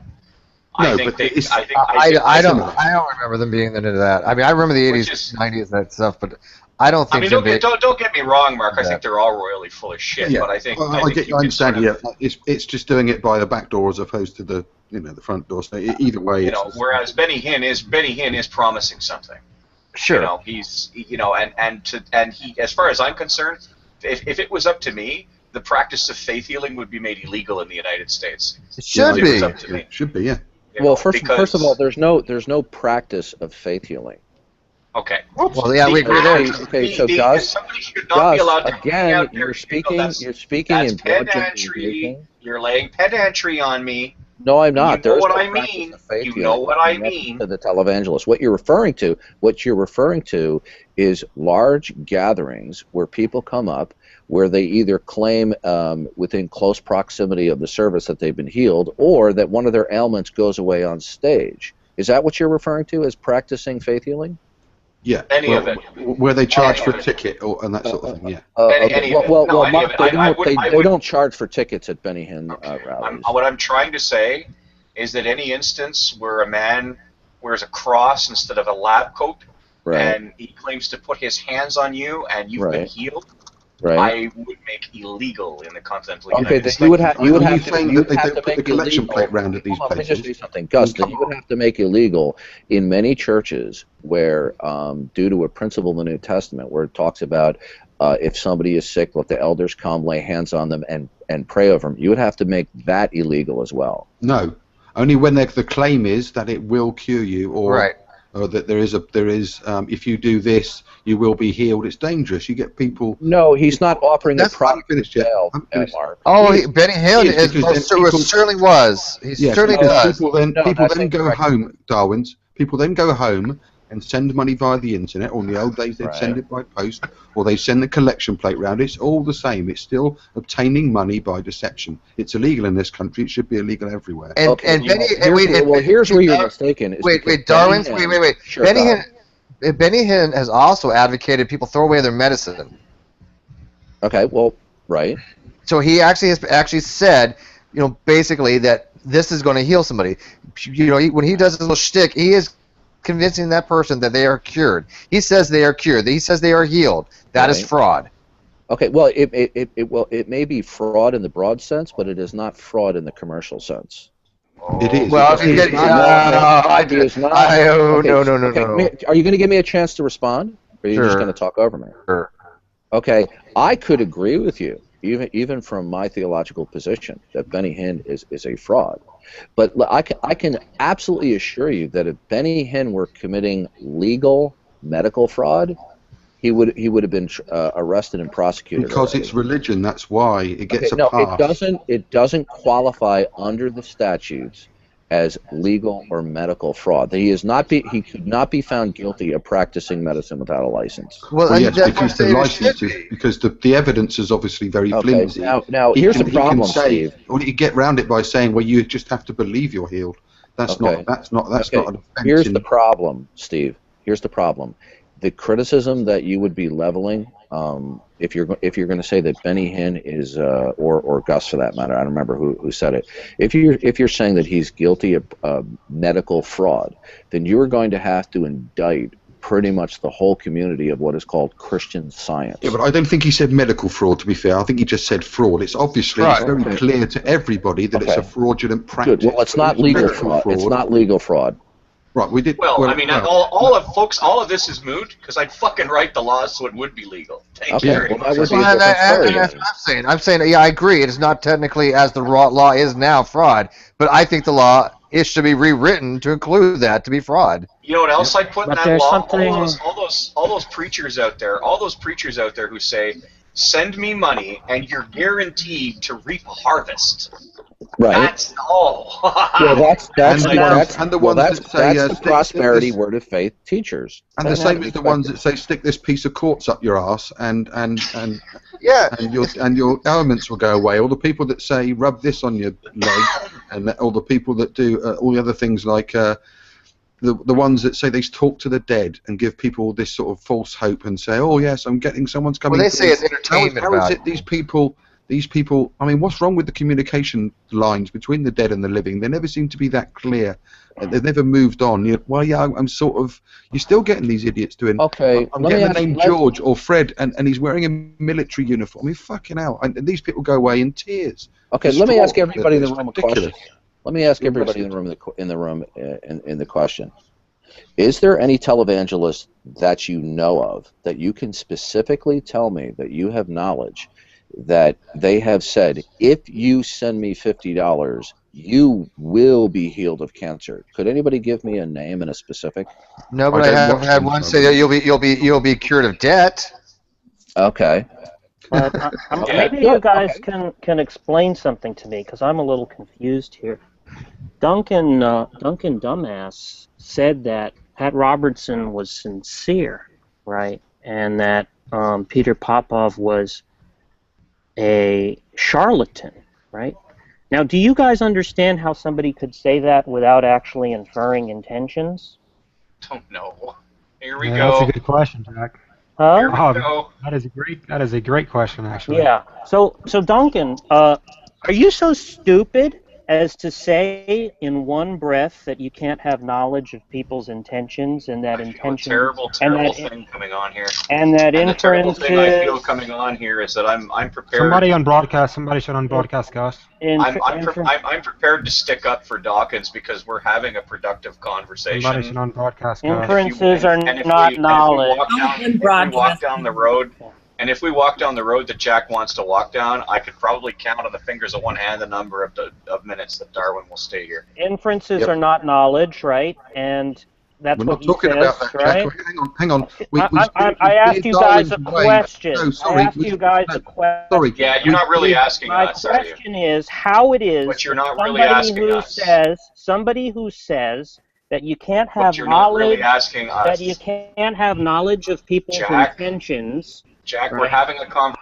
That you can't have knowledge of people's intentions, right?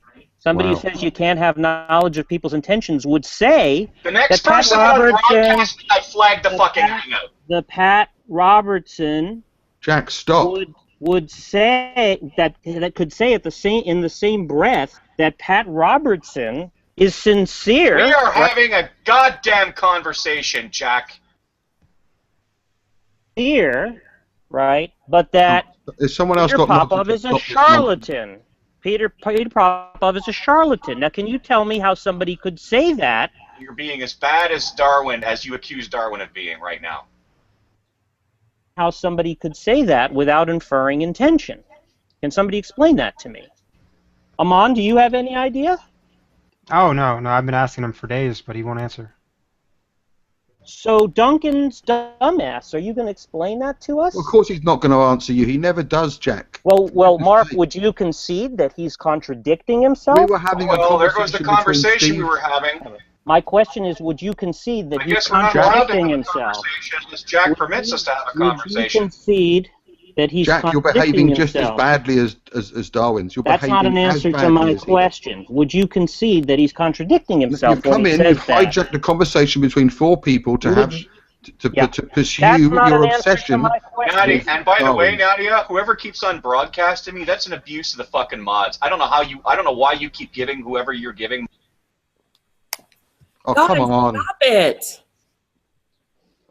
Who's doing that?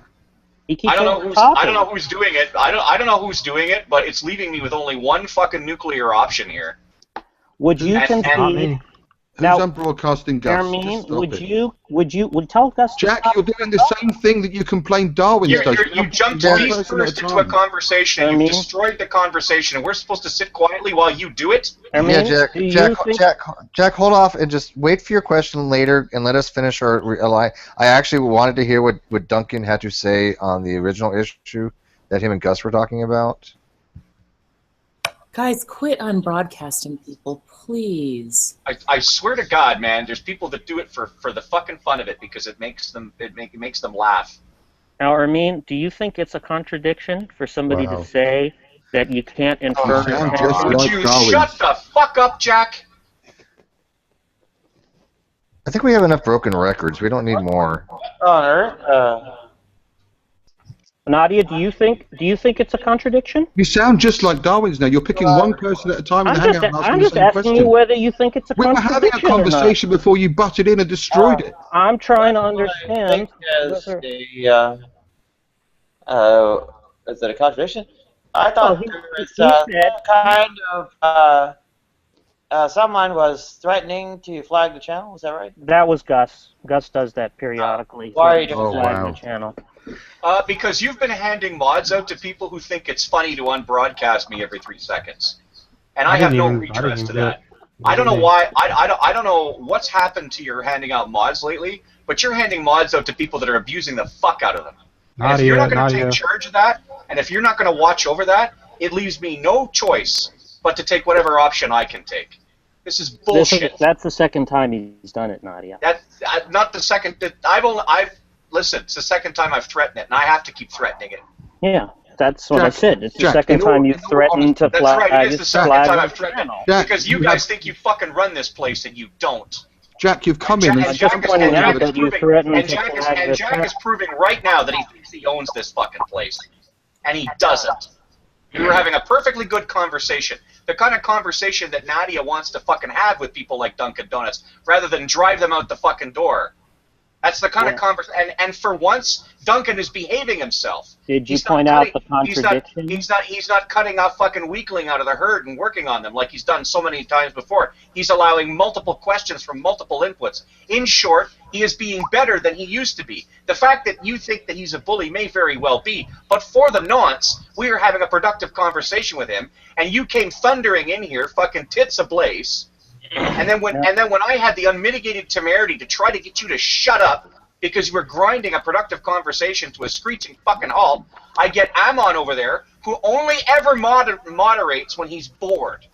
I get Amon over there continuously fucking unbroadcasting me. I didn't unbroadcast you. Did you point out? You know what the problem? If it's not Amon, it's Jack. If it's not Jack, it's Amon. If it's not those two, it's Simon Stack, not Simon Dunk. Simon Stack. There's a whole goddamn bunch of you fucking jokers that thinks it's funny to just unbroadcast people because you want to have the floor. Who the fuck do you two think you are? Now, Nadia, you heard Duncan say the other day. Hey, I'm talking. Here we go again. Don't fucking brush aside what I said.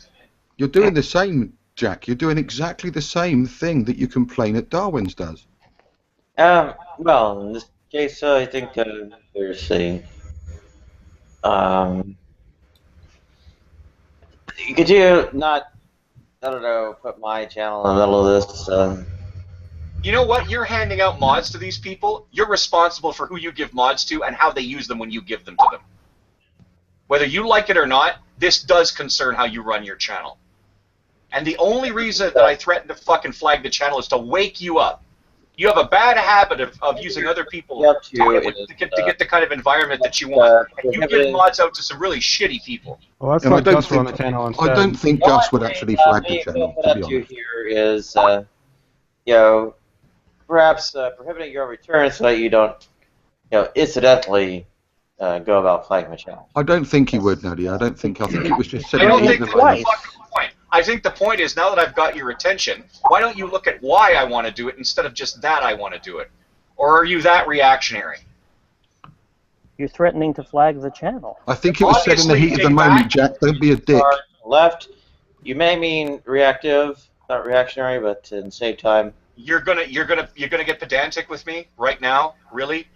When am I not? So, in the meantime, I suggest. That's honest. Yeah. This is not going to, I guess, produce the desired response, reaction, or whatever you want, right? You know what? Tutting this away, again, is not going to help you. You need to step in and you need to take responsibility for who you hand mods out to. Because they're being misused. I think, in my opinion, the Gus isn't going to flag the channel. It was said in the heat of the moment because it's very frustrating that Jack is behaving no different to Darwin's. Exactly the same. What I did was ask a question that Darwin just couldn't butted in answer. and shut down the How is that conversation behaving between like 5 people. Darwin's? You know he's not going to answer you, Jack, so what's the point? Right, and what I wanted to point out was that he's not answering because he was caught. How many hundreds Jack, of times? Jack is always willing to answer a question when asked. What difference does that make? He knows for a fact that Darwin's will not speak to him under any circumstances. Why come in, stamp all over a 5-person conversation just to answer a question he knows damn well is never going to be answered? I think what Nadia wants to be done is to have it exposed, right? That these people 500 times. Instead of you telling Now- what she wants, why don't you let her tell us what she wants? I think, Or well, Nadia, better do yet, you object? why don't you leave her completely out of it and simply respect the fact that there was a conversation going on here before you got here? Well, let's And ask Nadia. it wasn't the kind of conversation that normally makes us want to attack Duncan. It was the kind of conversation that, quite frankly, Duncan doesn't engage in an awful lot of. We're trying to encourage that behavior in him, and you come jumping in with both feet. You know, the minute you ask him the same question over and over and over again, we can fucking count the number of minutes that he'll remain here on one hand and have minutes left over, fingers fucking left over. That's you know fine. that. So don't That's tell me you're fine. just asking Darwin a question. You're Well, not but the just point is, asking Darwin a I'm question. trying to point out that Darwin's I contradicted know what you're himself. trying to point I'm out. trying to get everybody agree to that But you've fact. already and done then- it, It doesn't matter. We're having a Just a minute. conversation. You've already Darwin done it, Jack, said- countless times. Darwin the whole world said- of his dog, the whole world Darwin- of Darwin's dog knows he won't answer you. Darwin said the other day that he's never been refuted, right? Okay, He's he's never gone gonna now. talk You to you. guys can go back He's to your gone. discussion. There But he's we can gone. go back to the discussion that we were having with him, despite the fact that he's gone. Well, let's narrow this down. Did Presumptuous fucking prick. Why does this guy even have mods? Or He does. Why does this guy even have mods? podcast, screen share pornography? What? Did anyone use drugs or drug paraphernalia or broadcast pornography? No. No. Okay. Is there any other reason why things would have been made vulnerable to flagging, like No, we said Gus. broadcasting Gus already mentioned. He said it in the heat of the or moment. suicide pictures or something crazy like that on camera? Are you fucking drunk? No. He said it's a heat of the moment thing. He isn't actually going to flag your channel. He was never intending to. He just said it in the heat of the moment. Can we get past that? But you've got someone in the room that supports porn bombing, by the way. Probably had something to do My with it as channel well. was taken down before, so Well, the Gus isn't going to do that. You know that. Let's be fair. do I know that? It's a silly thing to say, but I'm sure Gus wasn't going to do it. But it was a heat of the moment thing because he's frustrated at what just happened. Why can't we address that? Because it doesn't matter. Nothing matters except her money. What's such a mercenary filth? You think it pays? Well, then what are you worried about? Pays for the shit. What are you worried about? If it doesn't pay, what do you care? Because as little as it does pay So it does pay. is the only thing keeping me alive. So Oh, so it does pay. Well, then you might want to take better care who you hand mods to, because I'm not the only person who can threaten to do this. And the difference between me and somebody else is that where I'm unlikely to follow through, they just might. And I'm confused because I think, haven't we been having a conversation recently where there's been this, right, come on, let's have the conversations we want. Don't run people out. Don't do this. Don't do that. I got kicked out of a room because Arcane left one time because I was accused of running him away because I insulted him. And yet we were having a decent conversation, as Gus said, the type of conversations that you say and others say you want in your rooms. And then Jack comes in and shits all over it, and nothing, and that's fine. I don't understand. That's the opposite of what was wanted. Surely, I'm confused.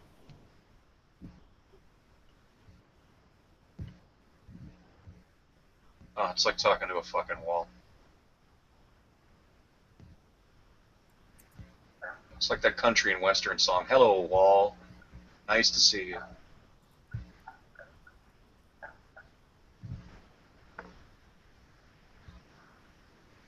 Well, if he wants to come back in, I'm willing to drop out to let him back in.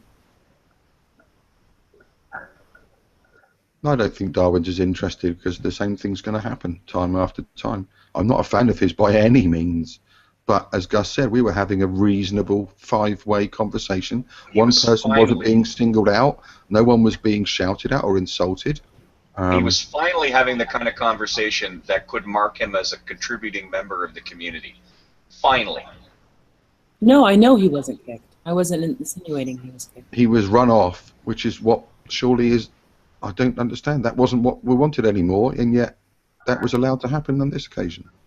Like I say, I'm no fan of Darwin's, but you know, he wasn't bullying anyone. He wasn't picking up one particular person in the hangout and refusing to speak to others, apart from earlier on when Realistic was When here. he came here? Yeah. But we pulled that. Most of us here, particularly those of us who've been here for a few years, or in my case for 1 year, aren't allowed to pound away at one person until they leave.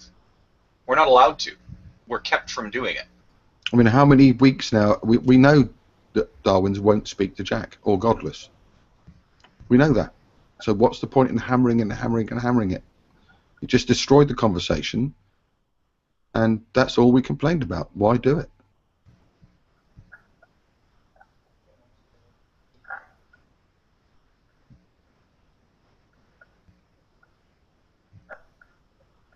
And if anything, Darwin's probably gone away with a huge smile on his face now. So it sort of backfired a bit. She doesn't care. No. And he's not going to come back all the time Jack's here, unless Jack behaves himself. What a fucking joke. It's a joke. And they both try and sort something out.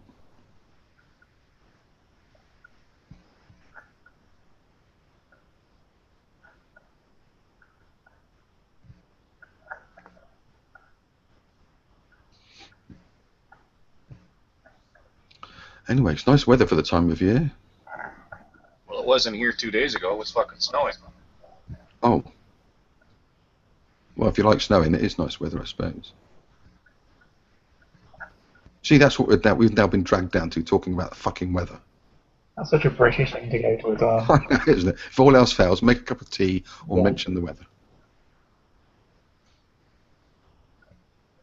Yeah, in the same way, I've stopped going to MK's hangouts because the way he behaved with evidence and how we kicked him out for not answering questions. I don't really want to be a part of hangouts where we run people off and behave as it was before. So if that's what's going to be, then Yeah, I was one of the worst proponents of that before, and it was said to me a few times by several people, you know, especially in that is, we don't want that anymore. You can't keep just ragging on someone. You've got to. So I'm trying to not do that, and yet apparently it's all right for certain people. I have always believed that at least partially a person's welcomeness level here should be dictated by their behavior. You know, I mean, there are all sorts of people that I wish just wouldn't come here, and that you know, when they show up, I go after them. But this is, I don't know. It doesn't do anyone any good because well, I mean, you know, if a person is just irredeemably disruptive, which most of the time Darwin is, like his usual modus operandi is he shows up, cuts the weakest philosophical person out of the herd, and pounds away at them until he has his orgasm. However the fuck that works. And then, you know, Jack has been a very effective countermeasure to that. But it's like, it's a lot, you know, one mustn't apply the chemotherapy when the person isn't sick.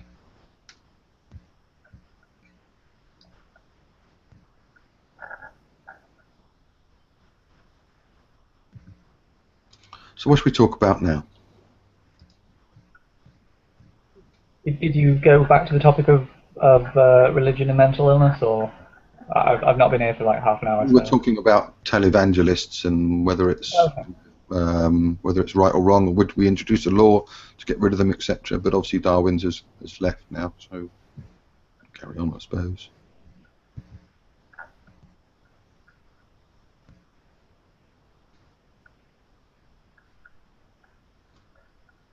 As long as we don't talk about communism again, because I'd be happy not touching that topic for another 6 months.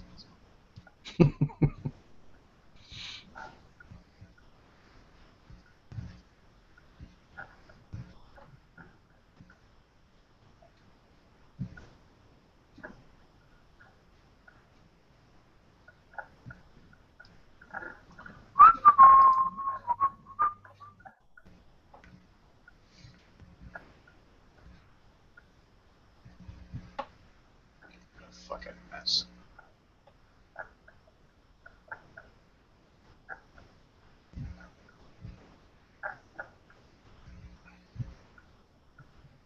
Alright, that's it. Nerd talk. Mark, what do you think of the teaser trailer for Rogue One? Oh, brilliant! The bit where they're running, you know, where all those stormtroopers are running down one. That was filmed on the platform at London Underground. Oh yeah. They just added a few props and stuff, and loads of people have filmed it and have flagged it and said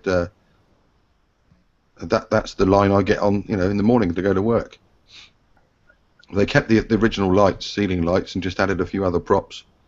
Obviously a bit of CGI as well, probably, but it looks good. It looks a bit more made for TV, but that's fine. I mean, it's and I've heard lots of arguments about. You don't think it has that same cinematic, that same epic feel? I don't think I've seen enough to. Yeah, I think it does a little bit, but then it depends on. I like the bit where they showed the Death Star. That was cool. Yeah, when they're putting the dish in a Death Star. And they've obviously got the Emperor's Most guard. nervous fucking guy in the universe is the dude fucking supervising that attachment, right? Space station size thing goes into a moon size space station. Slight fucking misalignment and the whole thing goes to pot. I mean, that's like the second worst job on the Death Star. You know what the worst job on the Death Star is? Those poor bastards whose job it is to stand on the railing and watch over the railing and make sure the super laser fires. You just know those guys are sterile as a fucking mule, right? Those dudes have got like they got raisin balls. It's their job, right? It's like, did the gun fire? You fellas lean over and have a look, because we're not sure. How was work today, darling? Oh, it was fine, thanks. That is a shit detail if ever there was one. I'd rather muck out the Imperial fucking trash compactors and wrestle the one-eyed green people eater than fucking do that job. I've seen some other complaints about, oh look, the lead is a woman again with a black guy as a sidekick and all this sort of stuff, but I don't know. Well, I don't know if Forrest Whitaker is going to be her sidekick. He's not. I don't think he's set up that way. No, I don't think so either. I think the other guy, I don't know the actor's name, is going to be. But it looks to be good. It looks to be good. Yeah, Is it this next December, isn't it? No, this December. This December, yeah. Yeah. So not that far away, but it looks. And I did see the bit with the red Imperial Guard. So that infers the Emperor's there somewhere in it. Yeah, I want to know who that dude is with the white uniform with the flowing cape. He's a Grand Admiral by the uniform apparently. So, but the hooded figure walking towards. Sorry. He's not Thrawn, no. Not Thrawn, no, definitely not. But the guy in the black hooded, that's got to be the Emperor, surely. Walking towards the two red guards. Darth Vader's got to be mentioned or seen. I mean, I can't. I'd be very surprised if we didn't see Darth Vader at least once. Yeah. I want to know why I want to know why the lead character is dressed like an Imperial TIE fighter pilot near the end of the intro, or near the end of the teaser, though. With the sticks. The weapon seems to be the nunchucks type things, or the sticks. But of course, you won't see a Jedi, will you? Because they're all gone. But, no, but you'll see people act awfully close to one. yeah, they're given the guy, the Japanese guy, whatever, I don't know what if Japanese or Chinese, a staff, which is a bit like Rey, and a bit like a lightsaber, but without the light. So yeah, there's a lot of similarities there. But yeah, it should be good fun. How's your degree coming along, Dave? The idea that there's going to be a Star Wars film every year now until I die, that's not too bad a thought. What do you mean until you die? Well, Disney have said they're going to do one Star Wars film a year, like forever. And let's not be talking about you dying yet, shall we? I don't know, as you're talking I meant every year for the next 30, 40 years, hopefully. 30, 40 years, they can't possibly make that. There's no way they can. Wouldn't surprise me. No. Well, come on, since '77, I know there's not been that many. There've been 6 films plus all the Star Wars connected stuff. It's not. Yeah, but every year for 30 years, Mark. I mean, no franchise could keep that up. I mean, they just lose interest in general. You got to know that at some point somebody's going to just go ahead and remake episodes 4, 5, and 6. You got to know that. Well, they should remake 1, 2, and 3 for things. We're going to have to. Don't get me started on 1, 2, and 3 because I don't want to argue with you about that.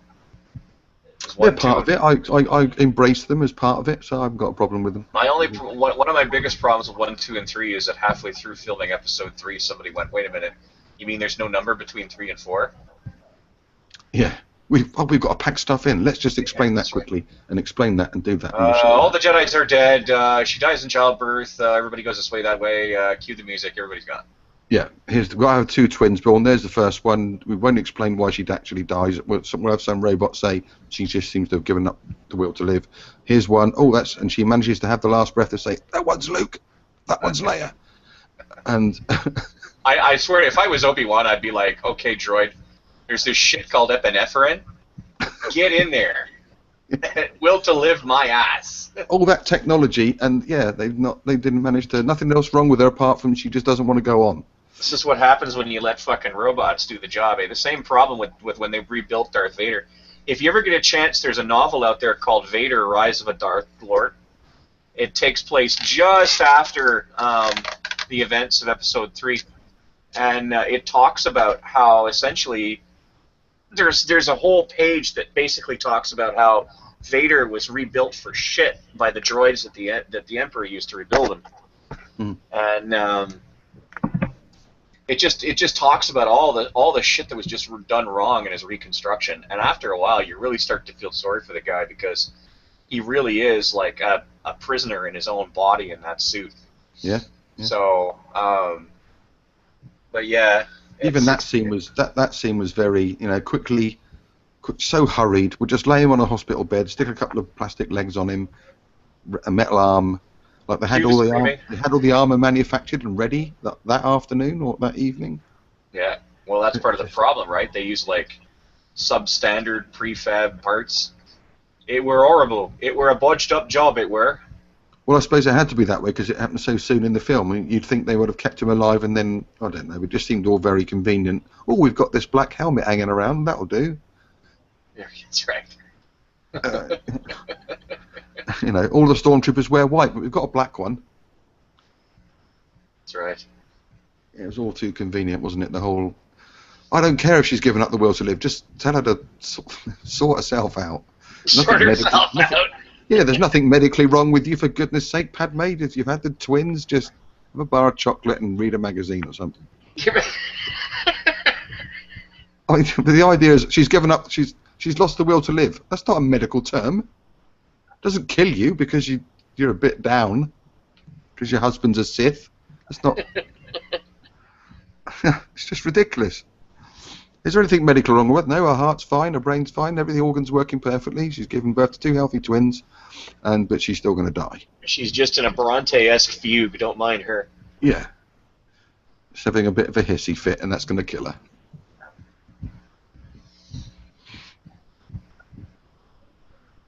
I don't know.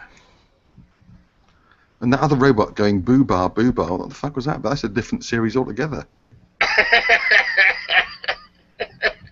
That's weird. My son recognised that because there was a TV program in this country for little kids called Boobar. Weird. Uba. Yeah, it's pretty weird. It's weird You as think noise. Obi-Wan would have said, "What the fuck is he talking about?" What's a boob? What's a boobar? We've got the most amazing technology that you've ever seen. We can replace hands and arms, but we can't stop someone dying because they're a bit upset. And we've got a robot that speaks weird language and can't. Got robots that can deliver children that none of them can save your life. That works. Oh dear.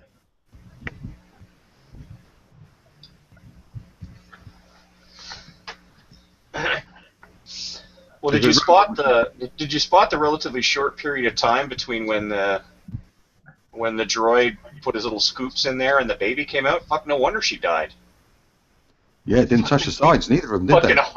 He hauled the fucking kid out of there by its fucking nose. No wonder the kid. No wonder she croaked. You probably pulled her fucking uterus out with it. I reckon the droid just stood up the other end about 12 feet away with a catcher's glove on. That was it, and just Yeah, uba means put her there, put her there, put her there. I'm just about to die, but I've just had enough in me to think of two names. How did she know that the one they were passing her was male or female? It was wrapped up. Yeah, I know. Could have been the other way around, you know. Leia Skywalker. Why did my mother name me after a girl? Shut up, Leia, and go and sort the droids out. Where's Princess Luke? Over there.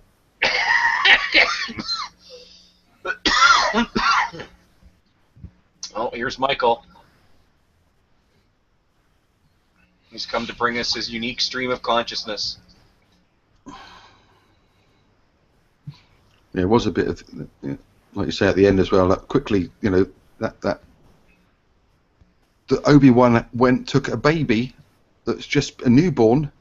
Yeah. How did he feed it when he was travelling all the way to Tatooine? Where did he strap it? He probably had one of those Uba droids, you know. Give it some formula. Just stuck it in a seat and strapped it in and just quick. Take this, baby, and don't forget before you go to bed to go and wistfully look at the two setting suns, because that's what we want. That's what you do, isn't it? You always take a newborn baby out into the fucking freezing cold desert at night. Yeah, just to look at the two suns for no reason. Should we go outside and look at the two suns going down again, dear? Oh, okay. Let's take the baby this time. We haven't microwaved the baby enough. Oh, dear.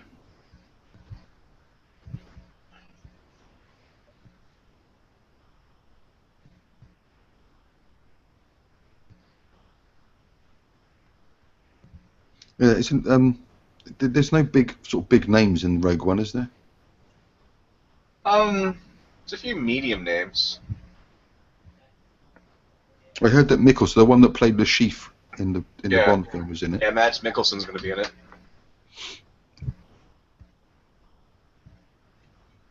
The first time I heard that name, I thought they said Le Sheep. I was like, what? Man. I'm like, they are not calling him Le Sheep.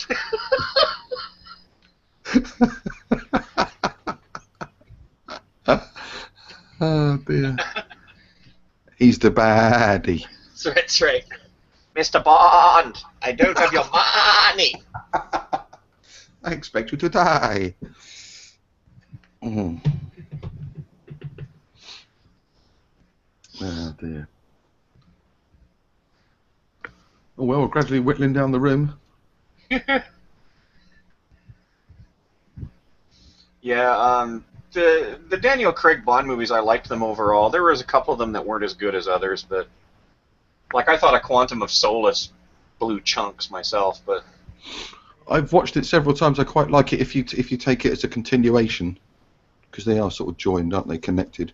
That's the thing with this set of Bond films, is they have all followed the same storyline, right? Or followed on from each other, as it were. They're not disconnected like a lot of the other ones were. All of the other ones were. They actually. So yeah, I do like that. What did you think of Spectre? Brilliant. Loved it. Yeah. I think Daniel Craig's just great. I think he's the best Bond. I think he's better than. He doesn't want to be Bond anymore, so. Well, so he says. I don't know whether that's a. Well, I don't know whether that's a ploy from him to get more money next time, or whether it's he's sort of like, well, I might do it, I might not, and I'd rather slit my throat than do it next time. But all the Bonds have said that at some point. Cause, fuck, if they should get Idris Elba to be the next Bond. who, Why sorry? not? Idris Elba? The guy who plays Luther on the British TV series? Yeah, I don't know. For me, because I'm a big fan of the old, when I read the Bond books when I was a kid, so, I mean, and that's why Daniel Craig is very, very close to the books. I mean, Bond in the books, he's fucked up. He's mentally, physically, you know, he's a psychopath almost. And I knew when I was watching Casino Royale and I watched James Bond murder somebody in a shitter with a shitter. I knew we were in for a different kind of Bond, because you just know Roger Moore would never have done that shit. Never. He'd be like, not with his I flares. have to go into the loo and kill someone with another loo. No. Yeah, it's much more brutal, and there's no gadgets, and there's no, you know, as much, you know, as the old. And so. Although I do miss Desmond Llewellyn. I do miss him. Yes, yeah. Well, John Cleese took over that role. Tell you, Mr. Bond, always have an escape route. And the guy's disappearing through the floor. Try not to break it, Bond. Right. Try not to break it, 007. Try not to break it, 007. Oh, do smarten up, 007. Oh, grow up, Bond. I do miss him. Yeah, they gave the role to John Cleese, didn't they, in the Pierce Brosnan era? Yeah, and he didn't do too badly with it. Yeah, it was hard to take him seriously in the role though, because he was just John Cleese. He kept waiting for he him was to do John Cleese, right? It's sort of. Yeah, and he kept waiting to do a silly walk or something, or. Yeah, could you imagine him doing a silly walk? Oh, Michael's making coffee. Best drink of the day. We're getting a shot of his caboose there. There we go. That's that. Oh, that's yeah. Merci pour ça. Your picture's a bit wonky, Michael, on the right there. The one at the bottom's a bit. It's not quite straight. It's doing my OCD and.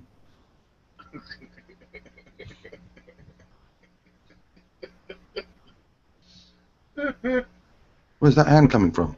Oh. I don't know. That looked a bit weird for a moment. Yeah, there we go. Water in the coffee maker. Welcome to episode 1 of How to Make Coffee. How to make coffee. Here we see our host, Michael, is making a decent cup of coffee. Yes, he's telling. Yes, the thumbs up. Everything looks to be in perfect order. Isn't he wearing a smashing jumper, Mr. Chatley? Yes. While we're waiting, Michael is modelling this season's latest striped effort. Striped effort, yes. Ah, and there's a banana from our colonial friends in the far off Caribbean. Michael is now popping open the banana. And for all you children that are watching, these are very healthy. And Michael is now eating the banana. Yes, look, there it is. Coffee is also from our colonial friends in another part of the world, which is also owned by the Empire. That's not what we call South America. Yes. It's like North America, but more southernly, Chudley. And don't try that at home, children, with that knife. It's very dangerous. Michael well might have cut off his tongue there, or cause himself a very nasty mischief. Yes. Michael is also modelling this year's summer shorts.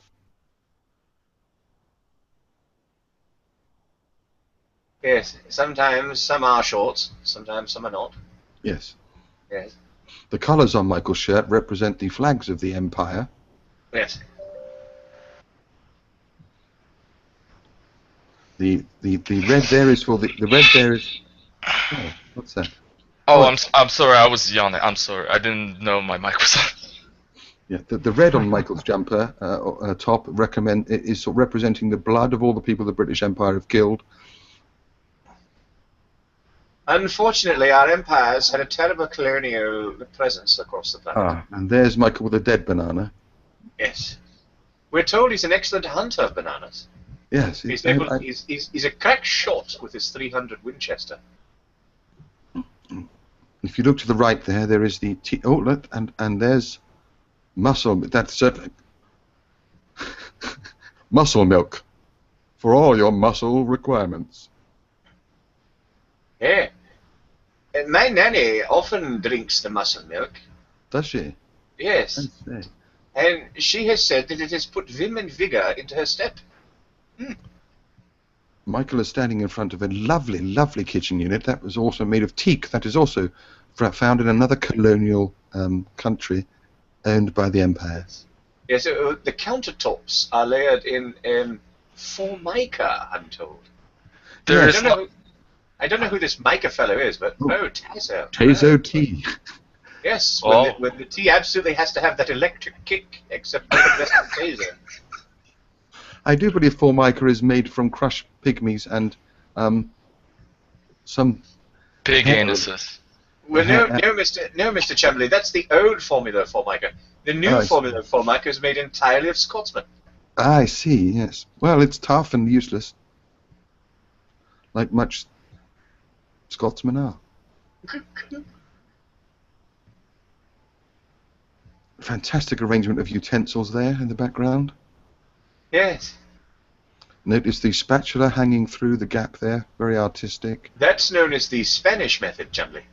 Oh, I see. Yes. Yes.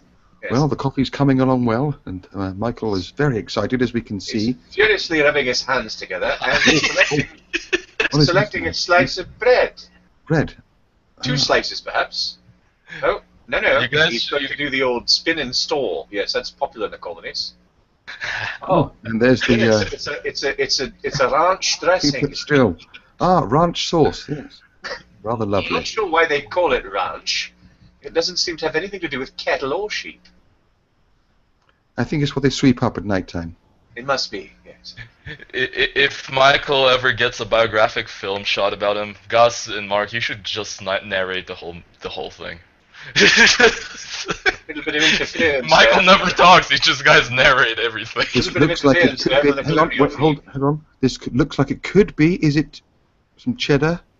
It's no, it's not cheddar. That looks like it's gone off. Something with bits in it. Yes, it has gone off. Oh dear. Don't try that. Don't try this at home, children, with a knife again. And Michael you'll see he's taking a great upward slice with his cutting knife. towards himself. Rather dangerous. It is dangerous, but they say in the colonies that everyone lives dangerously. Yes. The excitement is getting to a crescendo now, as Michael. The coffee is almost ready. The coffee has been manufactured. He's pouring it. He's pouring it. Oh, what a stylish way of distance. Stylish presentation there. It's absolute flair and panache that makes this coffee creation in the colonies so Artistic much. impression is through the roof there. The Russian judges, I hear, gave him a 5.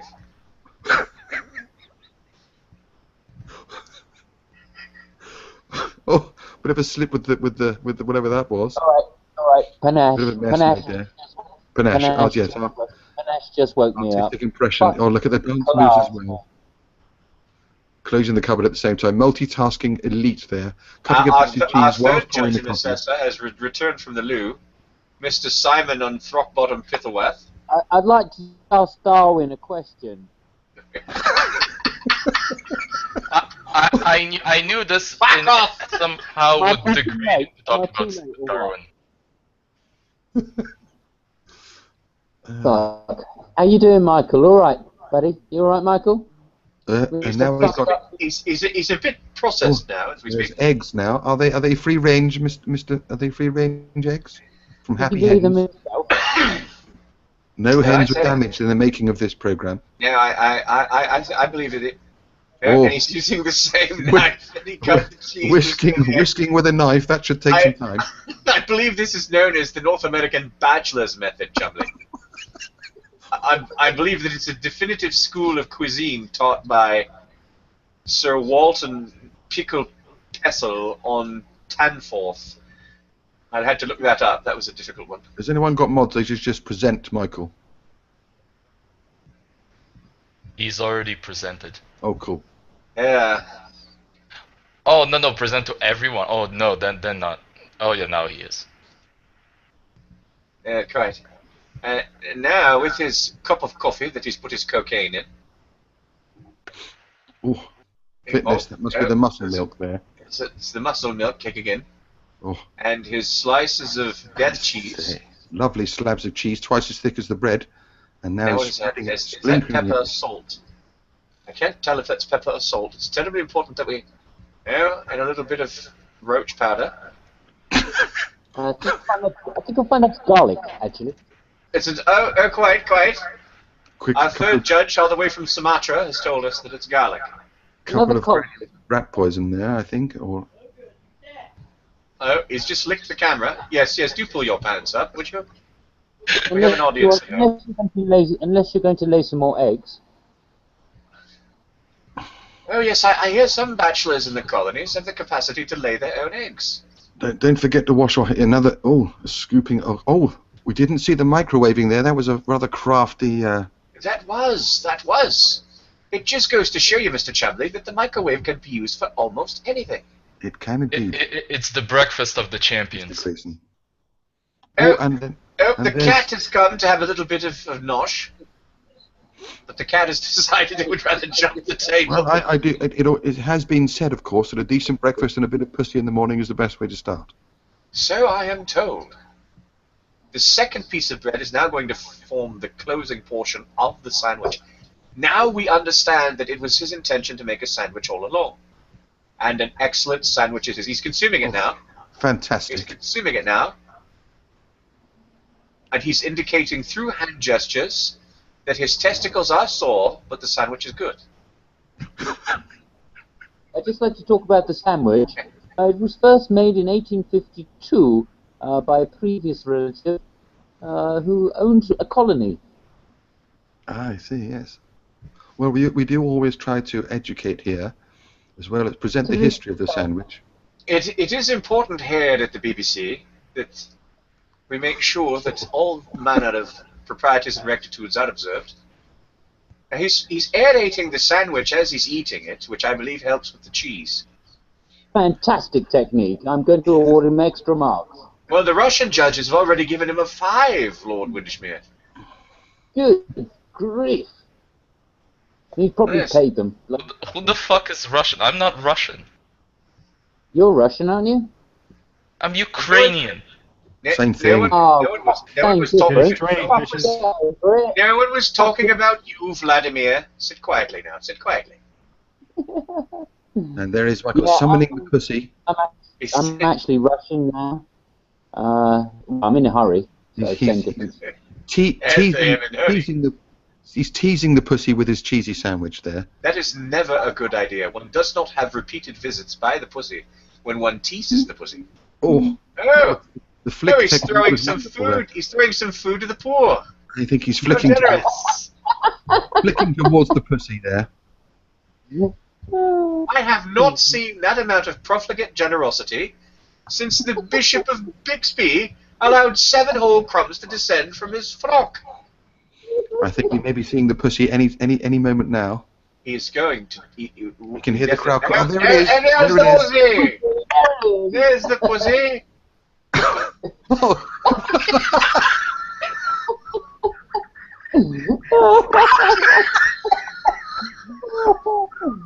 Oh, well, I must say, he's going to score very highly with this kind of pussy work. That's an incredible fingering on the pussy there.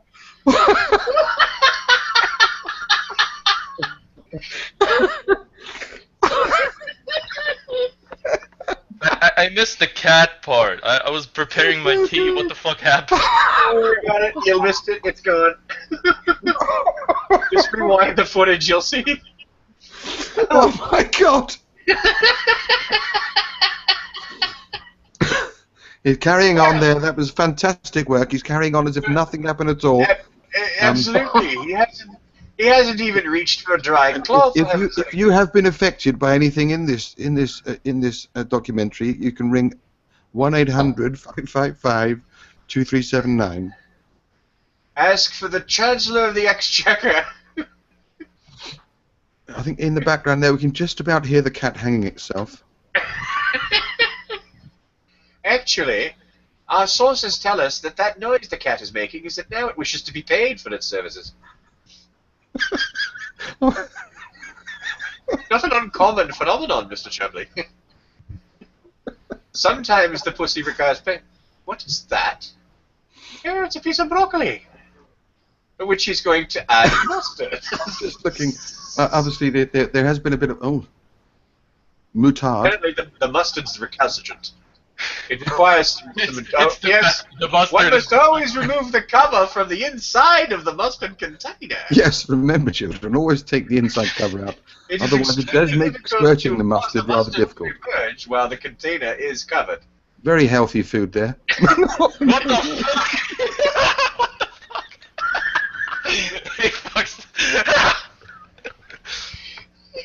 I say, I believe this may need to visit the National Health Service. He will after this, I'm sure, Mr. Grayson. No, it's gonna be all white now. Oh no. No, it's not. He's giving it a good shake, I'm sure. As one must always give one's bottle a good shake. It's the strangest diet I've ever seen. He's modifying the sandwich. I don't know if that conforms to the international rules, Mr. Chumley. Are you I'm not sure either. permitted to modify your sandwich once it's constructed? I think he may have taken an illegal substance there. I'm not sure if that's on the list. Well, he's definitely administered an illegal substance to the cat. But is it performance enhancing? This is the issue. I'm not sure that broccoli is considered a performance enhancer, Mr. Chumley. Well, we'll have to ask the cat. He's definitely having a performance now. This suave dancing with the coffee and the sandwich, I haven't seen anything like that since Mango Pete 20 years ago. No, it's extraordinary. In his world-famous song, Chick Chicky Boom Boom, Chicky Chicky Boom Boom. It was a hit. I understand so, in several European countries. Yes.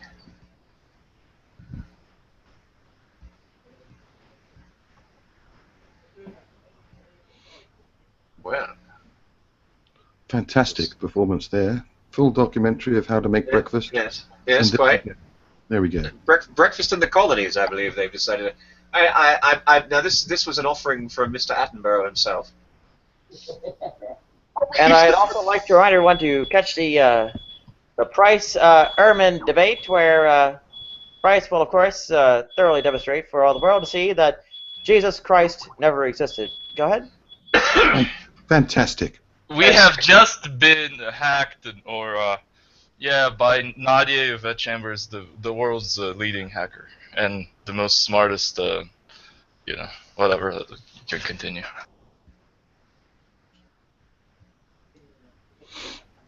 Russians always ruin things.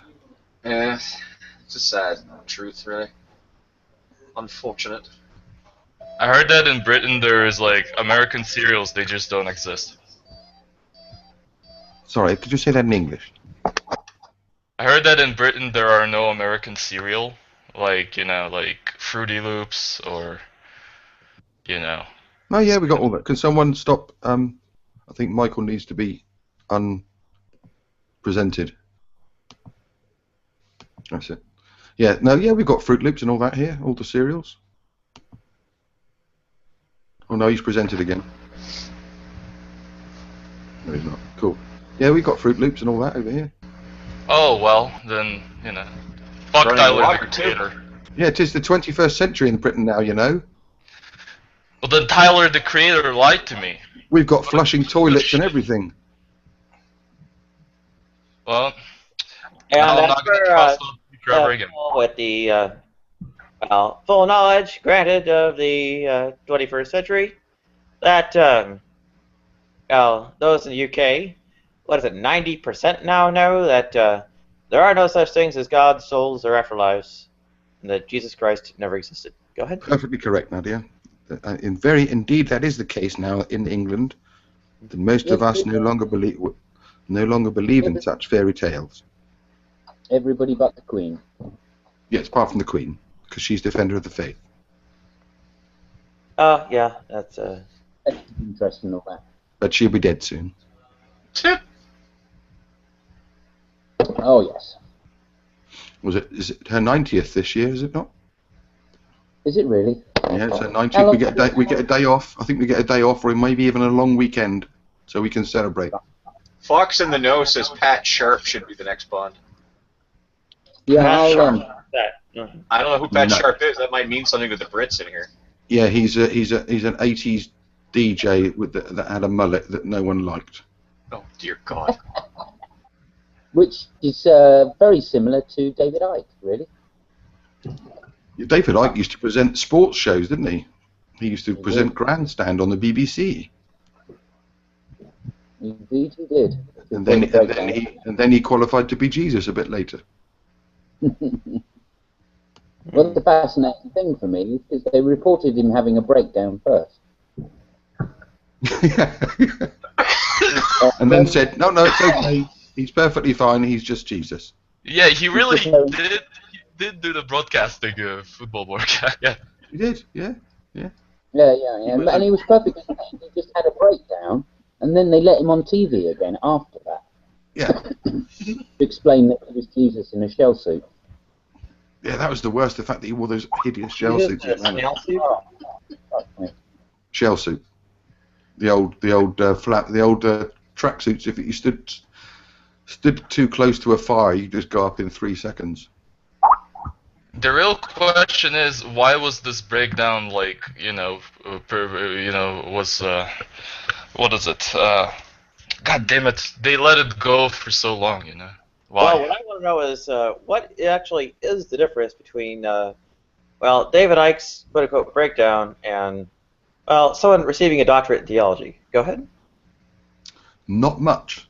Not much. One's called Jason Burns, the other one's called David Icke. And I should think the medical bills are quite a lot higher on the second one. Yeah. CHS should be ashamed of itself. They should have dragged him into a mental asylum while they, had him. Well, but he said he was Jesus. They went, oh, that's fine then. Off you go. Fertig. Nothing wrong with you. That's why there needs to be an effort to educate the public that, there are no God, souls, or afterlives, and that Jesus Christ never existed. Or Moses either. Or Solomon. Or Solomon. Or Adam, Eve, or Abraham, or Isaac, or Jacob, or... Oh, you're doing them all. You're doing them all. At least give us turns. Or David, or Saul, and any of those. Yep. Adam, Eve, Noah. Or Muhammad, or Buddha. Yes. Or Vishnu and all that. Or Mother Mary. I deny the historicity of all 24 avatars of Vishnu. Go ahead. Sheesh. Just being thorough. You betcha. And all 16 avatars of Ganesh too. I hope you've got a link. Buddha not a real person. I thought, was Buddha not a real bloke? Not much better reason to think that Buddha was historical than Jesus Christ, and of course, there's a less reason to think that Jesus Christ was historical than, say, Hercules or Romulus. Go ahead. Yeah. Well, I just asked the question. I never looked into it. I'd heard that obviously Buddha's not a god, though, was he? Das ist neu. I thought it was Siddhartha. I thought he was the guy that's attached to it rather than... What, King Arthur? No, Siddhartha, as in... Oh, I thought you said King Arthur. I thought, bloody hell, he's not really. He got around as well, yeah. I might be wrong. You mean El Siddhartha, Dave? I remember watching an Eddie Izzard thing about it. That's my limit of my knowledge about it. Oh, well, Izzard must be true. Yeah. Let me get the boots on. No, as qualified as Jason Burns, probably. I'll have to take on, Turkish, Russian, and Esperanto after I wrap up, Swedish, French, Spanish, Italian, and I think, what is it? I just wrapped up German, so I guess go ahead.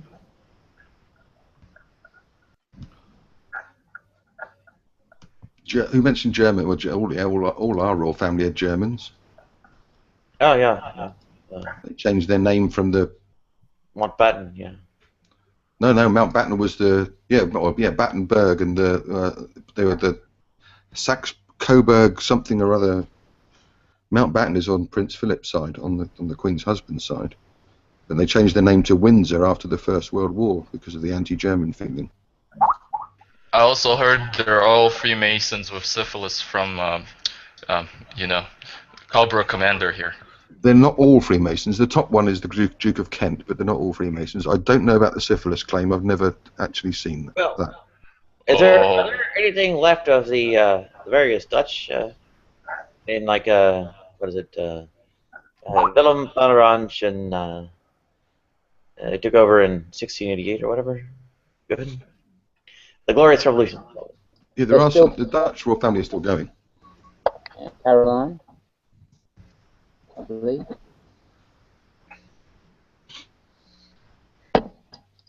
Yeah, I think who's in charge? Caroline? It's Wilhelm. It's Wilhelm Alexander at the moment, isn't it? Or is it really? Yeah, it was Beatrix until 3 years ago, I think, and she abdicated, I think, in favour of her son. Oh, whoops.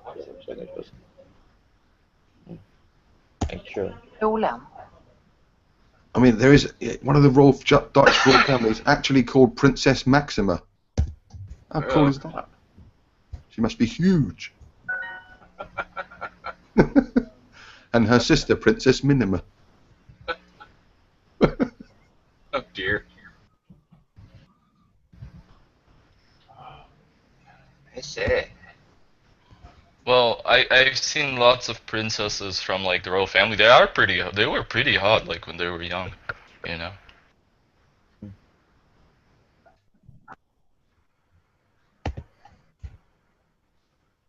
They were all related at one point anyway, weren't they? All the Yeah, Europeans. that's the awkward part. Because Kaiser Wilhelm was the grandson of Queen Victoria.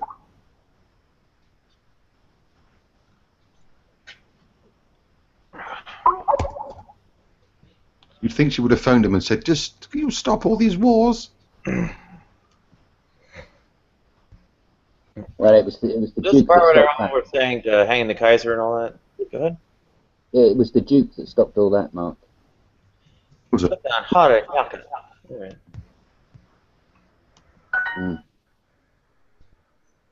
Too many races. You can't have a go at the relations. They won't send us a Christmas card. Exactly. I mean, it's funny that all probably the most free, allegedly free and secular, whatever societies are all the ones with constitutional monarchies. Yeah. Yeah, and the ones with formal separation of church and state are, well, either borderline or possibly even actualized theocracy. Go ahead. Yeah. I mean, separate the church and state in this country are locked together, but it's weird. We don't have any. And the same with Denmark, Norway, Sweden, the Netherlands. Was it Saudi Arabia? I think has formalized separation of church and state in its constitution.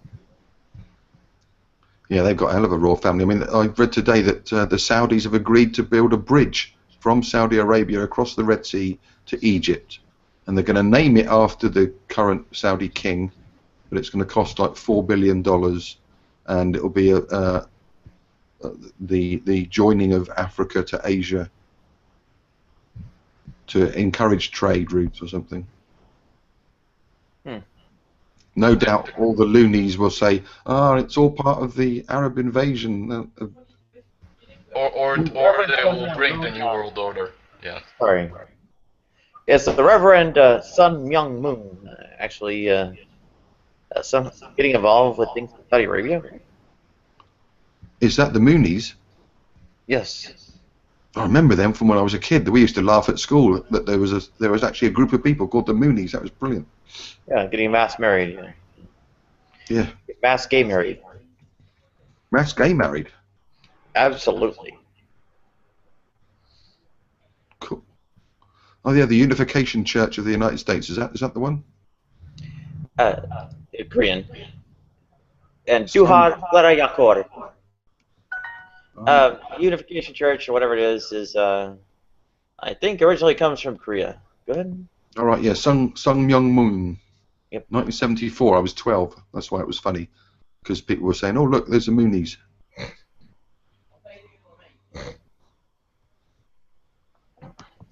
Yeah, I'll chuck a moon at you. Be 10,000 of them at once. Brilliant. Yeah, you're right. He's Japanese. The one that founded it's Japanese Korean, which is now North Korean. When he was born. Yeah, he's pretty flaky stuff, but yeah, it doesn't surprise me that the Moonies would be getting involved in Saudi Arabian affairs. Go ahead. And he married a woman called Choi Sun Kil. Andy.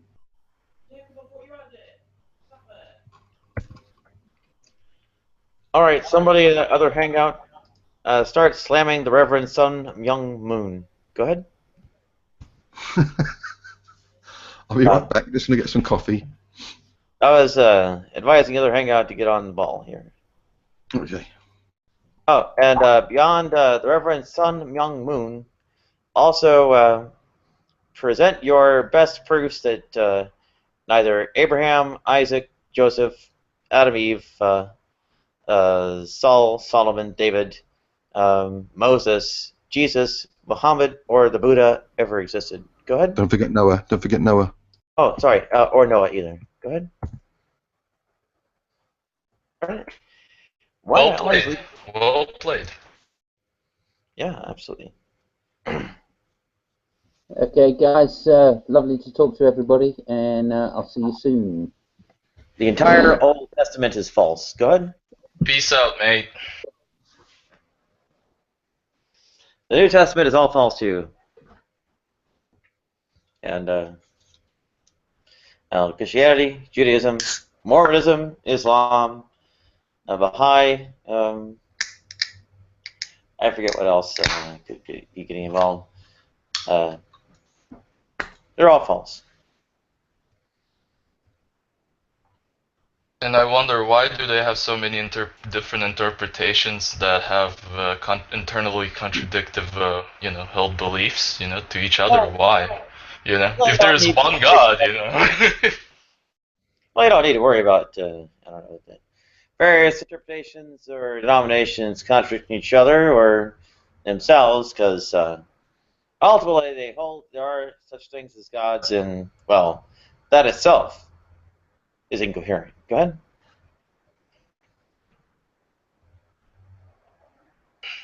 Yeah. But this is like a bonus to that, This is like a bonus question they should answer.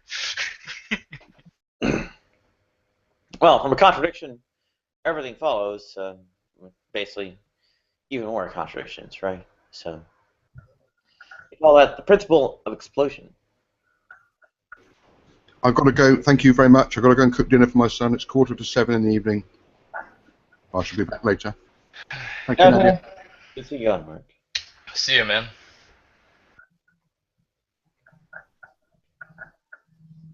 I have to wonder what the psychologists think of eliminative materialism and all that.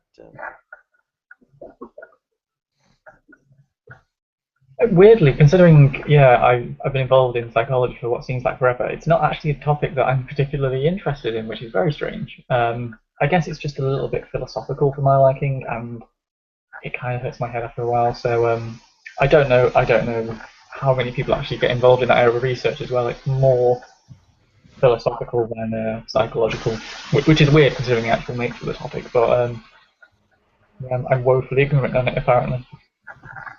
Well, it kind of makes some perhaps remarkable claims that are contrary to, I guess, traditional ways of thinking about psychology, like belief, desire, intention, and will. And they hold basically that these are not, coherent or descriptive notions, so, yeah, there isn't actually, any kind of reality behind them, right?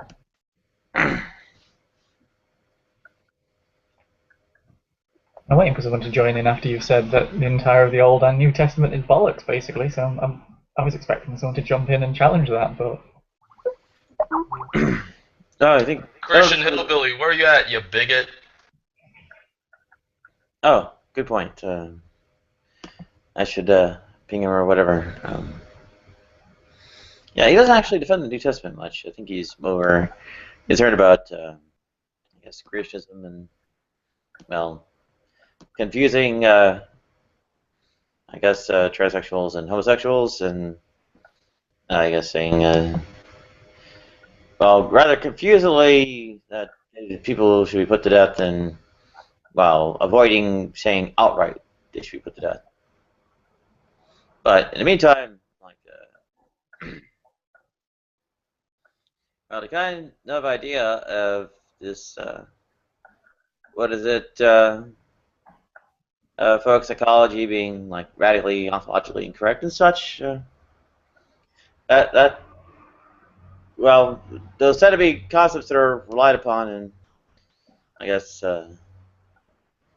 the usual study of psychology.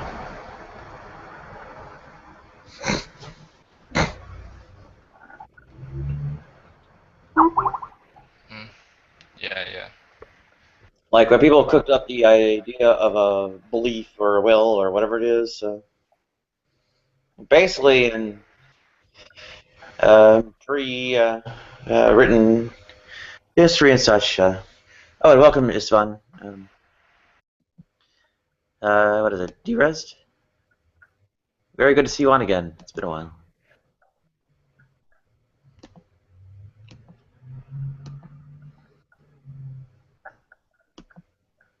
Yeah, what cracked me up is when he conflated homosexuality with transgenderism.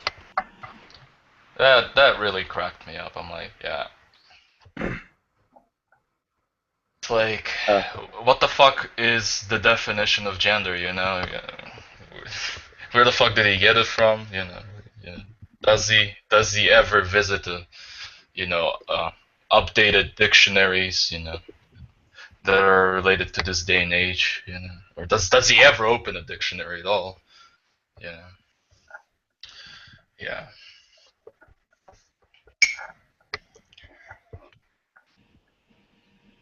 Well, in the meantime, I think the usual kind of notion is that the reliance of these things on, basically prehistoric kinds of thought and such are, well, maybe not the best way to ground scientific study. Go ahead. Yeah. Also later on, I was listening to the whole conversation Shut up. with Xbox and naturalism. So yeah, Xbox was presented a good argument, I suppose. And I mean, as much as I'm not a naturalist myself, but I don't want anybody talking about two teams, really, though. So. Out of curiosity, what's a good argument for naturalism?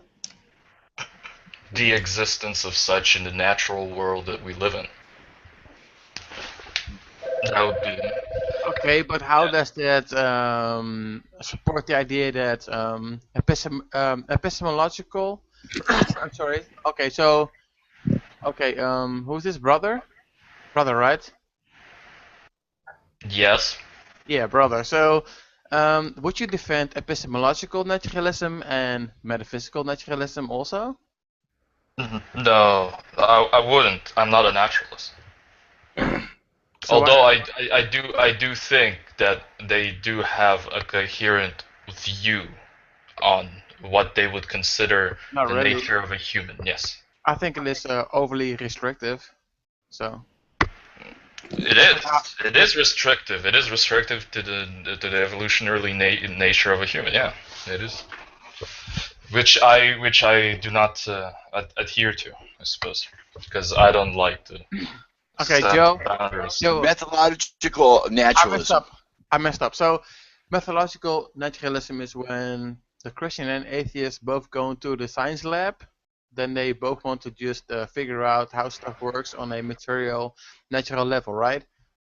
level. So I was talking about epistemological naturalism and metaphysical naturalism. So do only material things exist, is the scientific method the only source of knowledge? Both have significant problems, I think. Well, but the idea that the scientific method is the only source of knowledge is obviously false. I agree, yeah. There's no way you can justify that. I've literally never heard anyone outside of people misrepresenting what It is science is. self-refuting, actually. Yeah, that's a misrepresentation of what the scientific method is, I would agree. People may say it's the best, but not the only one. Yeah. And I've literally never heard someone say it's the only one, so... Well, it's the most reliable. Some do. I mean, verificationists do say that it's the only way to arrive at knowledge. Or, for instance, logical positivists. Well, I mean, are there any people who are currently, like, I guess, top people in their field who are still logical positivists? No, I thought that died to death. Yeah. Decades ago, but... A long time ago, in the 20s, 30s? I don't know about that, but a long time ago, definitely. Right? Wittgenstein, tweeted directly to getting rid of it. Go ahead. Hi, Joe, by the way. What's up, David? How's it going? Chilling.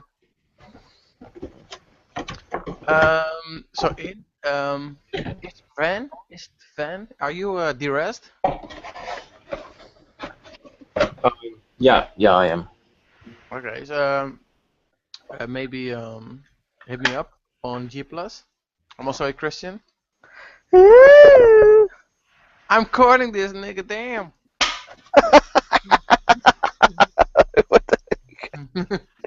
I forgot that you really like rap. Yeah. I've heard his audio with Rainion. Do you remember? Yeah, I had a discussion with Radeon like a year ago, maybe. Yeah. So yeah, I mean, some people don't like you that much, but I want to talk to you a little bit about some stuff. I'm a Christian too, so by the way. But I'm kind of new to G+, so if you can add me, that would be nice. I don't know how to do that stuff. Well, yeah, sure. Might as well change the name from Google Plus to the Christian. Shut up, Mario, silly communist. Oh, sorry. Go ahead. Yeah. We don't want to hear that stuff. What, the Christian Fellowship Network is... no, communism. Google Plus? Go it's ahead. Silly. If you're an atheist, then you have to be a nihilist, and it's all about anarchy, so there's no social contract, so shut up. How is anarchy conflating with communism? How can you prove that it's... yeah. Very coherent. Double chin, answer. Russian... I was saying that I actually do hold to anarcho-communism, so... Yeah, exactly. That's why I was asking it.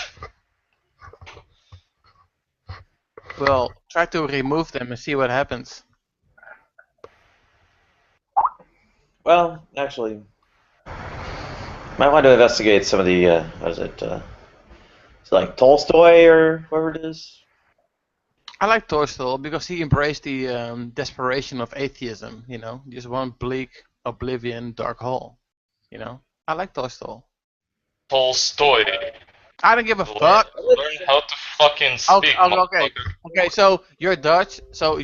And you pronounce it in a wrong way. Therefore, you're wrong. No. I was just correcting you. Obvious, David. That's all I was doing. Hey, Josh. What does atheism have to do with bleakness or desperation? I'm just trolling, so I want this call fucking to proceed. So go ahead, guys. I'll be right back. It's pretty damn obvious you're trolling. Yeah, I was gonna say at least earlier in my life where I'm only trolling on the communist. Engage in political activism to, I guess, abolish all religion and theism and superstition and such. I was actually kind of a relatively content person, apart from, well, being in the process of making certain arrangements, right? Yeah, so for the record, I want it to be known that I was just joking around about communism because I don't care or know anything about it. But You yeah, too so little for Christian communism. but I think well, they have okay. the hammer. Liberation theology, yes. Hang on. David, you know the hammer and sickle kind of insignia? Yeah. Yeah, they change it so instead of the hammer, it's a cross. Go ahead. Oh, that's nice. I think it's X17, right? X17 or something? Or 7? Oh, okay. But yeah, I think atheism is pretty retarded, but I was kidding about the communism thing, so I'll be right back. Be right back. All those things is God's soul's afterlife, and Jesus Christ never existed, so. You're presupposing monism. Okay, be right back. Presuppose it. Ableism 101 in buzzwords. Woohoo! Ooga booga booga. I'll get your Why mom. doesn't God be so Be true? right back.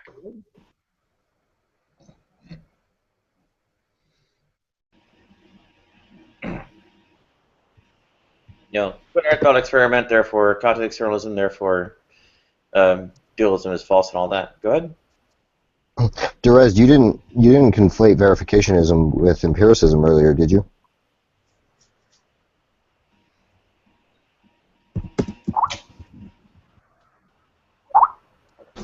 He was talking about logical positivism, and I don't know. I think it was agreed upon that that's not really that hasn't been a tenable position in a long time. Right. But I just wanted to make sure that could somebody define what we by methodological naturalism? I'm sorry, say that again.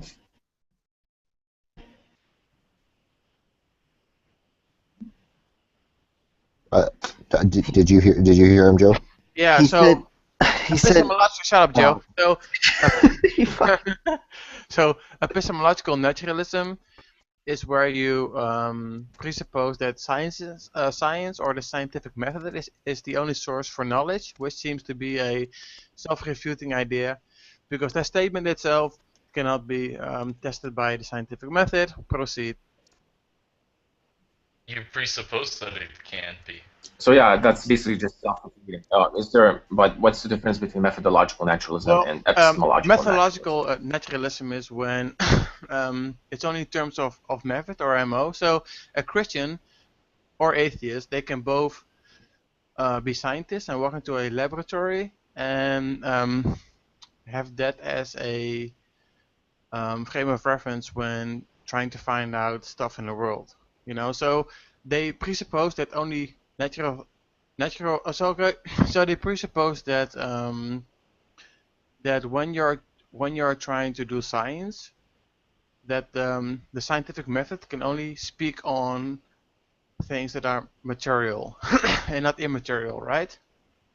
So they're not going to do analytic philosophy or anything, or talk about things that are immaterial. So methodological naturalism basically means that in terms of method, when doing science, you are only trying to study or reveal things that are material.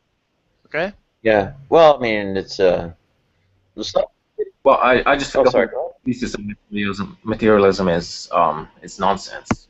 So No, but that whole thesis doesn't make sense. okay. So the Christian also, so the Christian believes that there are immaterial things and realities, but when doing science, they don't bring it into the lab, basically. So you cannot look at logic or morality under a microscope, right?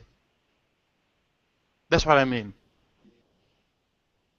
Okay, but what I'm saying is that I don't think you can actually coherently define what a material substance is. So I don't think, under that definition, I don't think methodological naturalism makes sense, because how would you even define material substances? What the fuck? What do you mean? Wouldn't that make materialism false?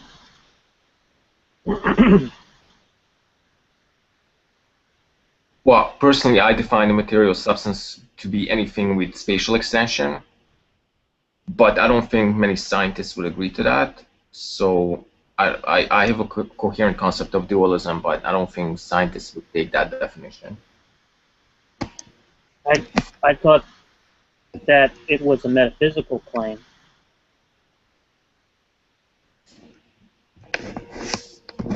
Science doesn't speak on things that are immaterial, like consciousness, right? Or soul, or whatever. So they cannot deny it or prove it. So Ultimately, what go ahead. Sorry. ultimately what methodological naturalism represents is a concession that the metaphysic is so grossly deficient and deleterious to the episteme that one must discard it in order to carry out any kind of empirical reasoning at all. Go ahead.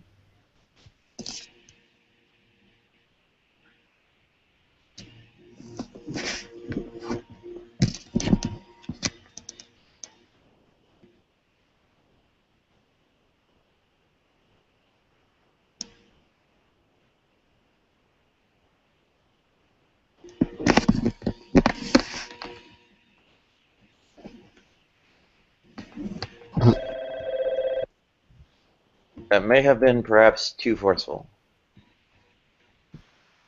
Seems like saying that something has spatial extension doesn't explain in virtue of what it's a substance, but just a characterization of what things with material substance are like, right?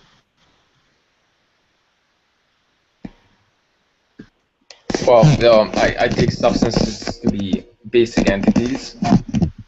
So by basic I mean they do not. They would exist if other substances would fail to exist. For instance, something that is material would exist even if the immaterial wouldn't exist, and vice versa. Well, I'm just You mean trying they to can exist?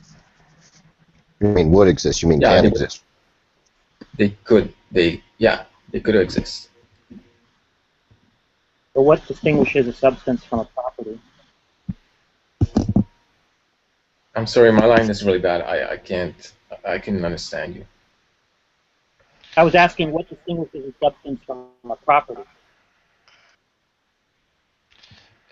And how do you know that what you call some undescribable concept that is somehow part of a soul or something ambiguously like unexplainable in physics? How do you know that that can be drawn back to a material or substance? So when a grown-ups are talking, Yeah, that okay. It doesn't disprove anything.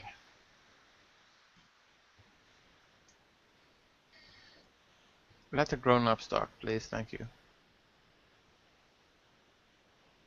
Out of all people, you're the one who's telling me this. Really, David, I'm not taking. I don't think anyone is taking you seriously. Oh, sorry. Go ahead. What? Yeah, sure. Yeah. Nice display of maturity there. You don't see what I did, right? Oh my goodness. When I was in the seminary, this Father Jude was a real brilliant guy, and he was giving a lecture, and I always had my hand up. Oh, Father Jude, Father Jude. And he says, yes, Brother OG. Can I ask a question? He said, is it germane? And I was thinking of the only Jermaine I could think of was fucking Jermaine Jackson. I was like, no, Jerome, Michael, Jermaine. You had to be there. Nice physical experience, bro.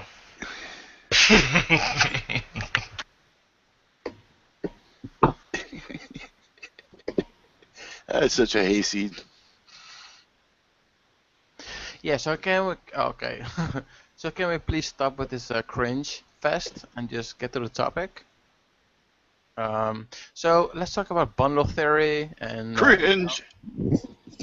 Let's talk about bundle theory and essence and substance. So you have object, subject, and then essence, and so and let's talk about material things versus immaterial things. Instead of talking about some other stuff. Okay, let's go.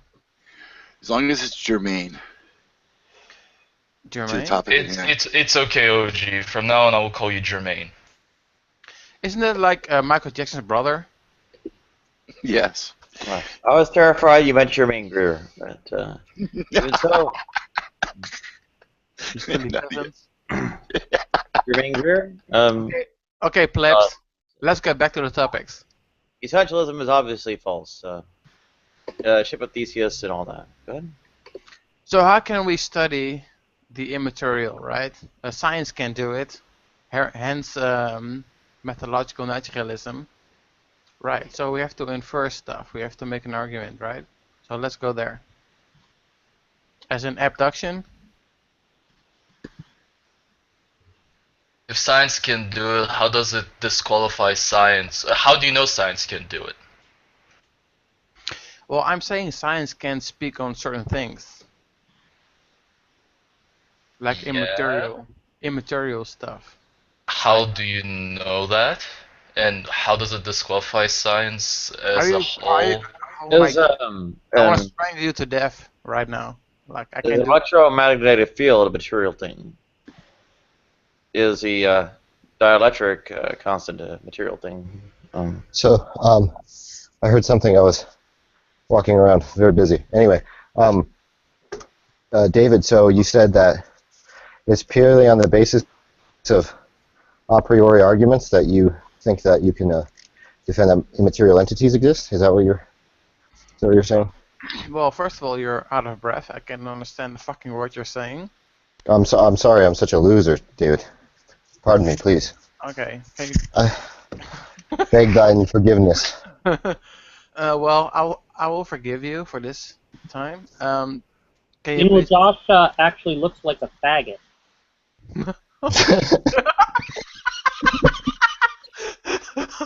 Jack doesn't mean that you look like a faggot because, you know, you both have the same show picture. Shut up. One to no one. No Yeah. shit, that was like perfect. It's Jack, true. just It's out of true. curiosity, what is the meaning of your profile picture? Okay, I wanted to respond to Josh. Oh, sorry. No, go ahead. Go ahead. It was part of the humor thing, which was, people said I used to look like one too, until my thyroid failed, and now they say I look like a very, overweight and out of shape straight man. And also, welcome Darwin's deity. Go ahead. I don't think that's true, Nadia. Okay. Anyway, so David, the question I asked was whether you think it's purely on the basis of a priori arguments that you can conclude that something immaterial exists. No, I think that's a posteriori. It's synthetic. So you have to have a certain qualia or experience. Well, can I stop you for a second? Yes, for once. Okay. No, I just wanted to make sure that you know that the analytic synthetic distinction is a criteria of meaning, not knowledge, right? So you can, Dude, I know this. Yeah. Okay, good. I just wanted to make sure. Sit down. So okay, so you can know it a posteriori, right? So the question is, what sort of predictions does an immaterial entity make that you might conclude? Oh, fuck. Are you going to run the question that you are trying to ask, Darwin? Nigga, plead. Oh, you sneaky motherfucker, you. I'm not gonna... I was just asking, right? Because you made the statement. No. How about no? Bear meme. Nope. All right, fine. Because I talked about this with CK and Jack for at least 4-5 hours, so I'm not gonna do this. So you can have your. So well, dear rest. I think Philip is going to like bust a nut over him being here. So we should talk about. Okay. Sorry, what? I missed that. Okay, so do you know Philip? Sent as my lord? I have, yeah, I know the guy. Well, I think he wants to really talk to you. Why? He's a fan, I guess. So, he's a pretty smart kid, and he heard some audio footage from Skype with you talking to Randy on. Of course, he's on Jax and Josh and Hal's side and stuff. So he's like, he was very, very, what's the word? Irate, angry, furious. My connection is sort of bad, so I might not be able to participate, but I'll do my best to answer any questions he has. Oh yeah, okay, but I'm saying that we can have, so Josh, Jack, and we can have some conversations. Well, Josh One? is obviously cool, so I'd rather not talk to him, but whatever Jack and Sanders, my lord, wants to say, that's fine. What do you mean I'm obviously a troll? Hold on a sec. What do you mean?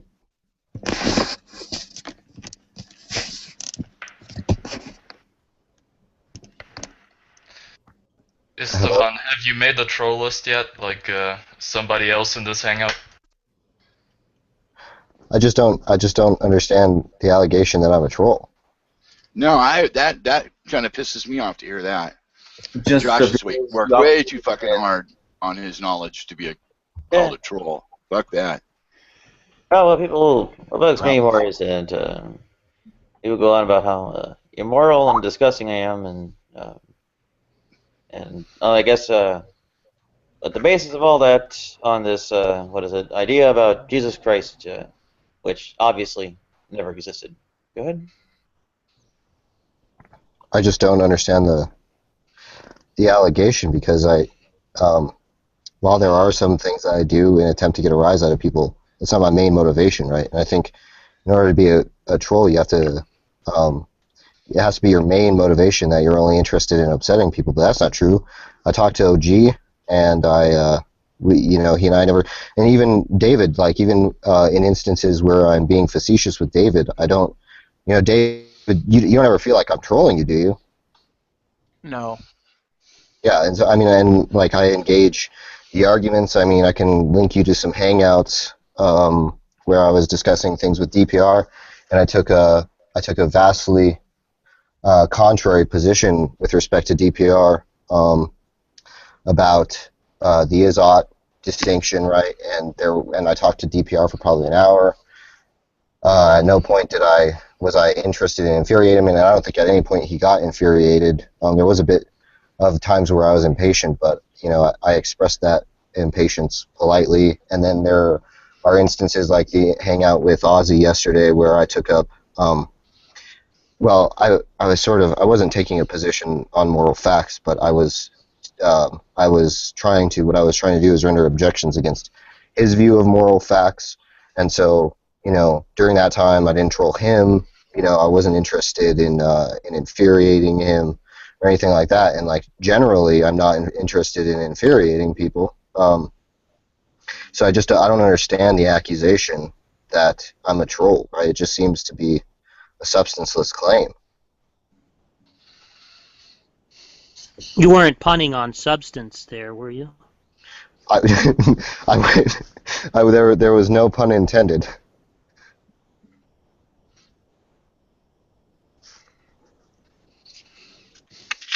Good. I think it's clear that there could only be one substance. Go ahead. I'm not even sure if it's clear that the notion of substance is coherent, Nadia. That being in terms of a bearer of properties. I'm sorry, say that again. That being in terms of a bearer of properties. Yeah. How's substance theory not coherent by any? Could you explain that? Right. I take it what a substance is supposed to be is something that. Wait, I thought you weren't engaging me because I'm a troll. Anyway, okay. So I take it what a substance is supposed to be is something that sets that is the bearer of properties. That is the thing in which properties inhere, right? But it seems that there's nothing to distinguish substances from other substances without their properties, right? But there's supposed to be some sort of bare particular.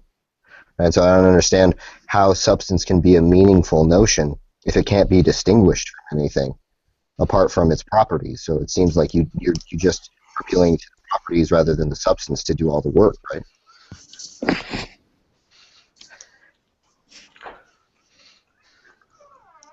On a completely unrelated note, David, you talked before about Tolstoy and why you praise him so much. I have a female acquaintance that is currently she's studying philosophy in university, and she's writing an essay about Wolf and Tolstoy.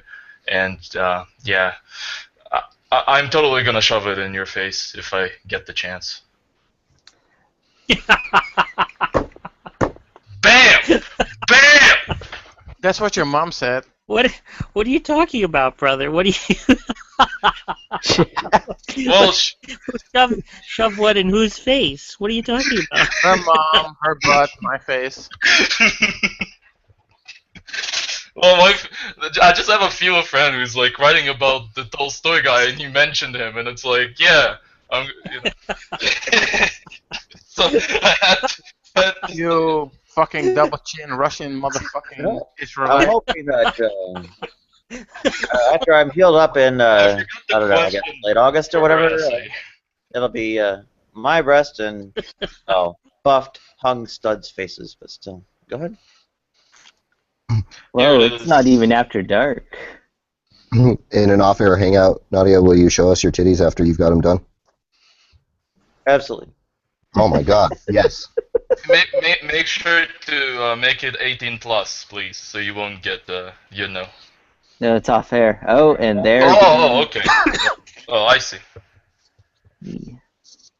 So earlier, Darwin's was in, and he was saying that Pat Robertson and Jimmy Swaggart were sincere. They were sincere in their Christian belief, but that Peter Popov was a charlatan, by which I take it he meant that he was insincere, right? And Darwin's had said the other day that you couldn't know intentions and that inferences were not knowledge, right? So he somehow wants us to believe that he can reliably discern which people are sincere and which people are charlatans, right? While at the same time denying that it's possible to infer people's intentions. Oh, my cookies are ready. Magics. Oh, Now, my other the funny cookies thing are about ready. that, I have objections to the the thing idea about that is that inferences do not constitute knowledge. I mean, well, do you hold that, pons asinorum is something about which there can be knowledge? Darwin? Yeah.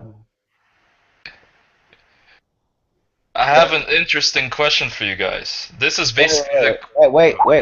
Yeah, I'm sorry. Trying to get see if Darwin's audio is working. Mic check. Darwin. Yeah, I'm here. Yeah, I was asking if you would regard the pons asinorum as knowledge. Go ahead.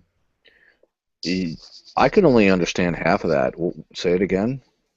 Would you regard the pons asinorum as knowledge? It's coming across as mumbling to me. Would you... I don't understand what the term is, Nadia. What does that mean? Pons asinorum. The pons asinorum. Yeah, what does that term mean? I've never read that before. Is it Latin? Purge of asses. Purge of asses? The bridge. The bridge of asses. The bridge of asses. Sounds fantastic.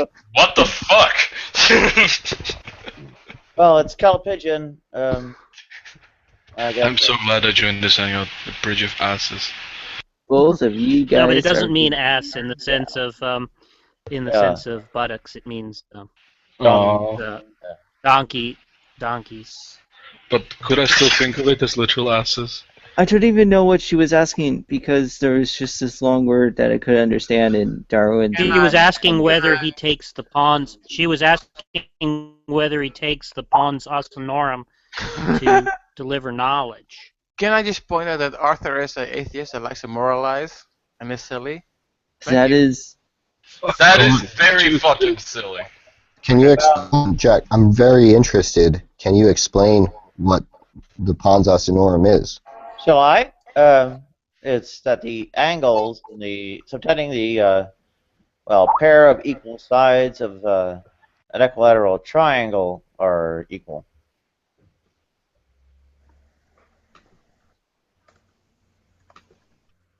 Nadia, you look crazy as fuck, all wide-eyed like that. What did I do? The rule of thumb, Nadia, is that we're not sophisticated enough to know what, like, some terms you're using, like, because you have to, like, dumb it down a lot for us. What, I mean, what?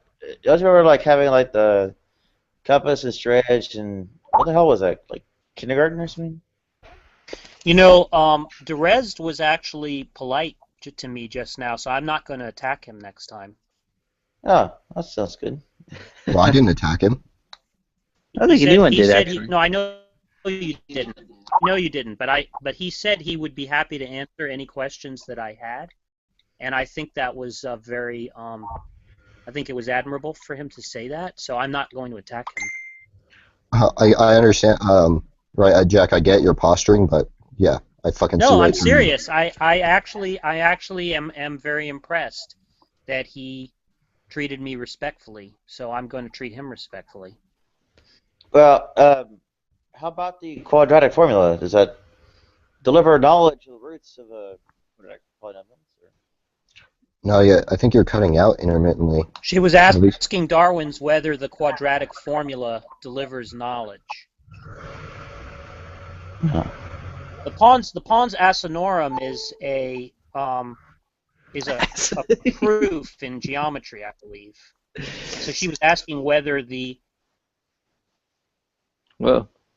See, that's what I'm talking about. It's guys who are on mobile sometimes leave at the exact same time.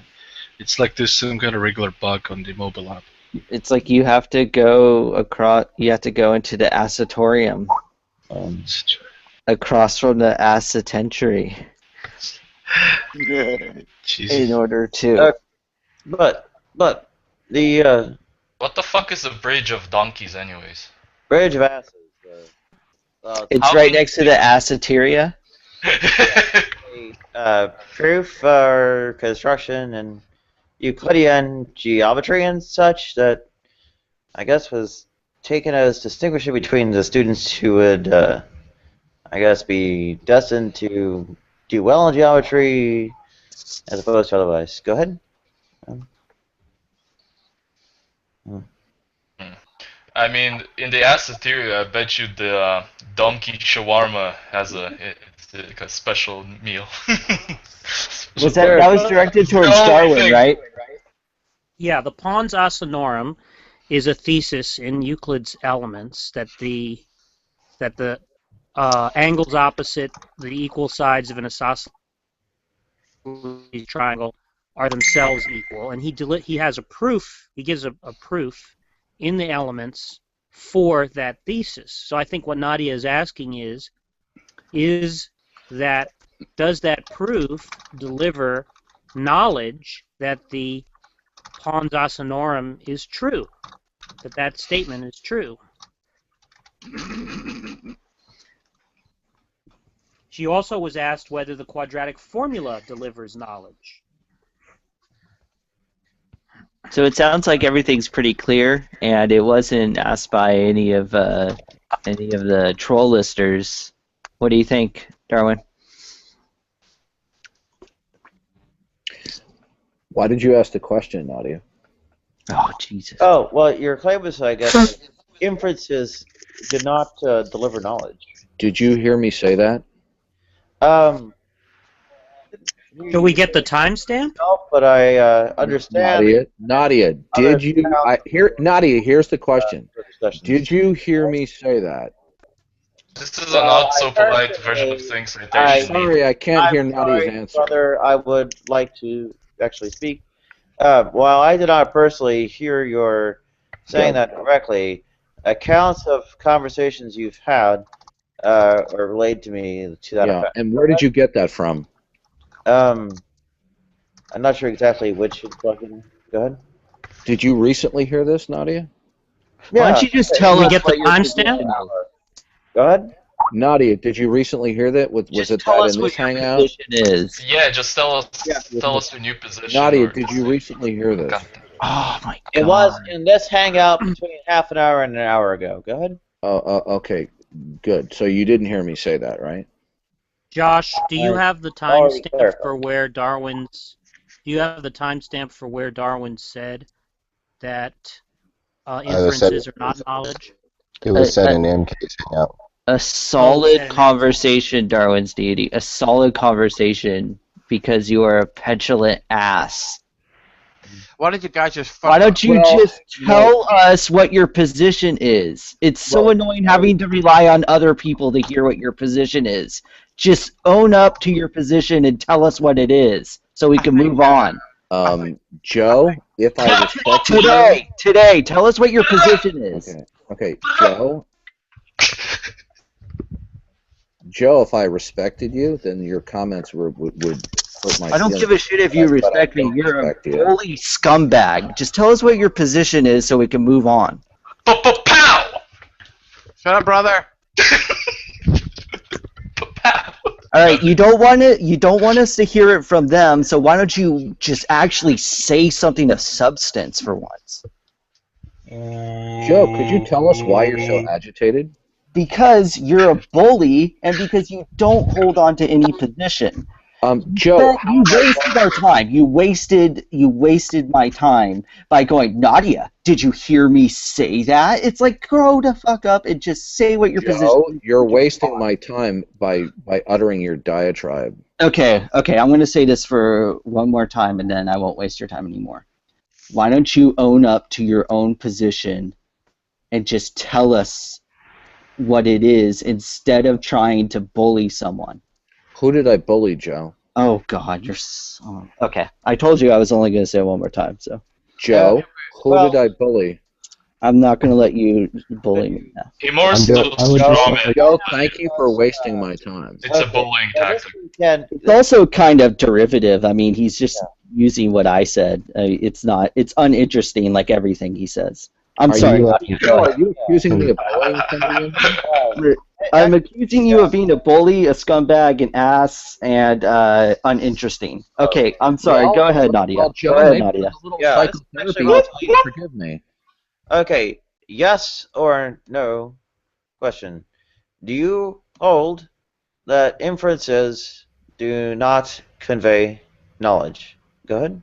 Are you asking me that question in reference to one of the stalkers proposing The most uninteresting person. Excuse me for talking while you were interrupting, Joe. You're excused. Don't do it again, though. Good. Okay, so Nadia, are you asking that question as a segue from one of the power reprobates making a claim? I'm sorry, I couldn't hear the end of that because so many people were laughing. I'm sorry.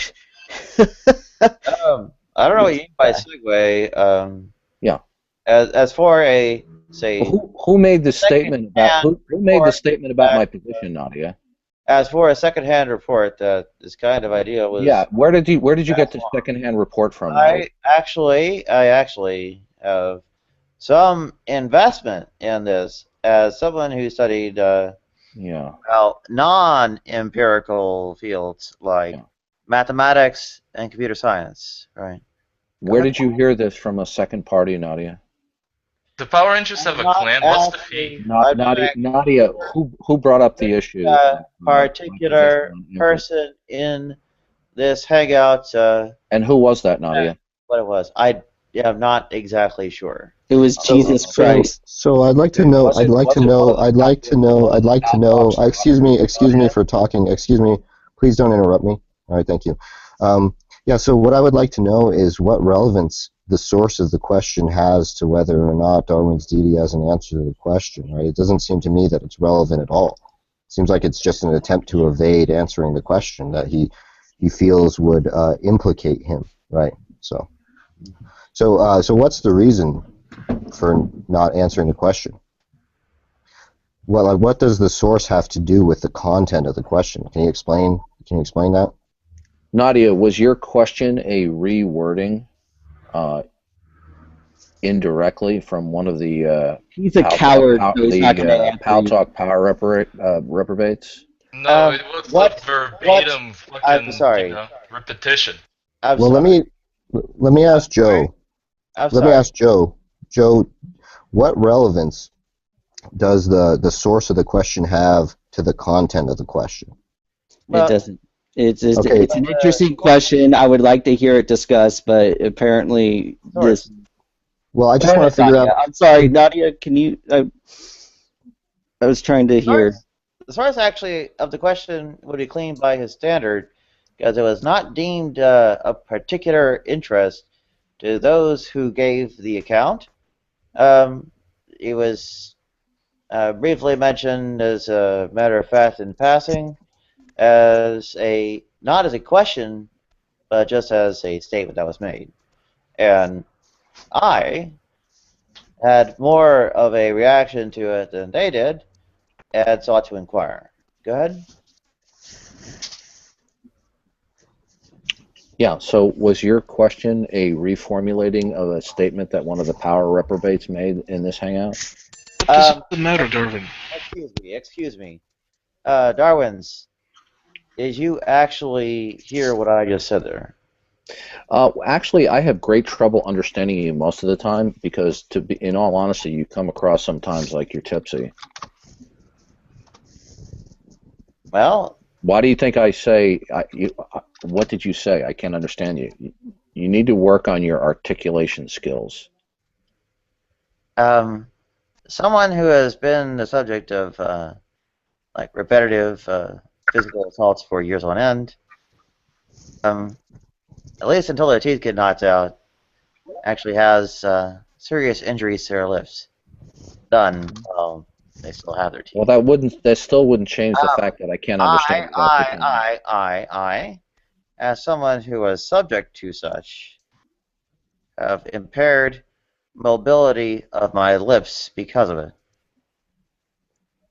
But that still doesn't change the fact that half the time I can't understand you. Well, I understood what she said. So what she said was that she heard it in passing, and she didn't think it was relevant who said it, right? And so she brought it upon herself to question who it was. So it might be the case that she doesn't even know where it came from, right? She just heard it. Now she was asking whether or not it's true. Well, yeah, it was So also more the question that the people discussing it wasn't the focus of their discussion, and didn't really deeply examine it or remark very intensely upon it, where I alone thought it worthy of more critical examination, because I had some investment in the a priori fields. Go ahead. Well, I'm delighted that you have some investment. It's my policy, as I've stated many times before, I'll state it again. When questions are reiterated or just simply formulated. Did you understand? No, I'm not done yet. Go ahead. Okay. I said I'm delighted that you have some investments there. However, I'm sure you know full well that when questions are merely reformulated or segued from either statements or questions that the power reprobates are promoting, then I don't address those questions. As I clarified to you, if you perhaps understood the clarification. Oh, I understood it. They had no question regarding this actual issue. Well, I gave you my answer. I think I was pretty clear. Who are the Okay. Well. Who are the? Did you ever give an Are you- answer? Are you Are you serious? actually? No, he didn't give an answer. He says he's got He doesn't have an answer to the question. Sorry? He doesn't have an answer to the question. Who are the power reprobates? Well, he does have an answer that he doesn't. Basically, he would deny that inferences convey knowledge, right? Yeah. Well, you know what? It's pretty bad, Nadia, when Gus comes to my defense and he gives you one of the worst tongue lashings I've ever heard him give you. Me? How you control? Yeah. Oh, yeah. Don't you remember the other hangout earlier this morning? I was probably doing Duolingo or something. I don't. Yeah, yeah. Was Gus threatening to flag your account?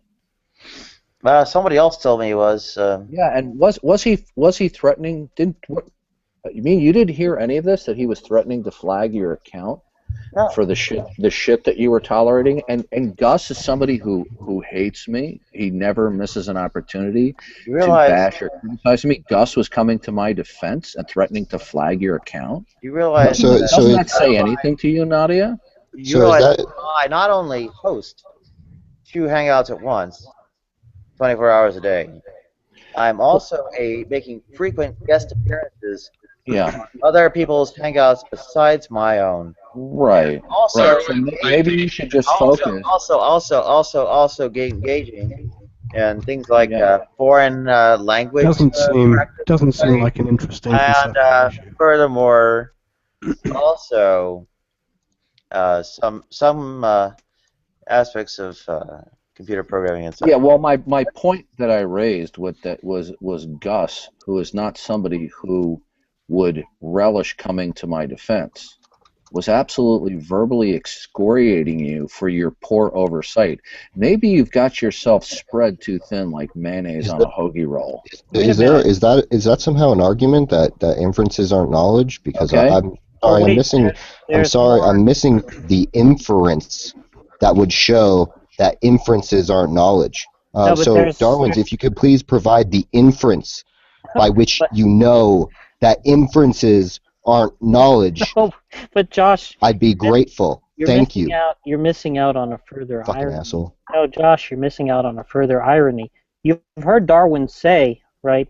Let's let MK run the room the way that he sees fit, right? Did you ever hear Darwin say that? And did you also hear Darwin say The in smile MK's of room? Nadia, she laughs. I love it.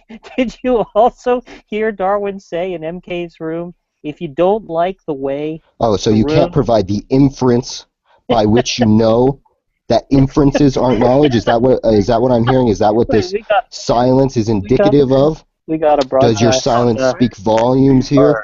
Perhaps the inference by which is known that a host would have to Josh, where did you get to? No, you're cutting out. I'm sorry. Oh, I said. Where did you get to on the moral realism discussion that happened earlier? I said perhaps the inference by which is known that host should have the right to run the room as they see fit. Well, Nadia, I'll just say one more thing, okay, Nadia, because I have a business phone call I got to make. He's got a phone call. Okay, Oh. Nadia, your oversight over multiple rooms is so shitty that Gus would actually come to my defense at your shitty oversight. So that's pretty bad when Gus comes to my So, Darwin's, when you said, just a minute, brother, just a minute. When you said, Can you guys hear me? yeah, Yeah. he left. Okay. Josh, Go where ahead. did you get to on moral realism when I had to leave?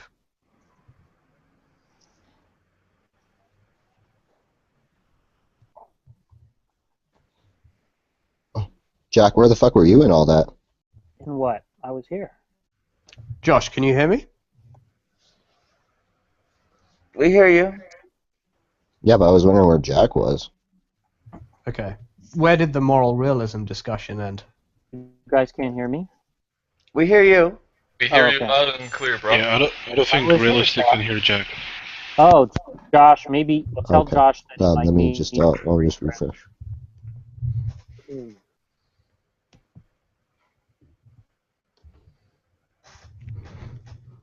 I was asking if you made any progress on the moral realism he's out of the discussion. room. He's out of the room. Now he's back. Now you can ask him again.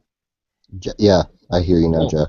Well, either of you. Did you get anywhere with the moral realism discussion after I left? No. Okay. With Ozzy, you mean? Yeah. You were here for that? No, Well, we discussed it. We discussed it yesterday, Jack. Yeah, but Ozzy never came back. No, but I mean discussing it amongst yourselves. Did you make any progress? You mean progress with the people like Helena and Ermine, or you mean progress on how we should best proceed? Or just understanding his view? Oh. I don't think we made any progress in understanding his view. Okay. Oh, let me find the timestamp. I didn't post it earlier because the Hangout took a long time to get online, but let me post the timestamp. I'll send it to you on Skype. Now, what's EF's position on inferences now? Well, He said he's just inferences are not knowledge. yeah, he said, why would you infer if you knew? Yeah. An idiot. So do you guys watch Game of Thrones? CK watches it. Okay, so do you know Rick, the Rick character? So what's the idea there? You know something that doesn't follow from anything else. Fuck, I have no idea It what the idea is. came up in the context of whether you could infer people's intentions or whether you could know people's intentions.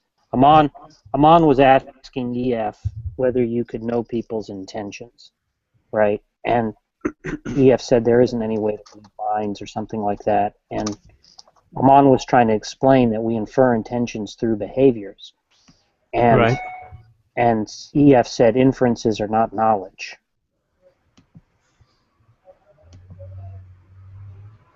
Does he think that knowledge is justified true belief? Yes. What's the justification if knowledge can't follow from something else? Can we add that to the list? I don't have any idea. Holds that justification must necessarily be non-inferential. Go ahead. I really don't have any idea how he sorts it all out in his mind. And he boasted. Does that mean that no one else is going to be allowed to ask him that question? Yes. Pretty much. And the best thing is that a couple of days later, Ray Walston was asking him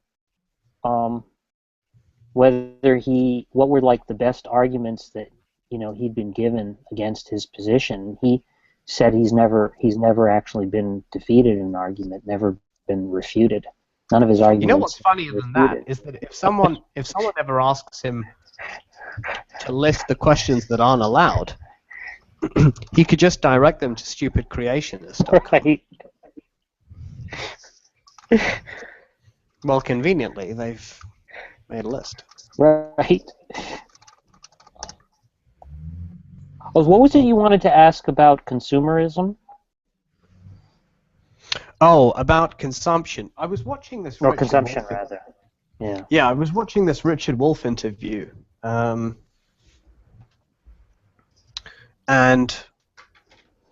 it was infuriating. But one of the things he talked about was how depressing one of the contradictions in capitalism is that wages get depressed, which means there's less money that consumers have to buy what capitalists produce. And they increase their production by depressing wages. Insufficiency of aggregate demand, yes. So. Now that's not one of the contradiction. That's not one of the predictions listed under the labor theory of value, right? The prediction that wages. Well, it is predicted. The labor theory of value does predict that there will be cycles in which, after a crisis, unemployment will increase, and then wages will fall, and then that will mean that the purchasing power of workers will decrease. I see. That's a temporary phenomenon, though. Right.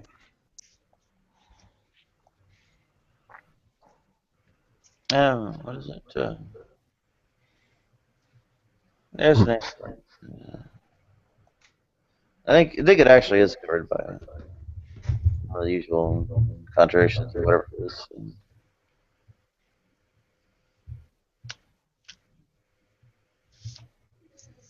Now, how are we going to get Nadia off of anarcho-communism? I don't know. I think Nadia actually is open to changing her mind because she changed her mind on moral realism, I think, in light of Yaniv's arguments. Yeah.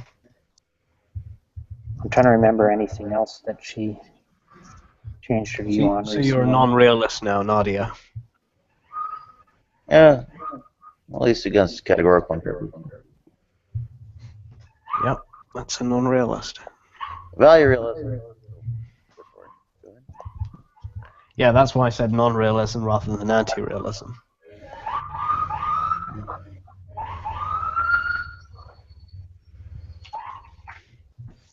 I don't know, it seems like that big of a deal to me. I mean, it's just the demand is ultimately tagged as sort of hypothetical to go along with it and all that. I mean,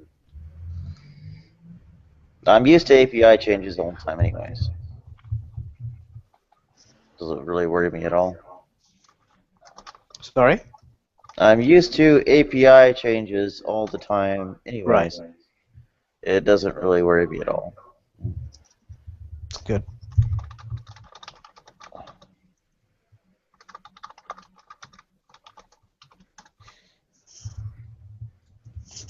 Now, what are the other positions that you disagree with us on?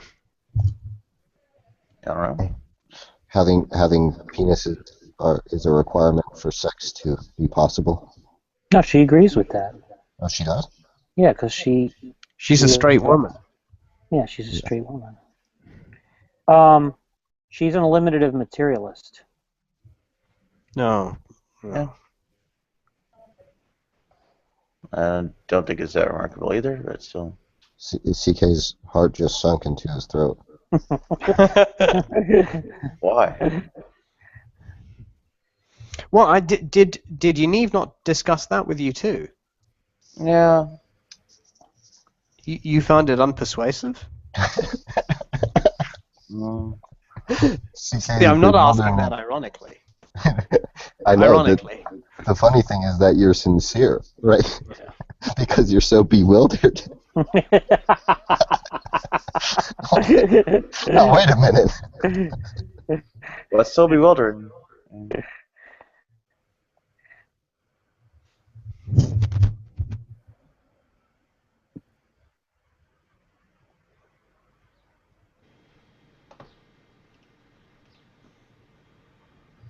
Yeah, I think the various kinds of reasons to hold it.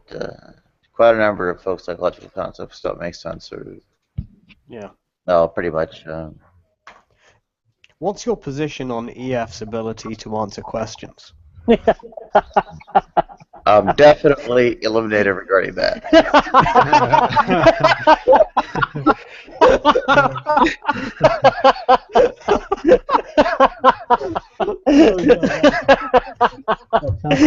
Oh my god. Ahmad, did you get to see what happened just now? Yeah. So your question is now on the troll automatically puts one on the troll list. It looks Fuck like. yeah! He called me a power reprobate yesterday. I felt like I won a fucking Oscar. Oh my god, that's so funny. That's like when Julian Assange says that the sign of being a hero is not winning a Nobel Peace Prize, but an indictment by the U.S. government or something. Yeah, pretty much. What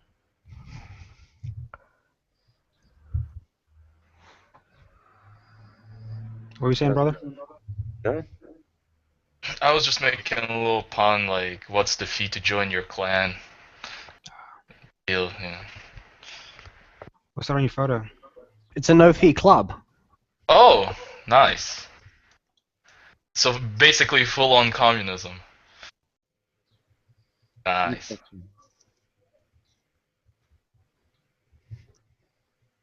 Oh, it's Cobra Commander. It's Alex Jones playing Cobra Commander. Well, I think the club is sort of Stalinist. It's more like a parasitic bureaucracy.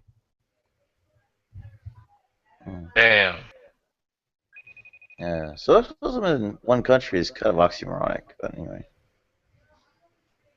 CK, did you wait? I'll be back in a minute. Trotskyism for the win.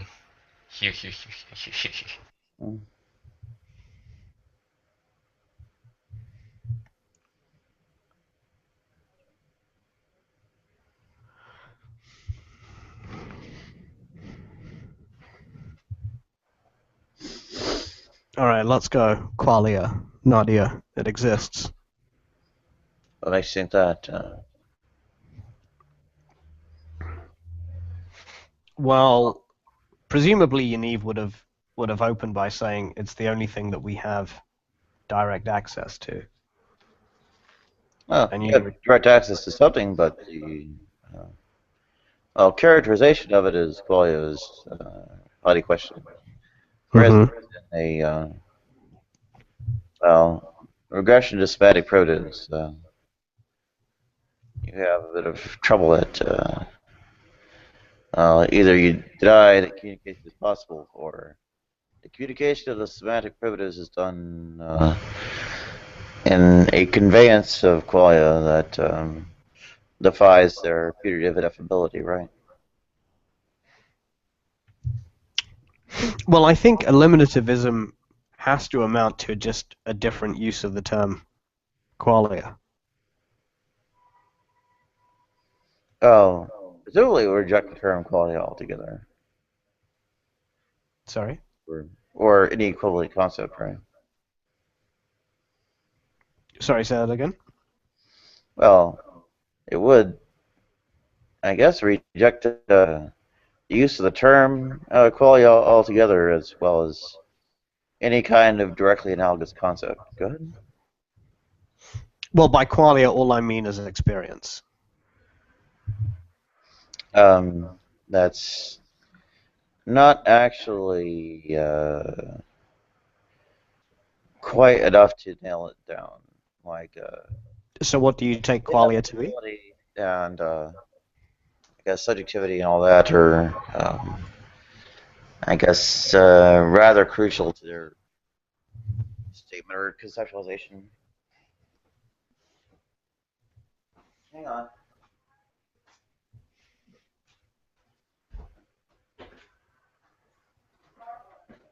Radia's disappeared.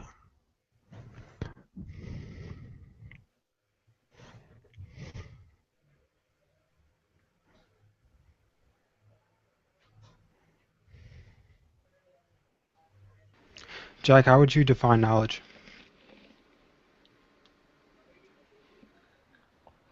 I think Jack's view is that it's a family resemblance deal. I'm not sure what that means. I don't think that he has the view that there's a robust set of properties that characterize what knowledge is, because the Gettier cases pose problems for justify true belief. Yeah.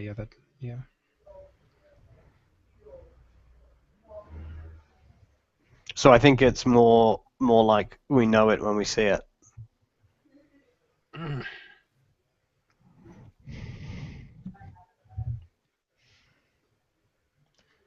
That doesn't seem right.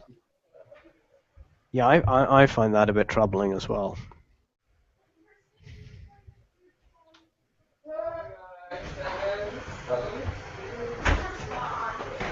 $30.5 kilos to go. Sorry about that. Okay.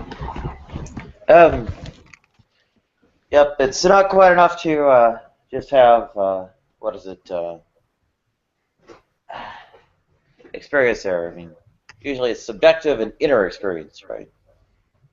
The innerness being that it's ineffable and communicable and all that, and subjectivity that I guess I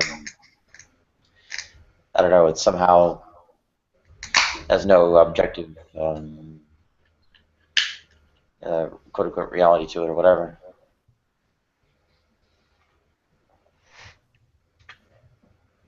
Well, what do you mean when you say that it has no objective reality to it?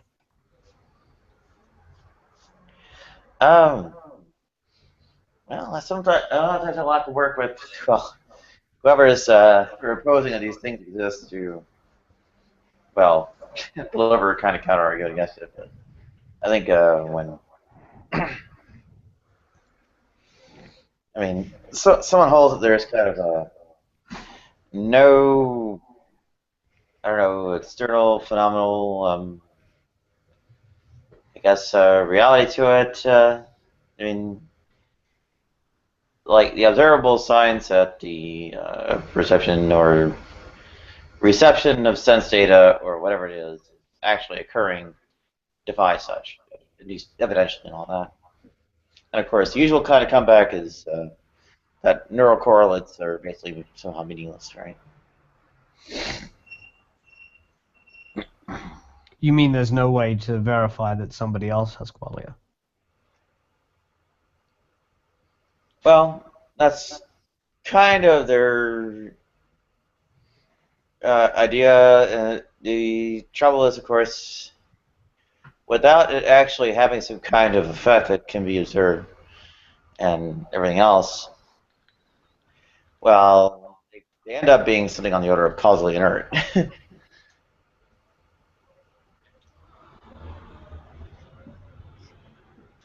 At which point they're pretty much, well, I don't know, waiting to get shaved off by Occam's razor or worse, right? I'm not sure I'm following, actually. Well, they are. But I think let's go back to you. You agree that you have experiences, right? Well, the conceptualization of experience has issues too, but Okay. yeah, there is a thing there that happens. Good. Right. There's something that it's like to see the color red. Yeah. Well, that thing that's happening is not necessarily very well described that way either.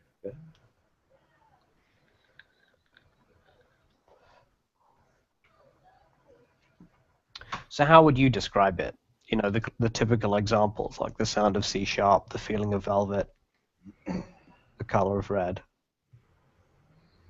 Yeah, things like video cameras and microphones. I guess recording their various inputs or whatever. Good.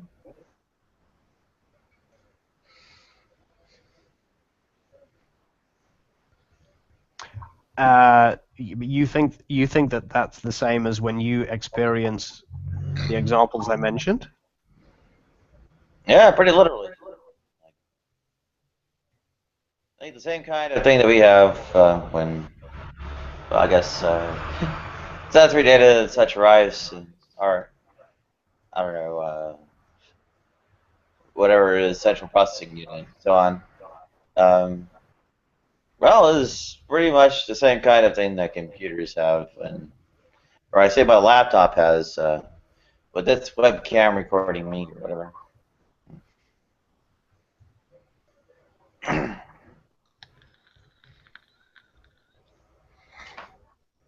So you make no distinction between the mind and the brain?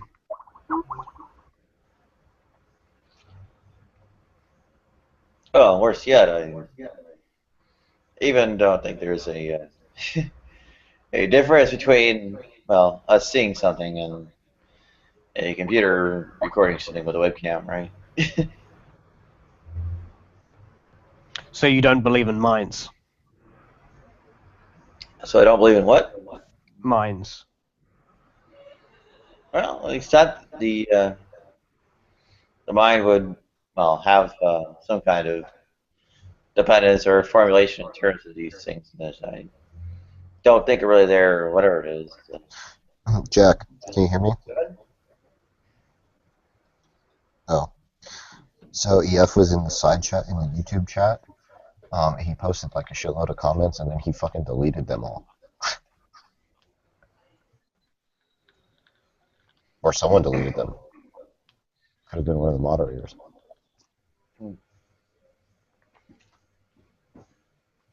I don't think the unpowered participants can even delete their own, so had to have been a moderator.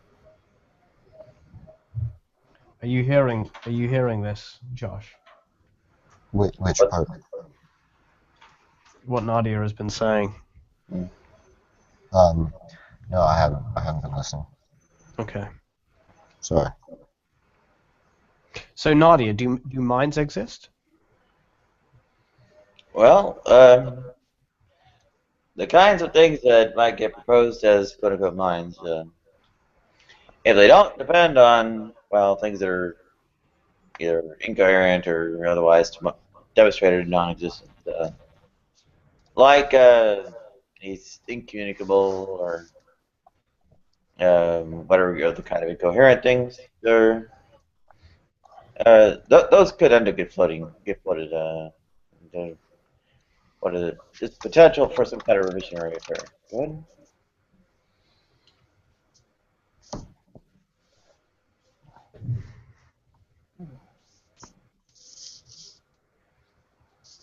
Sorry, could you run that by me again?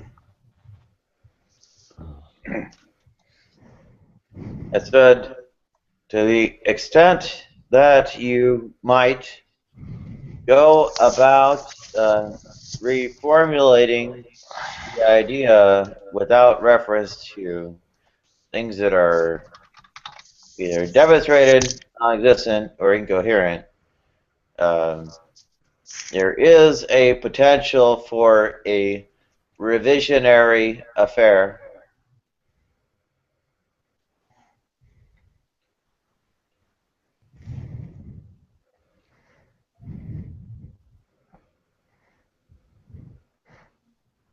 Okay, I'm not sure how that answers the question. Well, all these various kinds of concepts are very wobbly or unstable or very wildly from interlocutor to interlocutor and such. So you have to hedge all the discussions on these various kinds of things with, well, exactly how you're formulating the concepts that get involved. And, well, I gave something of a range of different concepts in mind to which one might have, I guess, the kind of possibility of granting some kind of existence to it, which is, of course, the ones that don't rely on things that I'm saying are either non-existent or demonstrated false. Things like qualia.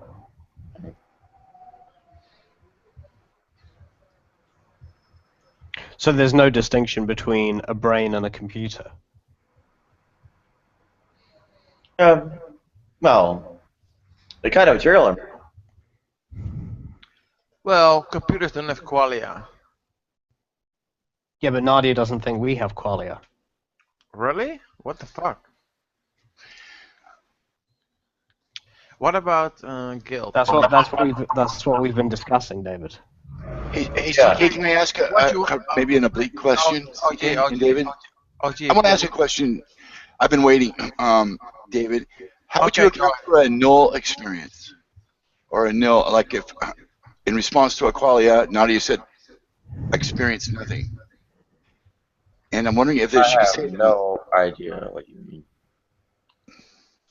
Okay, so I think Genève would be very good to point this out to Nadia.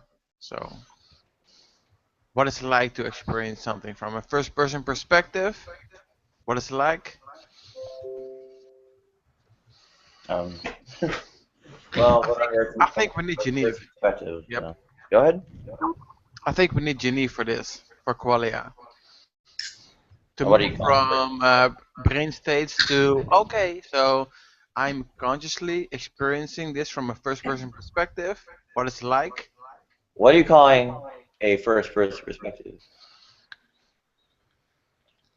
So an agent has an experience as it is, Oh, you just dragging an agent. and not somebody else.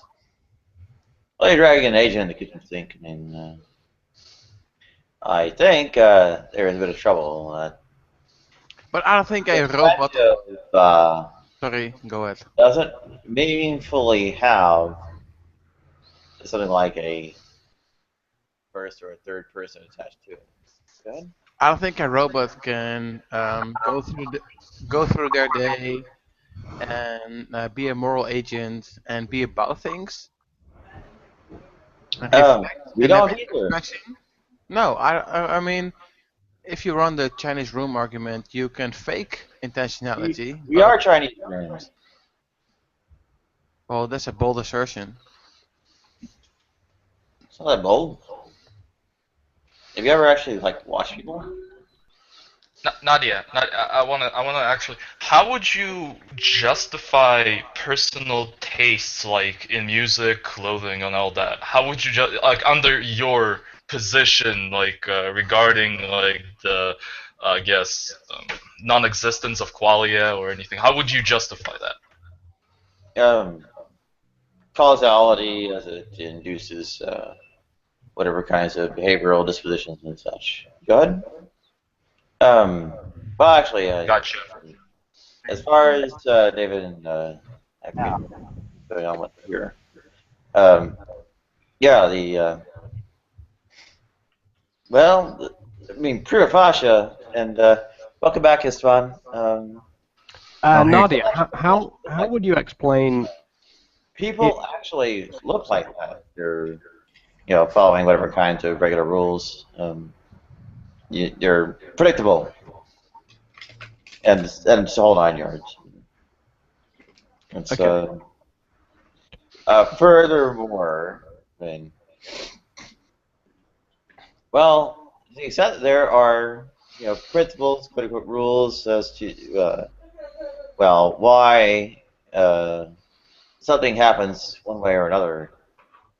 Well, those things involve people.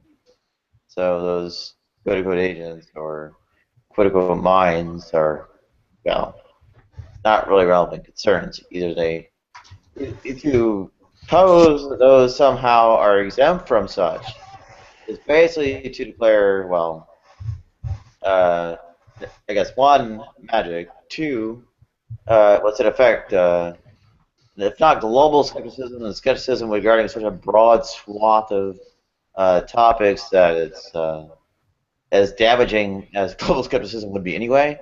And I might as well just let you go there. Go ahead.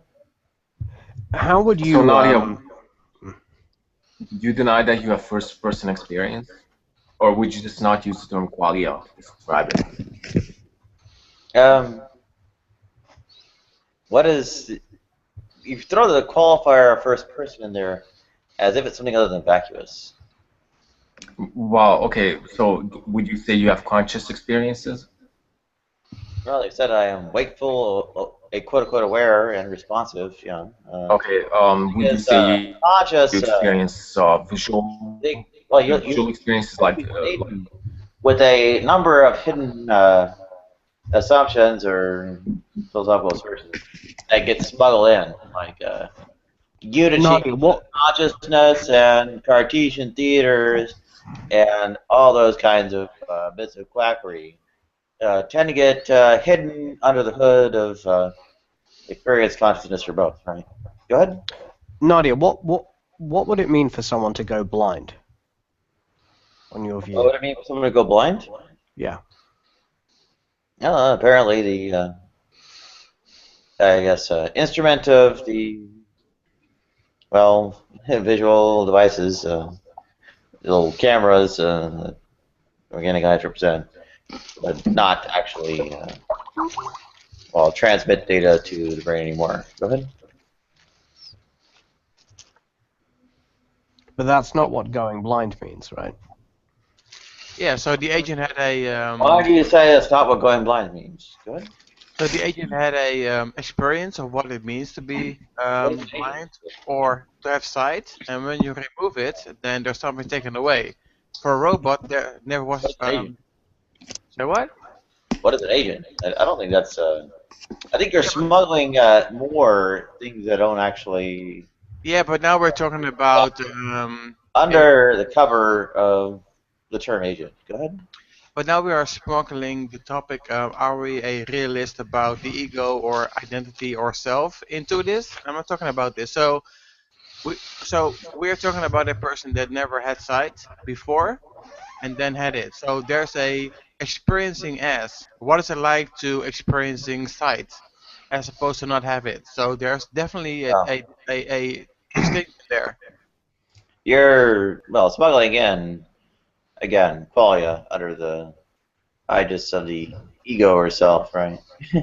So just let's not use the term qualia. Let's just. But I'm not clear. I'm still not clear on your answer to the question about what it means for someone to go blind.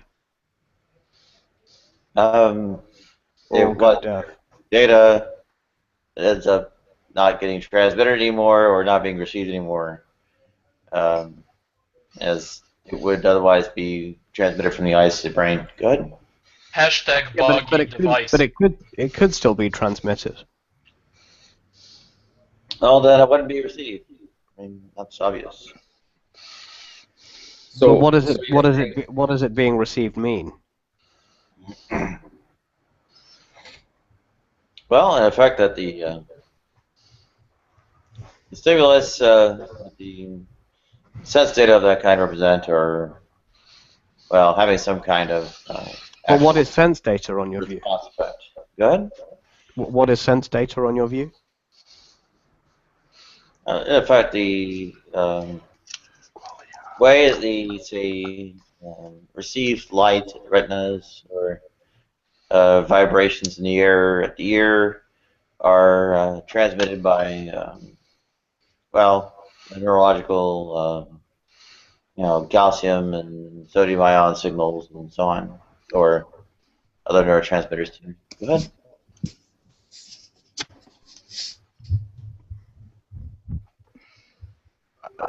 Sorry, you're gonna have to repeat that. Sorry. Which part? All of it. How far back? In response to what is sense data on your view? Were you having network problems? Or? No. I think she just said that sense data is, for instance, like wavelengths of light or vibrations in the air or something like that. But that's obviously not what sense data But then is. how are you distinguishing sense data from data? It's perhaps a kind of it that happens in the context of stimuli that are delivered to brains and whatever it is. Go ahead. Not everything that goes on in the brain is something that you would call sense data, right? The brain is doing operations that you wouldn't call sense data as well. Yeah. And so the distinction is not merely that it happens in the brain. Well, obviously, sensory organs. One of the other endpoints of this data getting transmitted is sense data, right? Go ahead. Sorry, one of the other. Say that again. I said the sense organs are one of the other endpoints of the transmission of the things we would deem sense data. Supposed to just one of the endpoints. Yeah. What do you mean by that? Well, two endpoints: eyes, brain. One of the endpoints the eye, the other endpoint's the brain. Transmitted from eye to brain. Sense data. Basically, if it's lacking the data, that's the bug, basically, I suppose.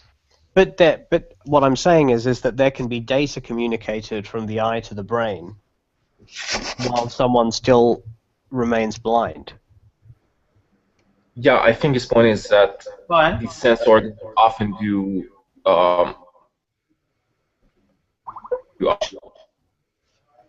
non-conscious. So how do you differentiate between non-conscious operations, which the brain does, and conscious operations, which most of the stuff that Well, your eye does sort or of. the What I'm visual saying is tract that does, there's you're not even aware of it. yeah, sort of. I'm saying that there's a distinction between the neurological functions and the process of going blind.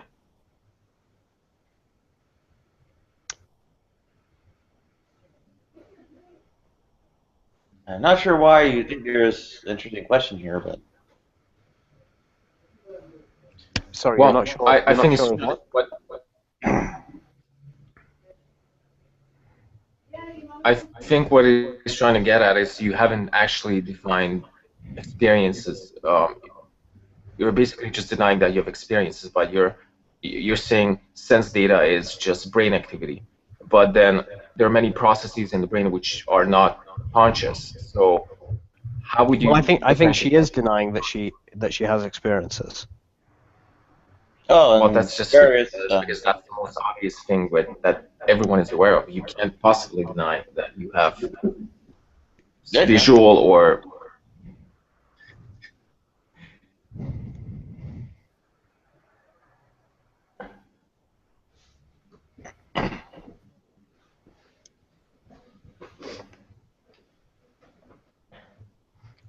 Nadia, you deny that you have experiences, right? Well, to the extent that people are floating concepts of quote-unquote experience that are qualia laden and what does it have other obviously wrong things like unity of consciousness and such. I deny those things. Yeah. how would you deny unity of consciousness? Um, What evidence would you pretty use? obvious. More than one thing happened at once.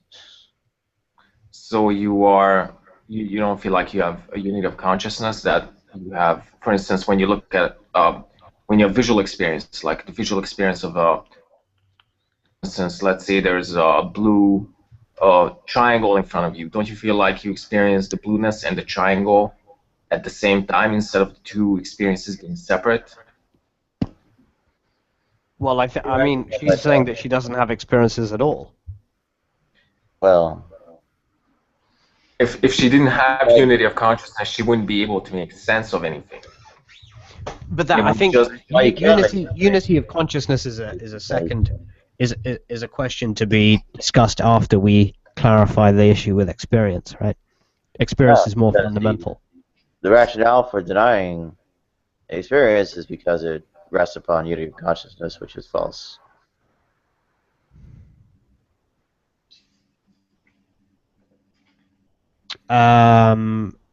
Actually, I don't actually see. Well, what do you mean by unity of consciousness? I mean, I reject the idea that there's a unified self. Do you mean something other than that then? No, that's one of the basic. Yeah, well, I don't think that there's a self that endures over time. Yeah, that's one of the issues, of course. Right. There's of course that. Well, I don't think it follows from that qualia doesn't exist. Well, that would be experience, not qualia. So what's the distinction between experience and qualia? Well, qualia are more specific.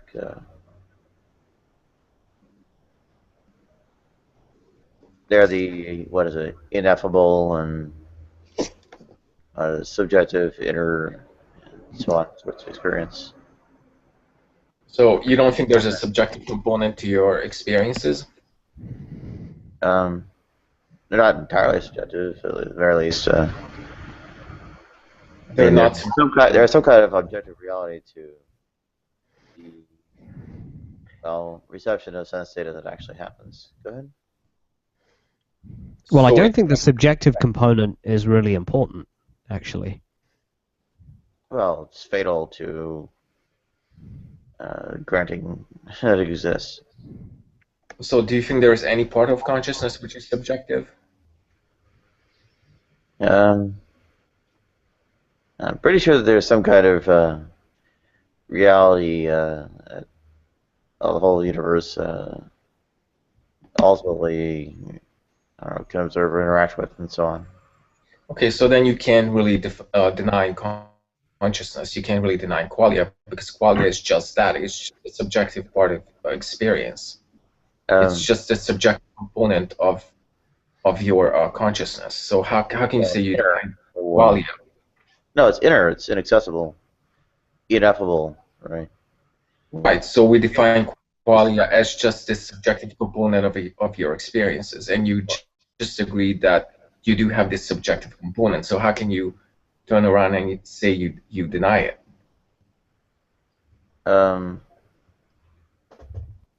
You have to have something backward. I mean, denying that there are these like subjective things in terms of the quote-unquote experience. I mean, denies that there is the subjective kind of inner experience, whatever it is, they call or claim to actually be, right?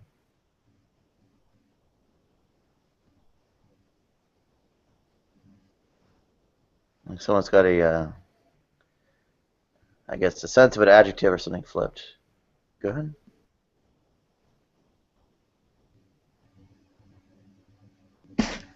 Yeah, I sort of missed what you said there. Do you? So just to be sure. So do you deny that there's a subjective component to your experiences, or do you not deny that? Just I didn't understand what you said. I think there are actually objectives that they have objective reality to them.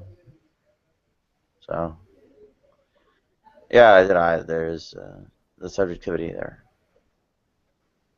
So Collier ruled out by that. And they're ruled out on other grounds too, like innerness. Right? It can be described. Well, I'm not using I'm not using that right now. So I'm just asking about the subjective component to it. So do you think you have access to the subjective components of my experiences? Yeah. How? Okay, so how? Oh, a lot of times you can just actually just watch people and tell what's going on. And I guess their thoughts and whatever, and they can also tell you. And they're not all that bad of communicators either. Okay, so for instance, many philosophers use a thought experiment which involves animals, like for instance a bat. What it's like to be a bat, what it's like to experience aggregation. Thomas Nagel, yeah. Thomas Nagel, right. So do you think you could right now, do you think or ever could have access to what it's like to be a bat? Because bats can't communicate with you. So in what sense could you ever know what they experience like? Yeah, you might have to raise a smart enough generation of bats to, well, carry out the process of describing it to you. Given that, I think you actually could have them describe it to you. And, well... But even if they described it to you, you wouldn't be able to experience it yourself. Nadia, So how would you explain to a blind person what the color red is like? Do married color scientist kind of experiment or whatever. And I deny, of course, that Mary the color scientist would actually, quote unquote, learn something new. Look, also, if a person depends how it depends what is the faulty mechanism with the blindness. It might be there is a way to dodge or go around it and actually make him experience red or her red. Right, but Nadia hasn't actually answered the question. How would you describe to a blind person what red feels like?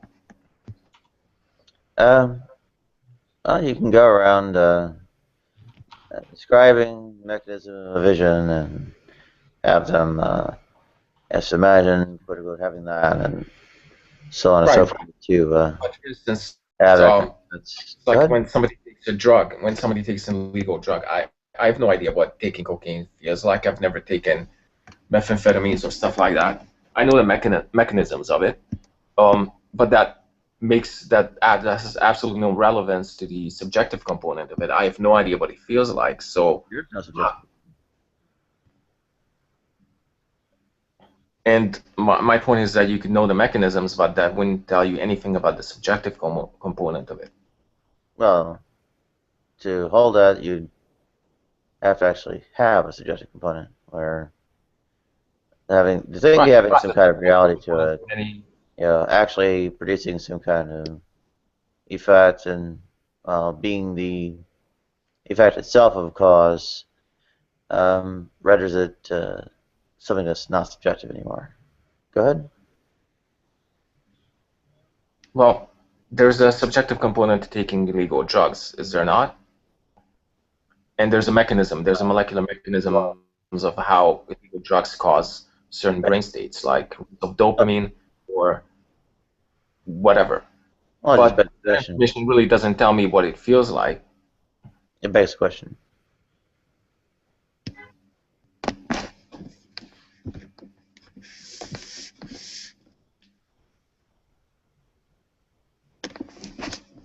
Oh, 30 minutes. Anyway.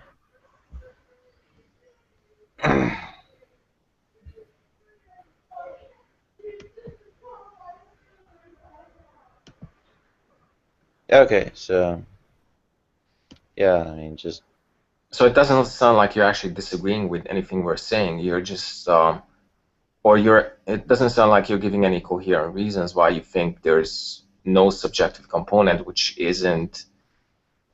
So, for instance, you could learn all the molecular mechanisms of something, but that would still mean you wouldn't be. That has nothing to do with the subjective component of an experience. Do you agree or disagree? I actually did give a reason, and that was as things that are, well, actually causes of various things in the world and caused by other things in the world. Nadia. They are no longer, I don't know, some kinds of illusory products of mind, right? They are something that's actually real. Okay, guys. Not subjective. Go ahead. Okay, 10 seconds, please, because I have to be away from the keyboard or AFK. So, the rest, can you please add me on Skype, because I want to add you to my apologetic group on Skype. I'm not kidding or trolling. I'm for real. So. Okay, sure. I'll chat you. Add you on Skype. So, do you want me to type it in the group chat, or do you have the? Yeah, I got it. It's actually in the group chat. Ah, okay, thanks. Yep. Okay. Yeah, I think it tends to come from people who see other people as, well, magical, I don't know, mysteries or something like that, including themselves. So, yeah, it's all pretty dull. All right, give me a few minutes, or a couple of minutes.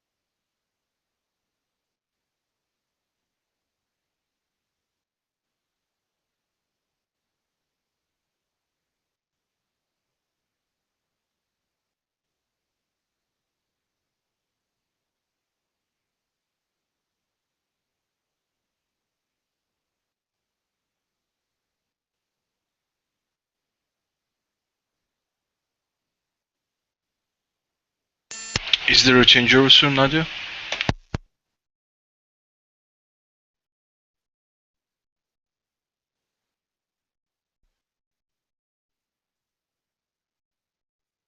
Oh, sorry about that. Is there a changeover soon? What? If there is a changeover soon.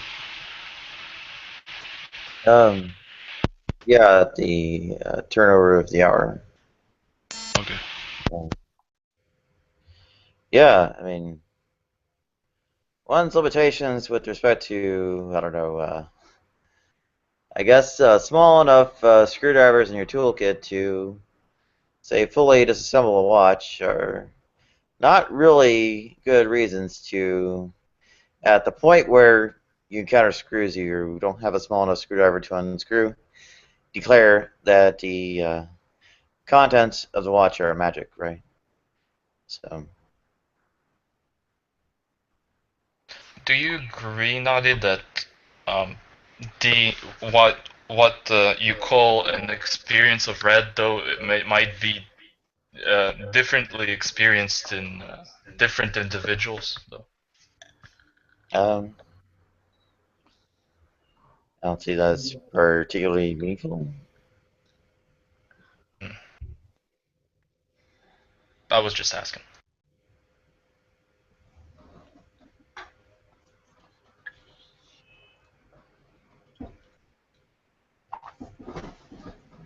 I wouldn't call that a reason to deem it subjective. There's a reason why, right? But aren't there phenomena, Nadia, that might provoke no experience? Aren't there what? See, I think it's my voice. It just throws a fucking ugly switch in you. What I'm saying is, could I experience nothing when I was exposed to red? Okay. Yeah, you might not.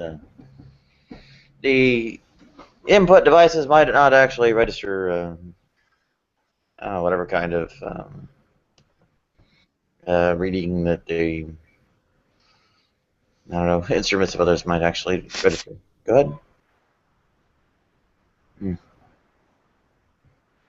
Oh wait.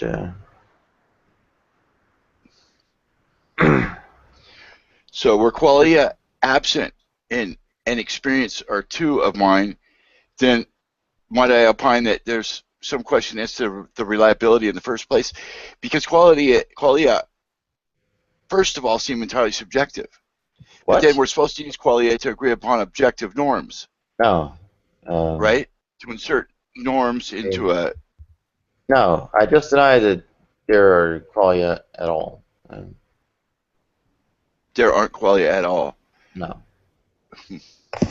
So I think she pretty much denies that she experiences the color red, and that's pretty hard to argue against, because most people would say that if they can be sure of one thing, they're sure that they're consciously experiencing something, and I think Nadia denies that. So I don't even see how one can argue against that, because it's Concept. Yeah, the concept of the quote-unquote conscious experience is doesn't really apply. It's a mistaken conceptualization of what goes on. Good. I think somehow for me now, It's like Dunstan, people I who am deny CK's argument is a little more convincing so far. But I can't make out what you're saying. oh, Isfan, go ahead, please. I'm going to stand down.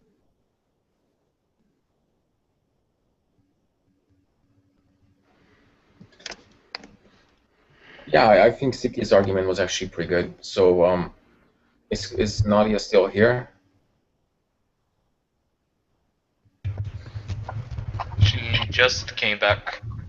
So Nadia, how would you define vision? Define vision.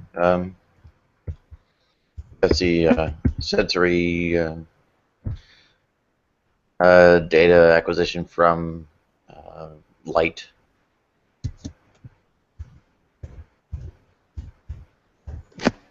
Okay, but then CK was asking you, how would you define sensory data? In effect,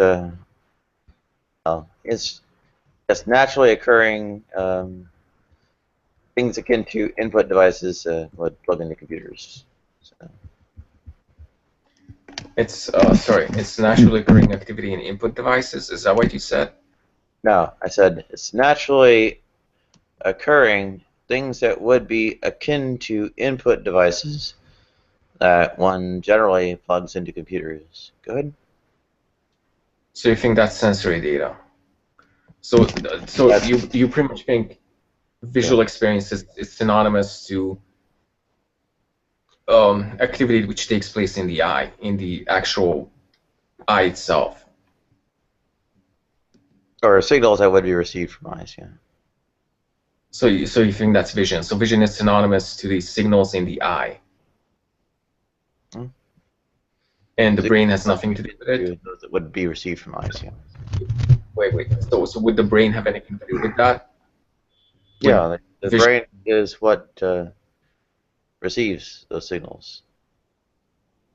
Okay, so you haven't actually defined sensory experience. You just said. So I'm actually kind of confused. Are you saying sensory experience is the activity in the brain, or is it the sense data which is received by the brain?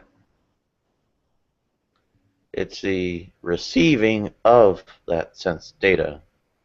It comes from, say, things like sense organs or substitutes thereof, and are received by brain. Right? Oh, okay, so you're pretty much just saying that it's a process. It's a neural process which occurs from the eyes to the visual cortex, right? Mm-hmm. Okay, so let's say to a blind person you would describe the entire process which occurs from the eye to the visual cortex. Mm-hmm. So you would say that this blind person would be able to experience red if you actually describe the molecular mechanisms of vision.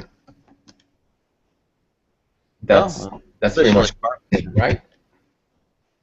I guess it's a sufficiently smart one, yeah. Okay, so right now we have a pretty good concept of what happens in the eye and what happens along the entire visual pathway. So right now, if you were to describe the neuroscientific concepts or models which describe vision to a blind person, you're saying right now that blind person would be able to experience red. Possibly, you have to run into one that's but hard up to digest. We know that's not what happens. And also, sorry. But we know that's not what happens. That's obviously not what happens. If no matter how much you describe the activity, the neural activity along the visual pathway to a blind person, they will never be, they won't be able to experience red unless their vision is restored. So obviously, knowledge about the neural process is not sufficient to gain knowledge about the first-person subjective experience. So that means there must be some subjective component to this visual experience. Is that anything more than asserted? Or?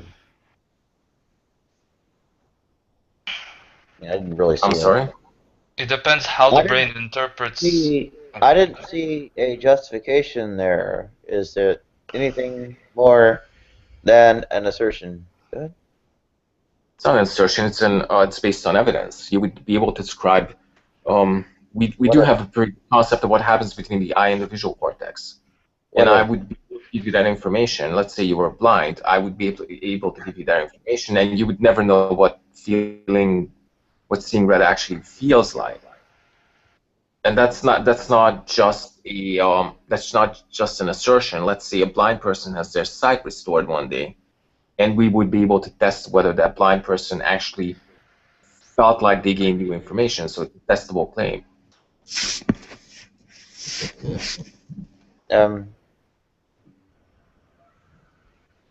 Yeah, I don't think.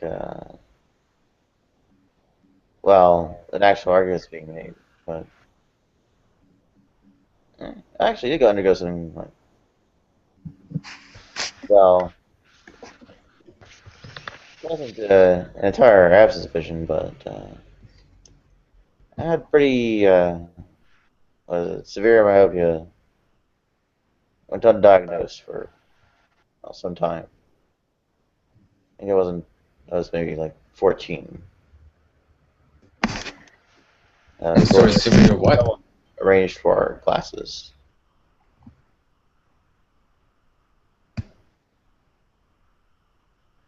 Yeah. Well, anyway, like I learned anything new. I got the glasses and I guess quote unquote directly see the leaves on the trees, or whatever.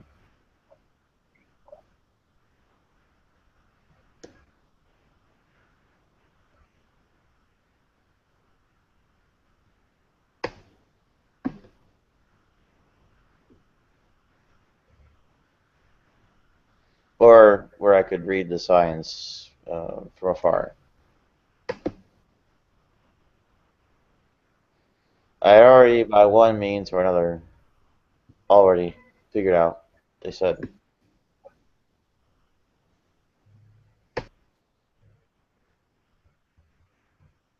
So no.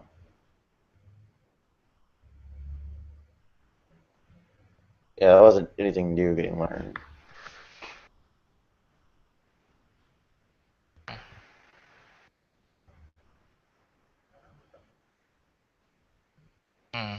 And I, by and large, never learned anything new in, well, any of the various object lessons they inflicted on me, right?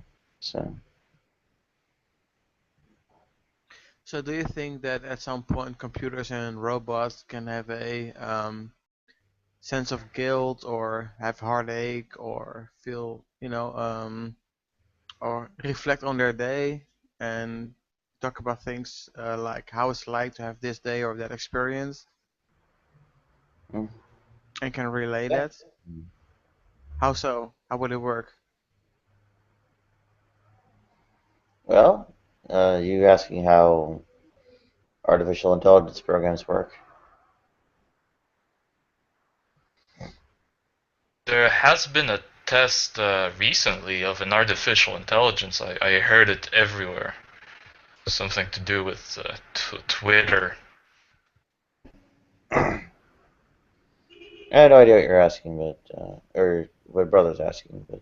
I'm not asking. I'm just stating that Stop shouting. I mean, either I'm not shouting. so your mic is really loud or you are shouting. It's the mic. And turn it down, bitch. I can't. Well then, get the fuck out. Can adjust my volume, I suppose, if you want to. If you will, please. Thank you very much. Well, I'd at least advise being nicer to your old computers.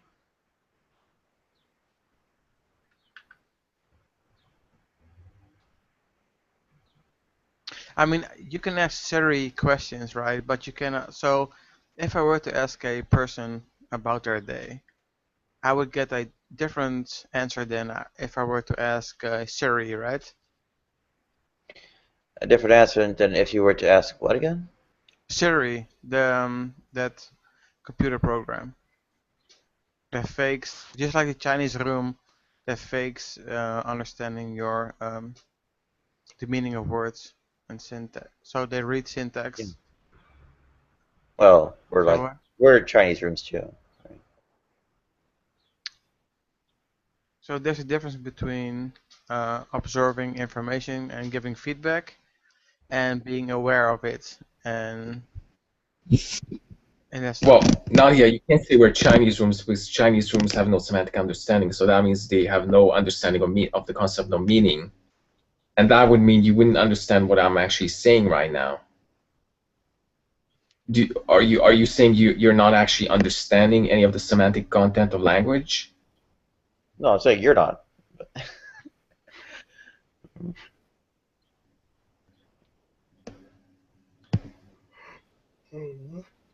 yeah, I get that kind of strange thing where people are saying, "Oh well, these claims that are going on are not actually universal." So, oh, we're going to say, okay, my own sort of pet theory applies to me, and your pet theory applies to you, and then we're going to carry out some kind of test of an interaction between one person operating under one operating on another, as if, well, there could be that kind of disparity in how the world works. It doesn't quite work like that. I agree.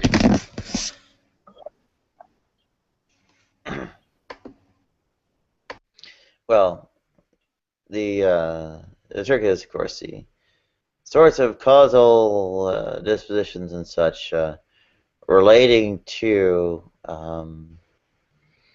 well, whatever kinds of input we're getting are what, in some respects, we attempt to describe by going on about meaning, but, well, it's not by dint of our understanding of meaning that the different kinds of, well, reactions to stimuli are, I guess, enacted. Okay, Jack, are you there? Yeah, I'm here. Yeah, so the whole Wittgenstein-Kripke rule-following argument about arriving at a certain number above, and so would this apply to Nadia and not her understanding qualia, or not at all? Well, it applies to her view on intentional states.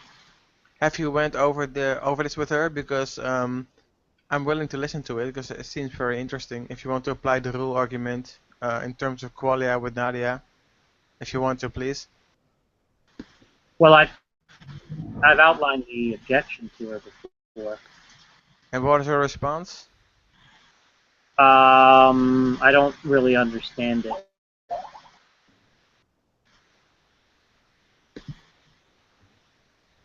Yeah. What is this argument? Could we go over it? Yeah, please, Jack, if you want to, because I looked it Well, up. the argument is something like this. So, imagine everybody's familiar with the addition rule in mathematics, in arithmetic, right? And so we could imagine a kind of variant or deviant version of the rule. Let's call it quaddition. And instead of the plus operator used in addition, in quaddition we use what we'll call the plus operator. And instead of sorry, I'm just plugging in. Can you hear me now? Yeah. Okay. We could hear you Instead before. of no, I know. I was just plugging in my headphones. And instead of a total, we'll call in quaddition, we'll call it a quotal or a quum instead of a sum, right? Okay. Now, what's different about the quaddition rule from the addition rule is that that the quaddition rule is the same as the addition rule, except for sums of 50 and above. So for all sums of 50 and above, the corresponding answer to any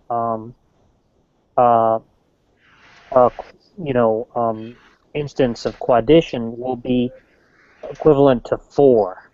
The correct answer will be 4. So just to give example, so in addition, 2 plus 2 equals 4, and in quaddition, 2 plus 2 equals 4. In addition, I'm sorry, I should say 2 plus 2, right? And in addition, 5 plus 5 equals 10, and in quaddition, 5 plus 5 equals 10, or equals 10.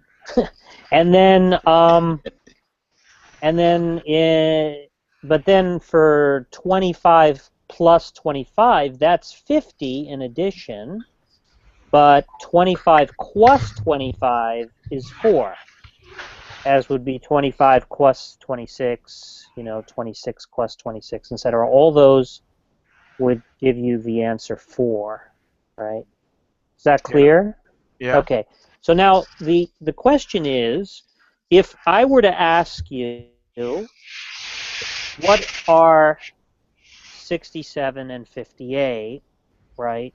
And you said 125, I could ask, what rule were you following, right? And presumably you'd say I was following the addition rule, right? But then I could ask the question, in virtue of what are you following the addition rule rather than misapplying the quaddition rule? So in virtue of what are you correctly applying the addition rule rather than misapplying the quaddition rule, right? And the natural answer to give there would be to say in virtue of the intention, right? A person is going to say, well, what I was trying to do, my intention, was to do addition rather than to do quaddition. Yeah. Right?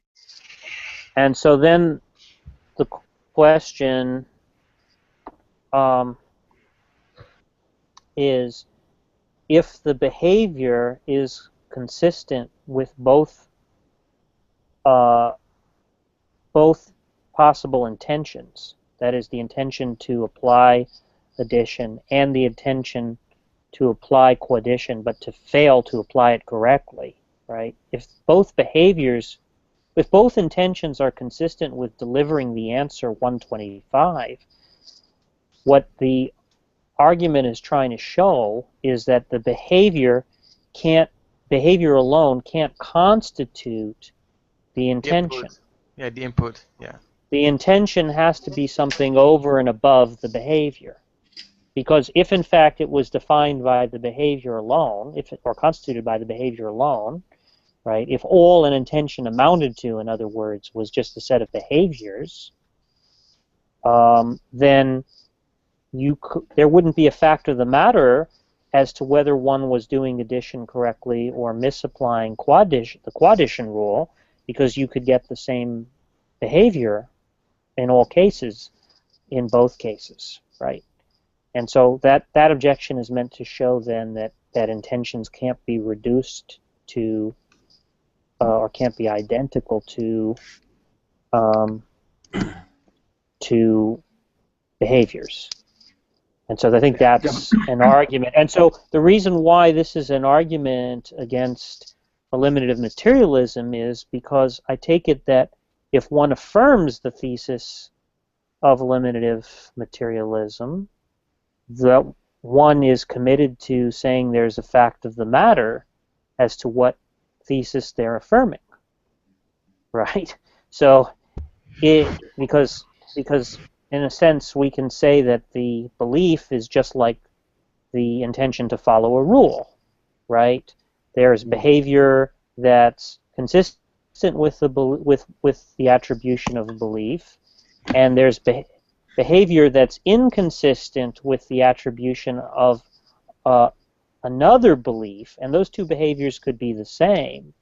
So there must be something over and above the behaviors, which makes it the case that you have one belief rather than the other, right? And so if you have the belief that eliminative materialism is true, right, if that's what you're affirming, for there to be a fact of the matter about that, there must be something over and above your behaviors. Otherwise, when you say eliminative materialism is true, you might as well be saying eliminative materialism is false, right? Because there's no actual there's no fact of the matter as to what the semantic content of the we need to change over utterance is. Oh, sorry, let's switch.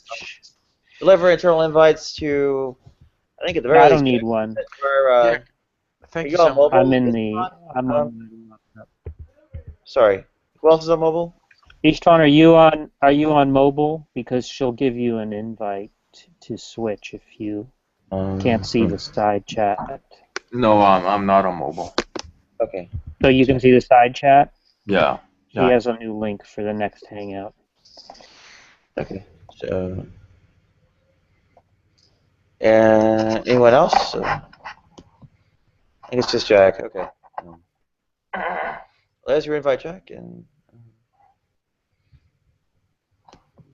But I actually wanted to respond. I actually think that's just an argument against behavior